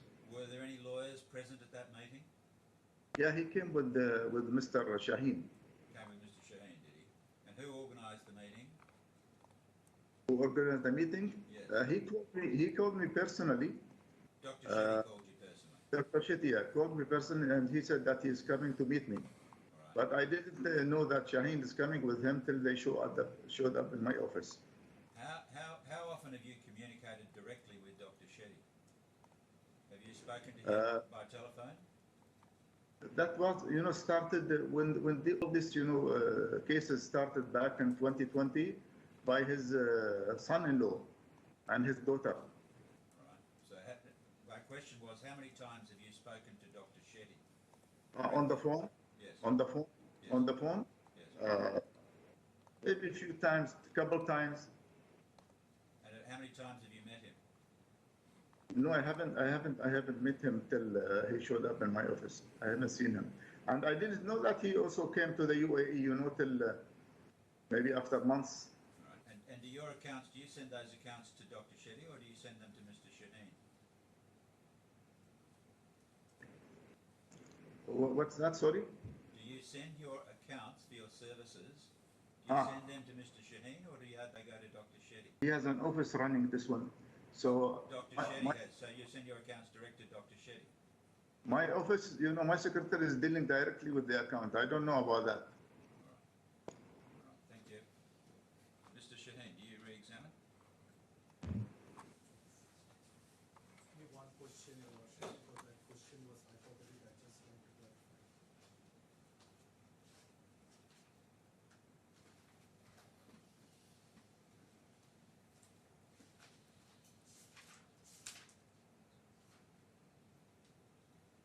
Dr. Alba, can you please go to page number 545, the first expert report?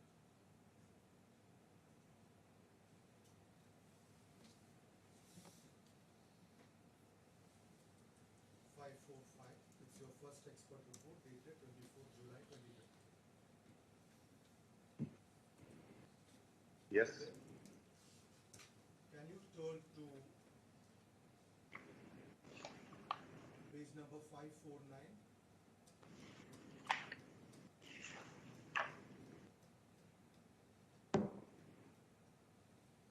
Okay. In the tabular form, number 5. Okay. The right hand column. Third column, second. Third one. Third, okay. Can you read the last sentence there?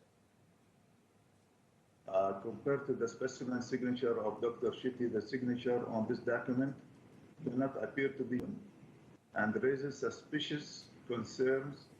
It may be forged or placed electronically on this document. That's all. Thank you. The reason I tried to You don't have to explain. There's not an opportunity you'll get an opportunity for closing submissions very shortly. All right, so that concludes your evidence, Mr. Shaheen? All right, well, I think, Council, I think what we should do is briefly, and then I think the most expeditious way of finishing the case today is, Ms. O'Sullivan, unless you object, what I was going to suggest is that I hear from you briefly simply on the amount of your claim. So if you can explain to me Yes. the calculation of the claim, then I'll hear from Mr. Shaheen, and then I can advise you, Mr. O'Sullivan, which matters I need to hear you an answer upon. Thank you, that's very helpful. Is that a There's a couple of convenient- points. Thank you, sorry. Yes. So we'll adjourn.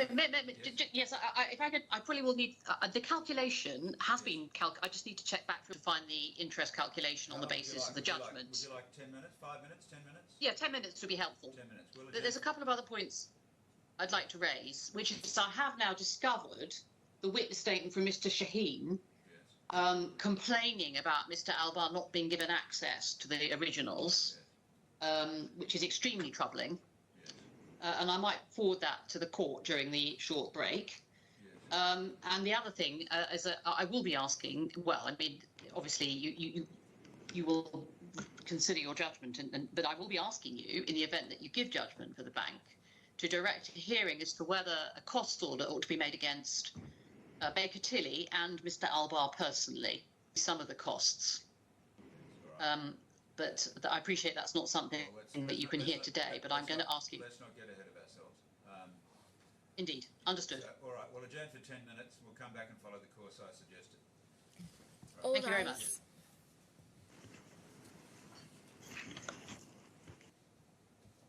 Just be seated, please. Yes, Ms. O'Sullivan. Your Honour, if you turn to page 445, you'll see the amount of the judgment issued against Neopharma. Yes.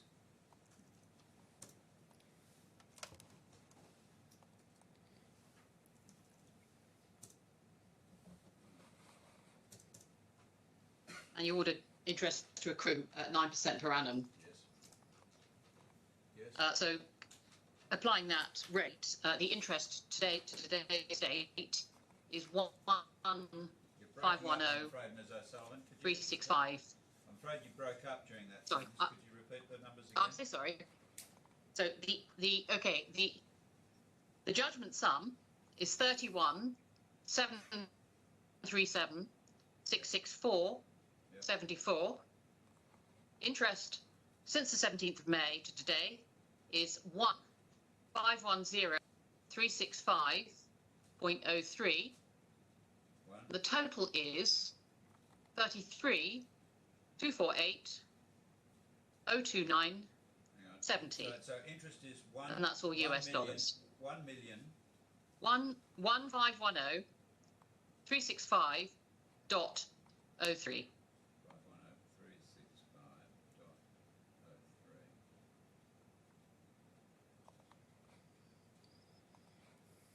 Yes. And the total is how much again? 33, Sorry? 248, 33. 33, Yep. 248, 248. 029, 248. Sorry, I beg your pardon, I'll start again. 33, Yes. 248, Yes. 029, 70. All right. Now that compares to the figure you gave me earlier, which has been calculated as, just let me find my piece of paper, that's 33,184. So it's a little bit cheaper. Yes, it's slightly a little bit generous, in cheaper fact. Contractual rates. Yes. Well, which should I do? Which is the best? We'll take the judgment. I mean, there seems to be flaws in your Lordship's analysis of it, the judgment having the cause of action merging in the judgment. So I think it's simpler to take the All right. the judgment rate. I mean, I suspect it's moot because I rather doubt that it's going to be very difficult to get payment of any of this anyway. Yes, I'm sure. But so the small deal probably moot. All right. Thank you, Mr. Shaheen. Yes, sir. Well, just on that subject, do you have any submissions on quantum? Quantum, no, Your Worship. All right. Thank you. First, Your Lordship, to defendant's skeleton argument. In the hearing bundle, it is 703 signatures. Right. I've read it carefully. There's no need for you to go over that again. And just explain the basis for allegation of forgery. Yes. About case. Yes. All right. That's all.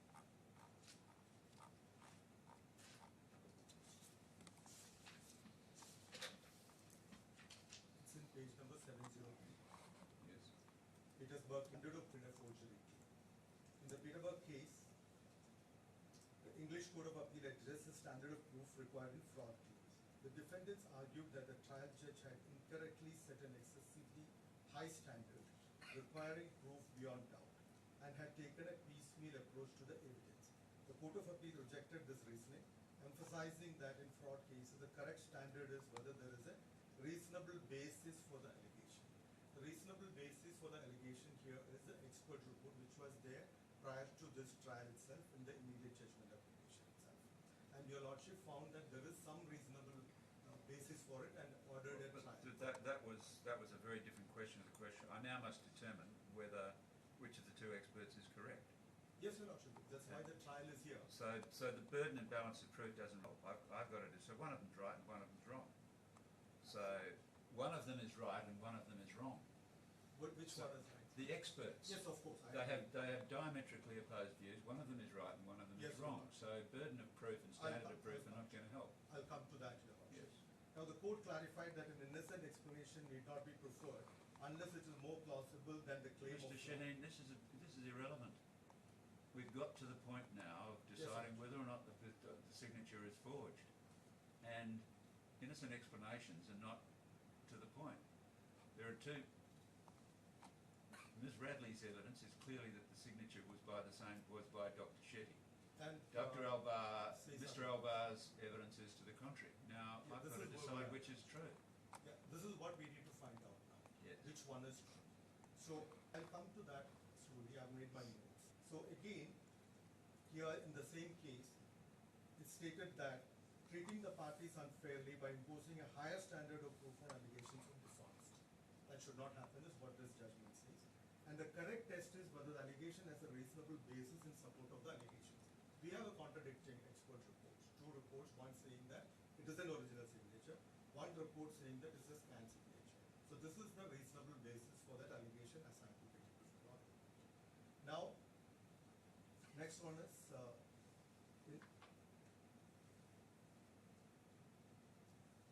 at the time of the immediate judgment application itself, the claimant could have produced an expert report. No such attempt was made. That is why this trial was necessitated.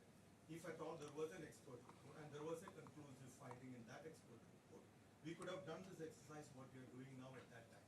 Well, but that didn't happen. That did not happen. But what happened was that I read your witness statement. Yes, sir.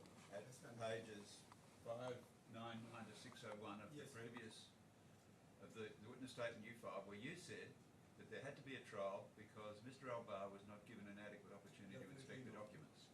I will explain that. Personally present with the bank, he knows that, and I was sitting a little away from him on the other side of the table. He was examining the documents. All that he had with him was a magnifying lens, which he mentioned here. And the documents were never taken out of that room. Maybe 1 or 2 hours maximum, we would have been sitting there. After that, we left. And he made a report. He kept saying at that time that this is not sufficient, I have to do it in my lab. And this is exactly what I stated in the witness report. This is what happened in the bank's office. Afterwards, when the trial was ordered, he got the documents. But the witness was thoroughly confused. He was mixing up between the first report and the previous report, and he was talking that I got the documents in my office, which when the bank has no case that the documents were sent outside the bank before that. The originals were all given much later after your lordship ordered in August that these are the documents to be given to the experts for verification. Before that, it did not happen. Witness was very confused. I could know that, but there was no way to clarify it. But he said clearly on oath that he did not re-examine the original documents. That may be true. No, just listen to me. Yes. He said that he did not re-examine the original documents for the purposes of his second report. He said that he relied entirely upon his first report.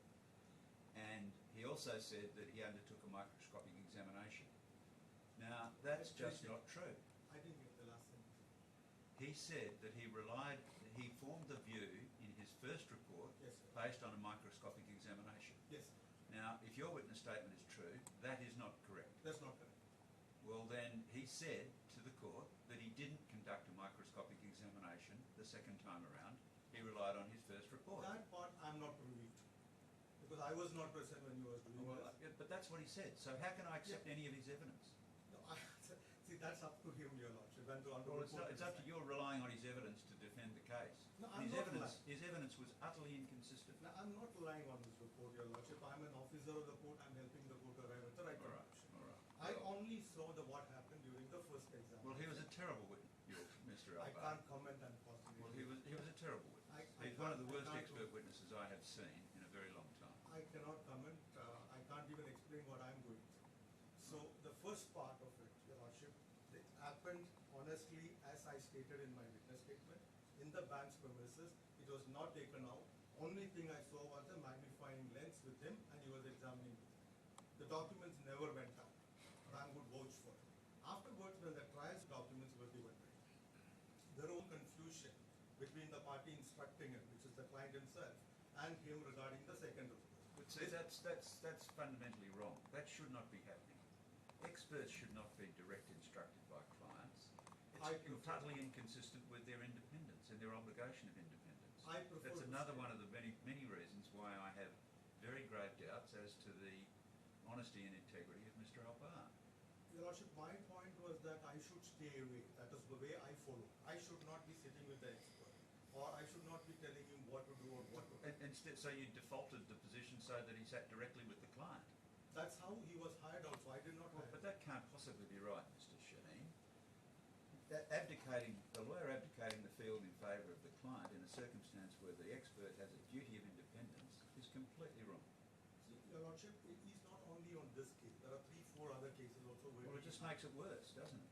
Yeah, but not me, because I did not hire him. I did not suggest him. I did not sit with him or instruct him or anything with him. But today, even in the witness box, okay, apart from whatever it's worth and whatever he stated, this was a completely confusing part, which is not the case of the other side also. He gave him the original documents outside the bank when he was preparing the first report. At the time of preparing the second report also, there was a confusion and it was delayed, and the first time he came up with the first report, then we had to tell him this is not the one. Then again I had to submit a witness statement of Dr. Shetty explaining what was the miscommunication. Your Lordship was kind enough to allow it, and on 15th November the report was submitted. This is how it happened. And then also I was in a position to request for an extension of the trial because didn't know what to do. The joint sitting of the experts is not happening. Joint report is not happening. So then my learned friend said that they are not pressing on that. They don't want them sitting. Well, the joint sitting, having now seen Mr. Albar's evidence, a joint sitting would have been a waste of time. He was unable to explain the reasons for his views to the court. There are no explanations in his reports for the views he formed. They're all expressed as conclusions. They appear to be inconsistent with each other because there are some signatures he says are attacked, some are not. But completely devoid in reasoning. Putting him and Ms. Radley in the same room would have been a waste of time. Whatever is the reason when my learned friend says him on the joint sitting of the experts, I said I'm not asking for an extension of time for the trial because there was no reason. We quickly prepared the skeleton arguments and we submitted it on time. This is how it progressed. We did not waste time, we did not lose time in between. Everything happened as per schedule. Today morning also, I was told that he may not be able to come until 2 o'clock, but then I thought we may be able to manage with the time. Then he came at 1:10, and to his credit, he came at 1:10, he was ready. I immediately informed the court and we had it from 1:45. So this is about the exercise I'm telling you, Lordship. And rest, the expert report is in front of the court, the document is in front of the court, the witness have testament, whatever it was, okay. And this is how things are happening. So now,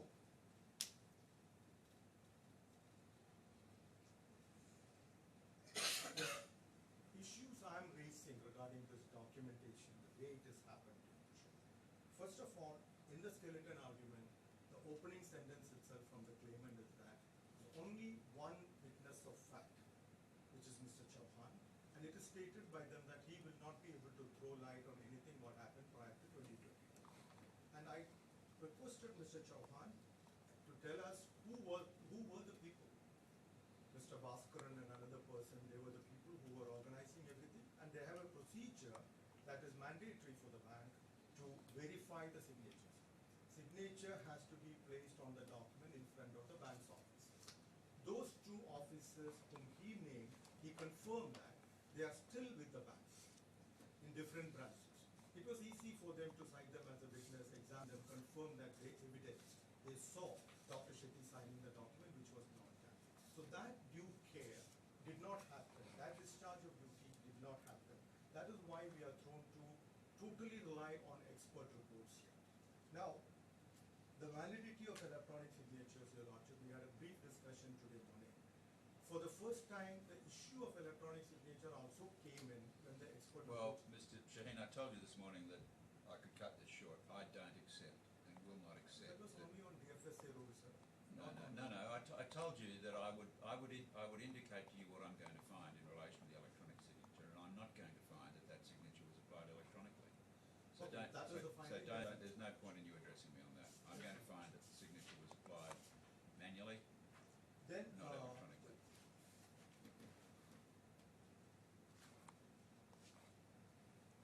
totally the claim is made according to the claimant's skeleton argument, page number 644, pursuant to a personal guarantee dated 14 September 2017, and that we have the 18 reports. Only one document. Then it is on page number 645 that paragraph number 6, they confirm that Mr. Chauhan is not able to give evidence from his personal knowledge on the question whether Dr. Shetty's signature on the personal guarantee is forged or not. Well, that's obvious. He didn't join the bank He till did 5 not years join. after the document was signed. Yes, definitely. And then that is stated there. But he stated that there are other people who witnessed it. Nobody came forward to testify and confirm that it was Dr. Shetty who was signing this. So that was also there. Well, that would be relevant if Dr. Shetty had taken the trouble to get in the witness box and say that he didn't sign it, but he didn't. So why does the bank carry the burden of calling evidence when Dr. Shetty hasn't produced any evidence to suggest that he didn't sign it? Even before we submitted that document, which showed that Dr. Shetty is not coming as a witness, there was nothing coming from the bank to examine them. No witness statement was produced. Well, it doesn't matter. The question I have to resolve now is on the evidence before, what in the balance of probabilities most likely occurred. Now, in the absence of, Dr. Shetty hasn't gone on oath to say I didn't sign the documents. Ms. Radley, a very experienced and in my view capable and honest document examiner, has pointed to the many points of similarity between the known signatures of Dr. Shetty and the signatures on the documents, such that she expresses the view that it is highly likely that the signatures were from the same person. Now, that's enough. I don't need independent corroboration, do I? I have a duty to explain my points to you. Of course, right. See, point number 2 in the claimant's skeleton argument is stating that the sole issue is whether Dr. Shetty's signature on the personal guarantee is a forgery or not. That's the only issue in this case. So already that issue is framed. So they did not assume. And the thing is now we have to prove that it is not forgery or it is forgery. So that is where I'm coming with the burden of proof. What is the basis that the person alleging forgery has to interview, and what is the person relying on the document has to establish. So that is where, during the immediate judgment application, there was not even an attempt to get an expert report. Even now, the people who had witnessed the signature allegedly, they have not been brought before the court, and the expert reports on the finding on this report, there is a contradiction. So now coming to... So on the expert reports, there's a contradiction?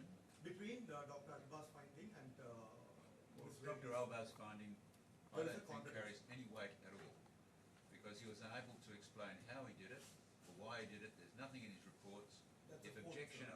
I don't think his reports were admissible. Now, no objection was taken to them, but they don't comply with the basic requirements of expert evidence. Now, because there was no objection to them, they're in evidence. That's completely But- left to the honorable court's decision. All right. Well, I Experts think cannot be I must say I'm going to find that I give no weight at all Sure. to the views And expressed by Mr. now Alba. coming to that document facility agreement, Your Worship. Many questions were put to Dr. Alba saying that when he said there are no initials, no signature stamp on certain documents in all pages, is it mandatory? Was there a space meant for putting the signature? These questions were asked. He was answering in his own way. And if we see the personal guarantee and the facility agreement, both are coming from the same bank on the same date. In the facility agreement, Your Lordship will find initials and stamp on all the pages.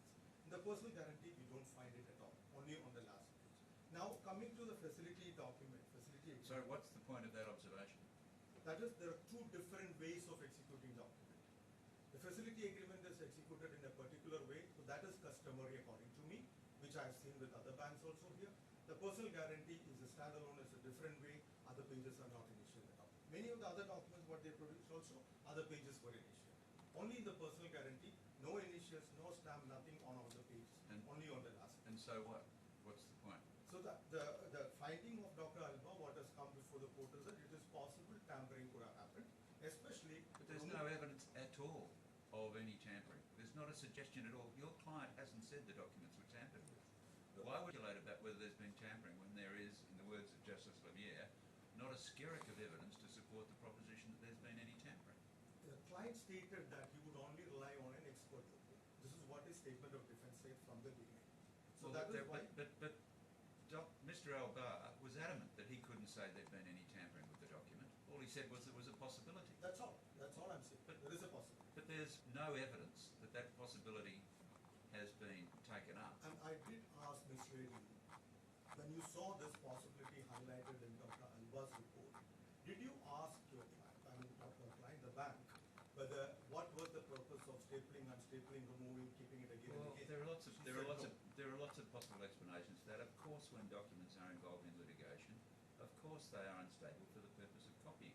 And Dr. Reddy's, Ms. Reddy's report clearly stated that she did not want to unstaple the documents in order to do the ESDA examination. But that's because she's a meticulous document examiner. Bank officers are not the same.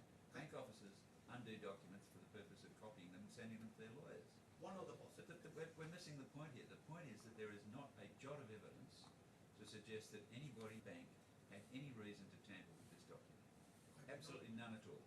I did not even suggest that it is from the Well, bank. then I nor don't know did why Dr. we're having. Shetty. Well, I don't know why we're having this conversation then. What is stated in the statement of defense is that it is possible it is from the borrower. I don't care about the statement of defence. I decide the case on the evidence, not on allegations.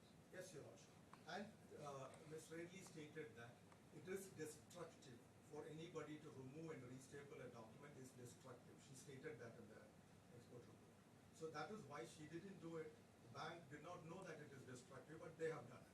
This is what has happened. So the expert witness is that it is destructive. If anybody staples, unstaples, remove, restaple, then it is destructive. It's stated in Ms. Redley's report. I agree with Your Lordship. She's a very experienced expert and document examiner, and she's honest, and she has stated that. So this is in the report submitted by Ms. Redley. Now, if we look at page number 60, Your Lordship, of the facility agreement, What page is that in the bundle? 236, Your Lordship. If Your Lordship remember, I asked this question. 1 to 59 is signed, 61 to 71 there are initials. Only on page number 60 there is no signature, there is no initial. I raised this question to Ms. Reddy and that was with a purpose. Page number 236 in the hearing bundle. Yes.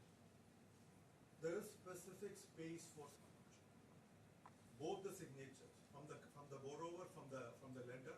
There are specific, and this is the signature which is required for the facility agreement. No signature at all there. Well,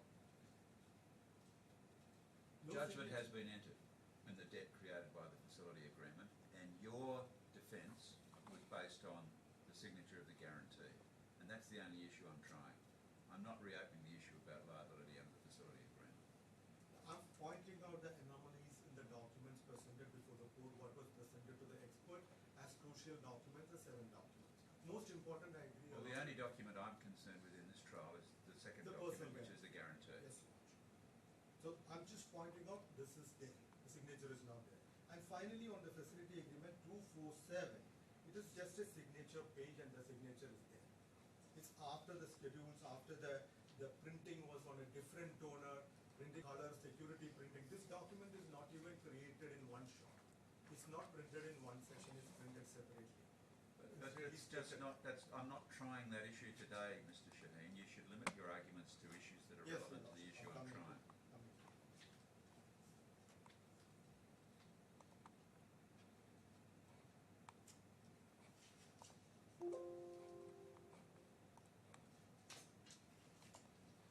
I'm reiterating, Your Lordship, bank never provided originals in 2023 No, outside the bank. no. I've told you I'm not going to hear you on that. Pardon me? Bank never provided originals to. Sorry, I'm sorry. I thought you were talking about the DFSA argument again. No. All right. What are you talking about? about? All right. Repeat what you said, please. I'm sorry.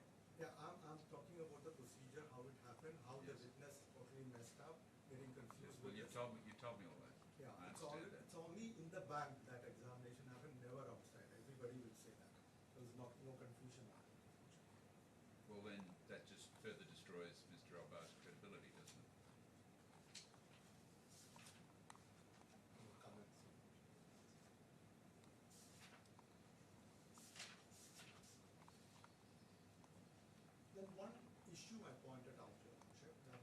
Redley's report coming with the name of the law firm on top on all the pages, as if it is the letterhead. So the independence is compromised. There is what I'm trying to point out here, because it is stated, if your lordship may kindly look into page number 649, claimant skeleton arguments I'm looking at.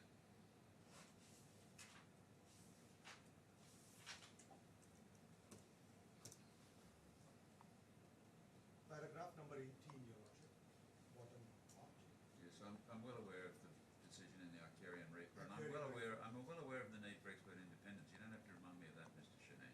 Yes, your lordship. The question is whether merely putting the name of the person who instructed her on the report can plausibly give rise to an argument that independence is jeopardised. It's not that, your lordship. Well, what are you saying now? What I'm trying to say is, be independent product of the expert, uninfluenced as to form or content by the exigencies. So as to form, it's not independent, is all I'm saying.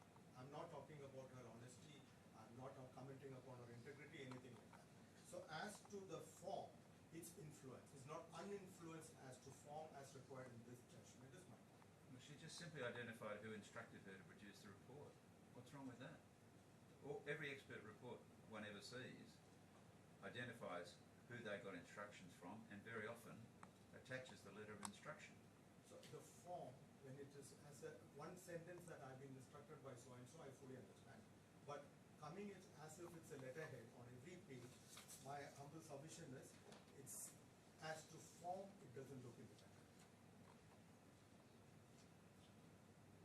And RDC 31 also, again, regarding the protocol of evidence being given. Which Mr. Albar didn't know about.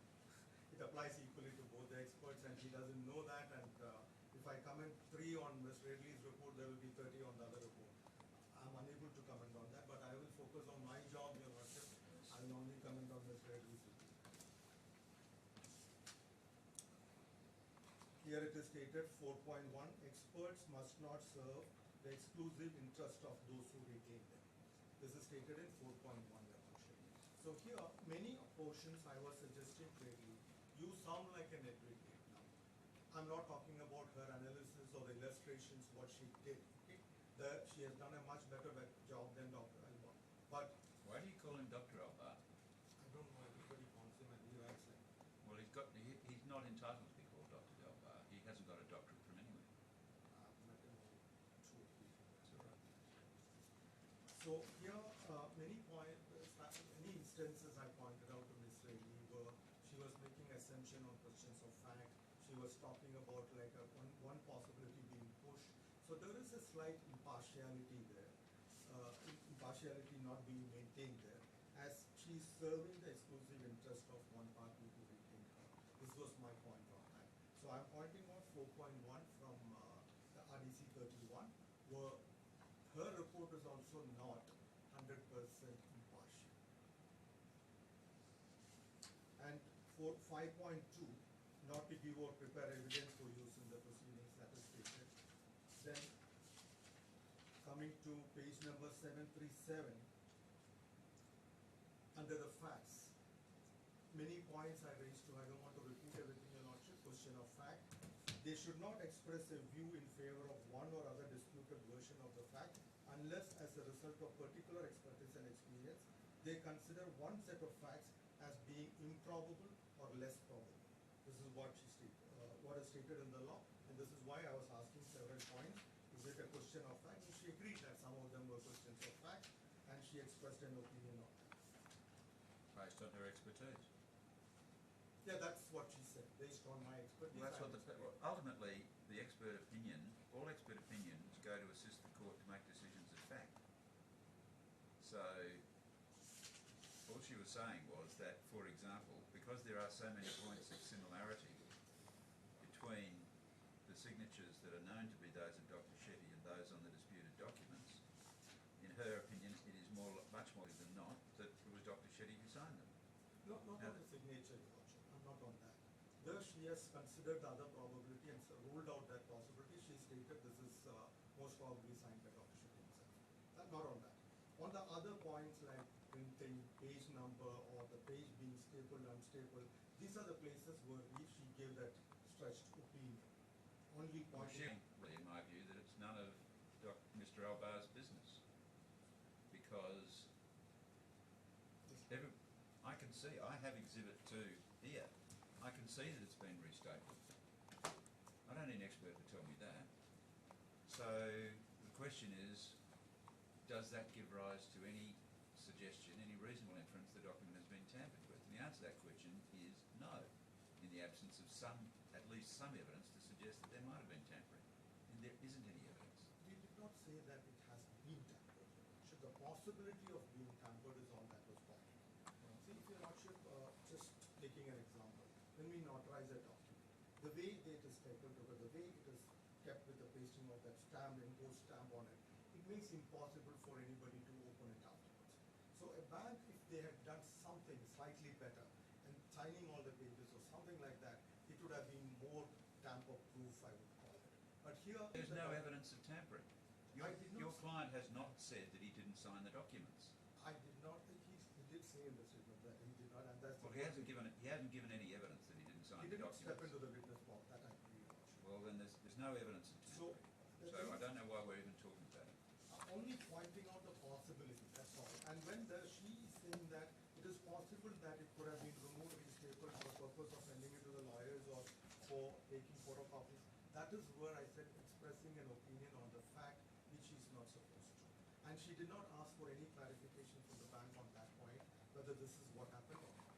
There was nothing like that. And even the bank's manager who was examining it, he did not say anything about it. Why it was stapled removed to this table.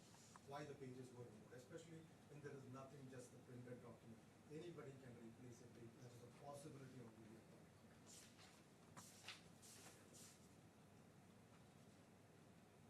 So, the Makita case which Your Lordship asked us to look into, the claimant has produced it, and it applies to both the experts alike. I'm not saying that it applies only to Mr. Lee. Page number 679. The basic principle is that when an expert gives what an expert gives is an opinion based on facts. Because of that, the expert must either prove by admissible means on which the opinion is based, or state explicitly the assumptions as to fact on which the opinion is based. So this is all I'm linking, not on the signature examination, I'm linking it to the other findings which the expert has stated, especially in the supplementary. But the other findings are irrelevant. The other findings are neither here nor there. They're a red herring that was introduced by Mr. Albar. Yeah, he introduced something like this is a He possibility. introduced a complete red herring that was outside his field of expertise and devoid of any support in any evidence to the effect that there'd been any tampering. Dr. Alba Ms. did Radley not- was responding to that. Dr. Albert did not say, I'm not defending him, but Dr. Albert did not say that the I document. think you should stop calling him Dr. Alba. He's not entitled to that title, and it Mr. gives him a credibility that he doesn't deserve. Mr. Alba did not say that the document has definitely been tampered with. He only pointed out a possibility. And then the only response to that possibility did not come from the bank, did not come from the council. It came only from Ms. Redley as an expert. Nobody else said anything else is possible, or whether the possible happened or not, or denied nothing happened. Only person who said that it could be for other reasons is Ms. Redley. So I didn't have a witness of fact. And the witness of fact who was examined today was not present during the 11th period. So only person I could ask was Ms. Redley. This is a question of fact, why are you expressing this opinion? Mr. Alba did not definitely think this definitely tampered. He only pointed out a possibility. And that possibility was answered only by one person in the supplementary report, that was Ms. Redley. So I have no other means to say whether the possibility still remains or not, that's all. I'm not saying that it is definitely tampered with or forced. And nobody said, I did not say, Dr. Shetty did not say in his statement of defense, the expert Mr. Alba did not say it is the bank which committed the forgery. Nobody said this. Mr. Shetty also said in the statement of defense, it is possible that somebody from the borrower's office could have done that. This is what he stated. He did not point a finger at the bank saying that somebody did fraudulence there. Even in the other case, that was the case. Unfortunately, the way it came in the judgment is as if one page is replaced at the end, you are definitely pointing at the dishonesty of the bank, not necessarily your option. That replacing of the page, when a person is signing so many documents, somebody planting one single paper there, getting the signature and Mr. putting it on Shaheen, a- this is all absolute speculation. It's a complete waste of the court's time, No, because Your there is no evidence at all to suggest that any of that happened. So that was pointed out to the expert referred today the Punjab National Bank judgment. So I'm saying that assumption with the court reached. There are plenty of other possibilities also. It's not necessary that Mr. Shetty directly pointed out at a figure at the bank and said U4. That was not the only possibility. There were umpteen number of possibilities, other possibilities also. So since the judgment was used and it was presented to the court, I have a duty to clarify that.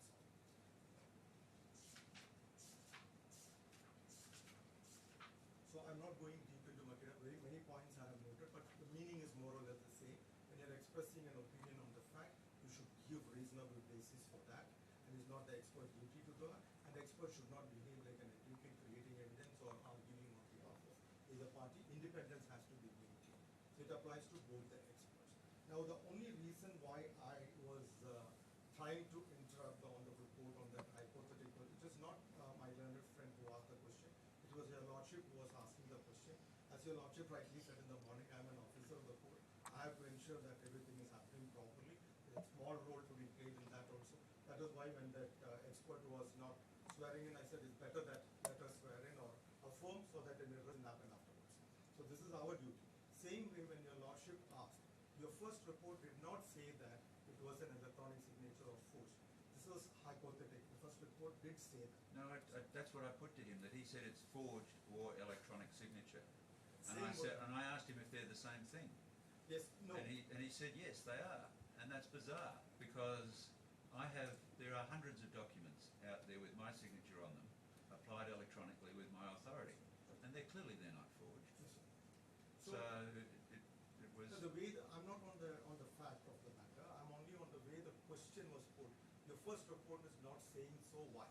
But in fact the first report was saying, that's only a thing I wanted to point out. I put to him what his first report said because I had it in front of me, which is why I don't know why you were interrupting me, because I put to him exactly what he'd written. It'll come out in the transcript. Not on that, your lordship. I think I'm not being clear on that. If I understood the question the way it doesn't affect the case at all now. Just for the clarity between us, I'm telling your lordship. The way your lordship put the question was that you're saying that this signature is forged and placed electronically. Why you did not? No, I took him to the words which were it's either forged or an electronic signature. Why you did not say this in the first report? This was the question. This is the way I understood. No. I asked him. He did say that in the first report, and the significance of that was that he hadn't had the chance to conduct the microscopic examination at the time of the first report. Magnifying as a big one, he was carrying with him. I saw that. Well, now you're giving evidence from the bar table, which I won't have, Mr. Shimmy. So,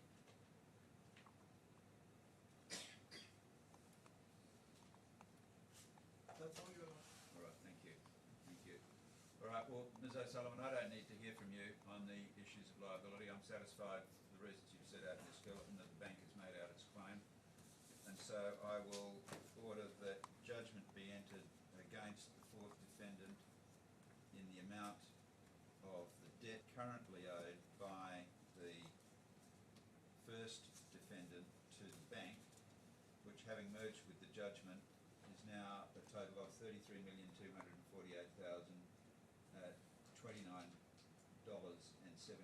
and that amount is in US dollars. And that amount will carry interest at the judgment rate from time to time as from today. I'll give reasons for my decision in due course. In relation to costs, Ms. O'Sullivan, your client's filed a statement of costs. I assume you seek costs? I do. I don't think the statement is complete because it doesn't have the disbursements, i.e. my fees and those of Ms. Radley. Yes, all right. Well, what do you want to do? What do you want to do about costs? Do you want immediate? Do you want me so to we met to seek costs against Dr. Shetty. Yes. Sorry, you want... I'm sorry, yes. you cut up. Well, I can order costs against Dr. Shetty, subject to anything Mr. Shaheen says. But what do you want to do about the assessment? Do you want to have a process for immediate assessment by me, or do you want to go up to detailed assessment by a registrar? I think we'd rather have an immediate assessment, but I'm afraid I think we may need to provide you with an updated schedule.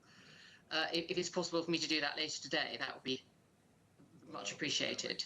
Too late. It's getting quite late in Dubai, so I don't. As I say, I'm afraid. I'm really sorry, but I'm afraid I don't think our cost schedule has the disbursements. That's my costs and Ms. Radley's costs.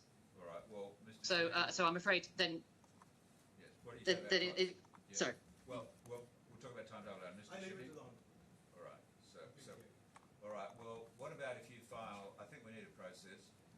file an updated statement of costs within 3 days? Yes, that's fine. And then, Mr. Shaheen, you can file any submission 7 days for any submissions in response? Yes. Yes. And then you can have 3 days for reply submissions, Ms. O'Sullivan, and then I'll make a decision. You don't oppose an order that the fourth defendant pay costs, Mr. Shaheen? Fourth defendant, the judgment is against him, then he has to. Yes, all right. I'll then issue. I'll undertake an immediate assessment and issue my decision as soon as I can after that. Now you mentioned. Your Honour. You mentioned. Third-party cost order. Yes. Well, what's the basis for that? Well, the jurisdiction, it's been said in practice, I mean, I don't want to pick the submissions now, but just briefly, it's been said in Practice Direction number 2 of 2017 that this court has an inherent jurisdiction to make cost orders against third parties if the circumstances make it appropriate to do so. Now, and as far as the law firm of Baker Tilly is concerned, there is jurisdiction under RDC 38.59.2 on the grounds that it has caused cost to be incurred by its unreasonable and improper behaviour. And jurisdiction in relation to the expert is mentioned in paragraph 4.7 of the protocol, where it's said that it's by reference to an English case that the courts may make orders for costs directly against expert witnesses who, by their evidence, cause significant expense to be incurred and do so in flagrant and reckless disregard of their duty. Court, and there couldn't be a clearer instance of this. Now, of course, it's not all the costs. What I'd be saying is that they should pay on a joint and several basis the costs of occurred since the immediate judgment. In essence, that the whole cost of the trial, there was no need for a trial. It's become obvious that the trial is even nothing but a waste of time and effort. Can I just agree? So that will be the basis. You're now seeking orders against parties who are not really on notice of this claim. I think you should do it. It's true. We gave notice last Friday. Yeah. I think Sorry. you should do it by way of an application, and I think that application should probably await publication of my reasons. So that yes. So I think the best thing would be if I give you liberty to apply for cost orders against third parties by way of an application to be made within 28 days of publication of my reasons. Is that? Thank you very much. I entirely accept that's fair. I mean, we did put them on notice informally on Friday, but of course they should have an opportunity. So we'll make that application, Your Honour. One of the things I'd ask you to bear in mind is that there is clearly a conflict between what Mr. Shaheen said in his witness statement and said again today from the bar table, although that's obviously not evidence. There's a conflict between that and what Mr. Albar said. Now, it doesn't mean that both of them are wrong. It means that one of them might be wrong. And if Mr. Albar was wrong, then that may reduce the exposure of Mr. Shaheen and his firm. So I just ask you to bear that in mind. My immediate thought on that response. You'll negotiate precisely the grounds upon which yes. you make a claim against each of the parties if you make a claim against yes. more than one. And you'll have to identify the causal connection between the conduct of which you complain and the incurring of the relevant cost. Yes, absolutely so. Just on that last point, my observation is, in a sense, we'd seek a joint and several cost order against both of them. And if they want to say that one of them should bear the brunt of that, that's really a matter between those two gentlemen, or between Baker Tilly and Mr. Albar. As far as my client is concerned, they're being put to a great deal of expense by one or other of them. And it should be a joint and several order, and we can enforce, well, obviously, I don't want to get ahead of myself. That would be my submission. But anyway, yes, understood. I hear everything your lordship says, and I will make that application. Thank you. All right. Mr. Shaheen, you've heard what I said. You will get a chance to fight another day. If an application is made against you, you will hear it, you'll get it in writing, you'll get full reasons, and you can deal with it then. Yes, Your Lordship, I don't think there is any basis to go. Yes, I understand that. But we'll deal with it in due course, probably next year, almost certainly. If an application is made, it'll be dealt with next year. Yes. And I will ensure that you are given full notice and full opportunity to respond. Yes, Your Lordship. Yeah. I mean, my lord, you appreciate there's at least one more of these cases in the pipeline. That's the State Bank of India case. Yeah. And I'm going to be asking you to make an example of these gentlemen because of the way it's very unfortunate that this sort of behaviour goes on in the DIFC court, and I will be asking you to make an example. Yes. All right. Is there anything else? All right. No, Your Honour, thank you. Thanks to both counsel for their assistance during the day. It has been a sorry it's been on rather longer than we anticipated, although the day is probably yet young for you, Ms O'Sullivan. But, It's only 1 o'clock. all right. I've got All right. half the working day ahead of me. All right. Well, there will be orders in those terms, and I'll await the exchange of submissions in relation to costs and deal with that on the papers. And I'll publish reasons as soon Thank you as very I much. can, but it may take me a little while. All right. Court will now adjourn. Thank you. All rise.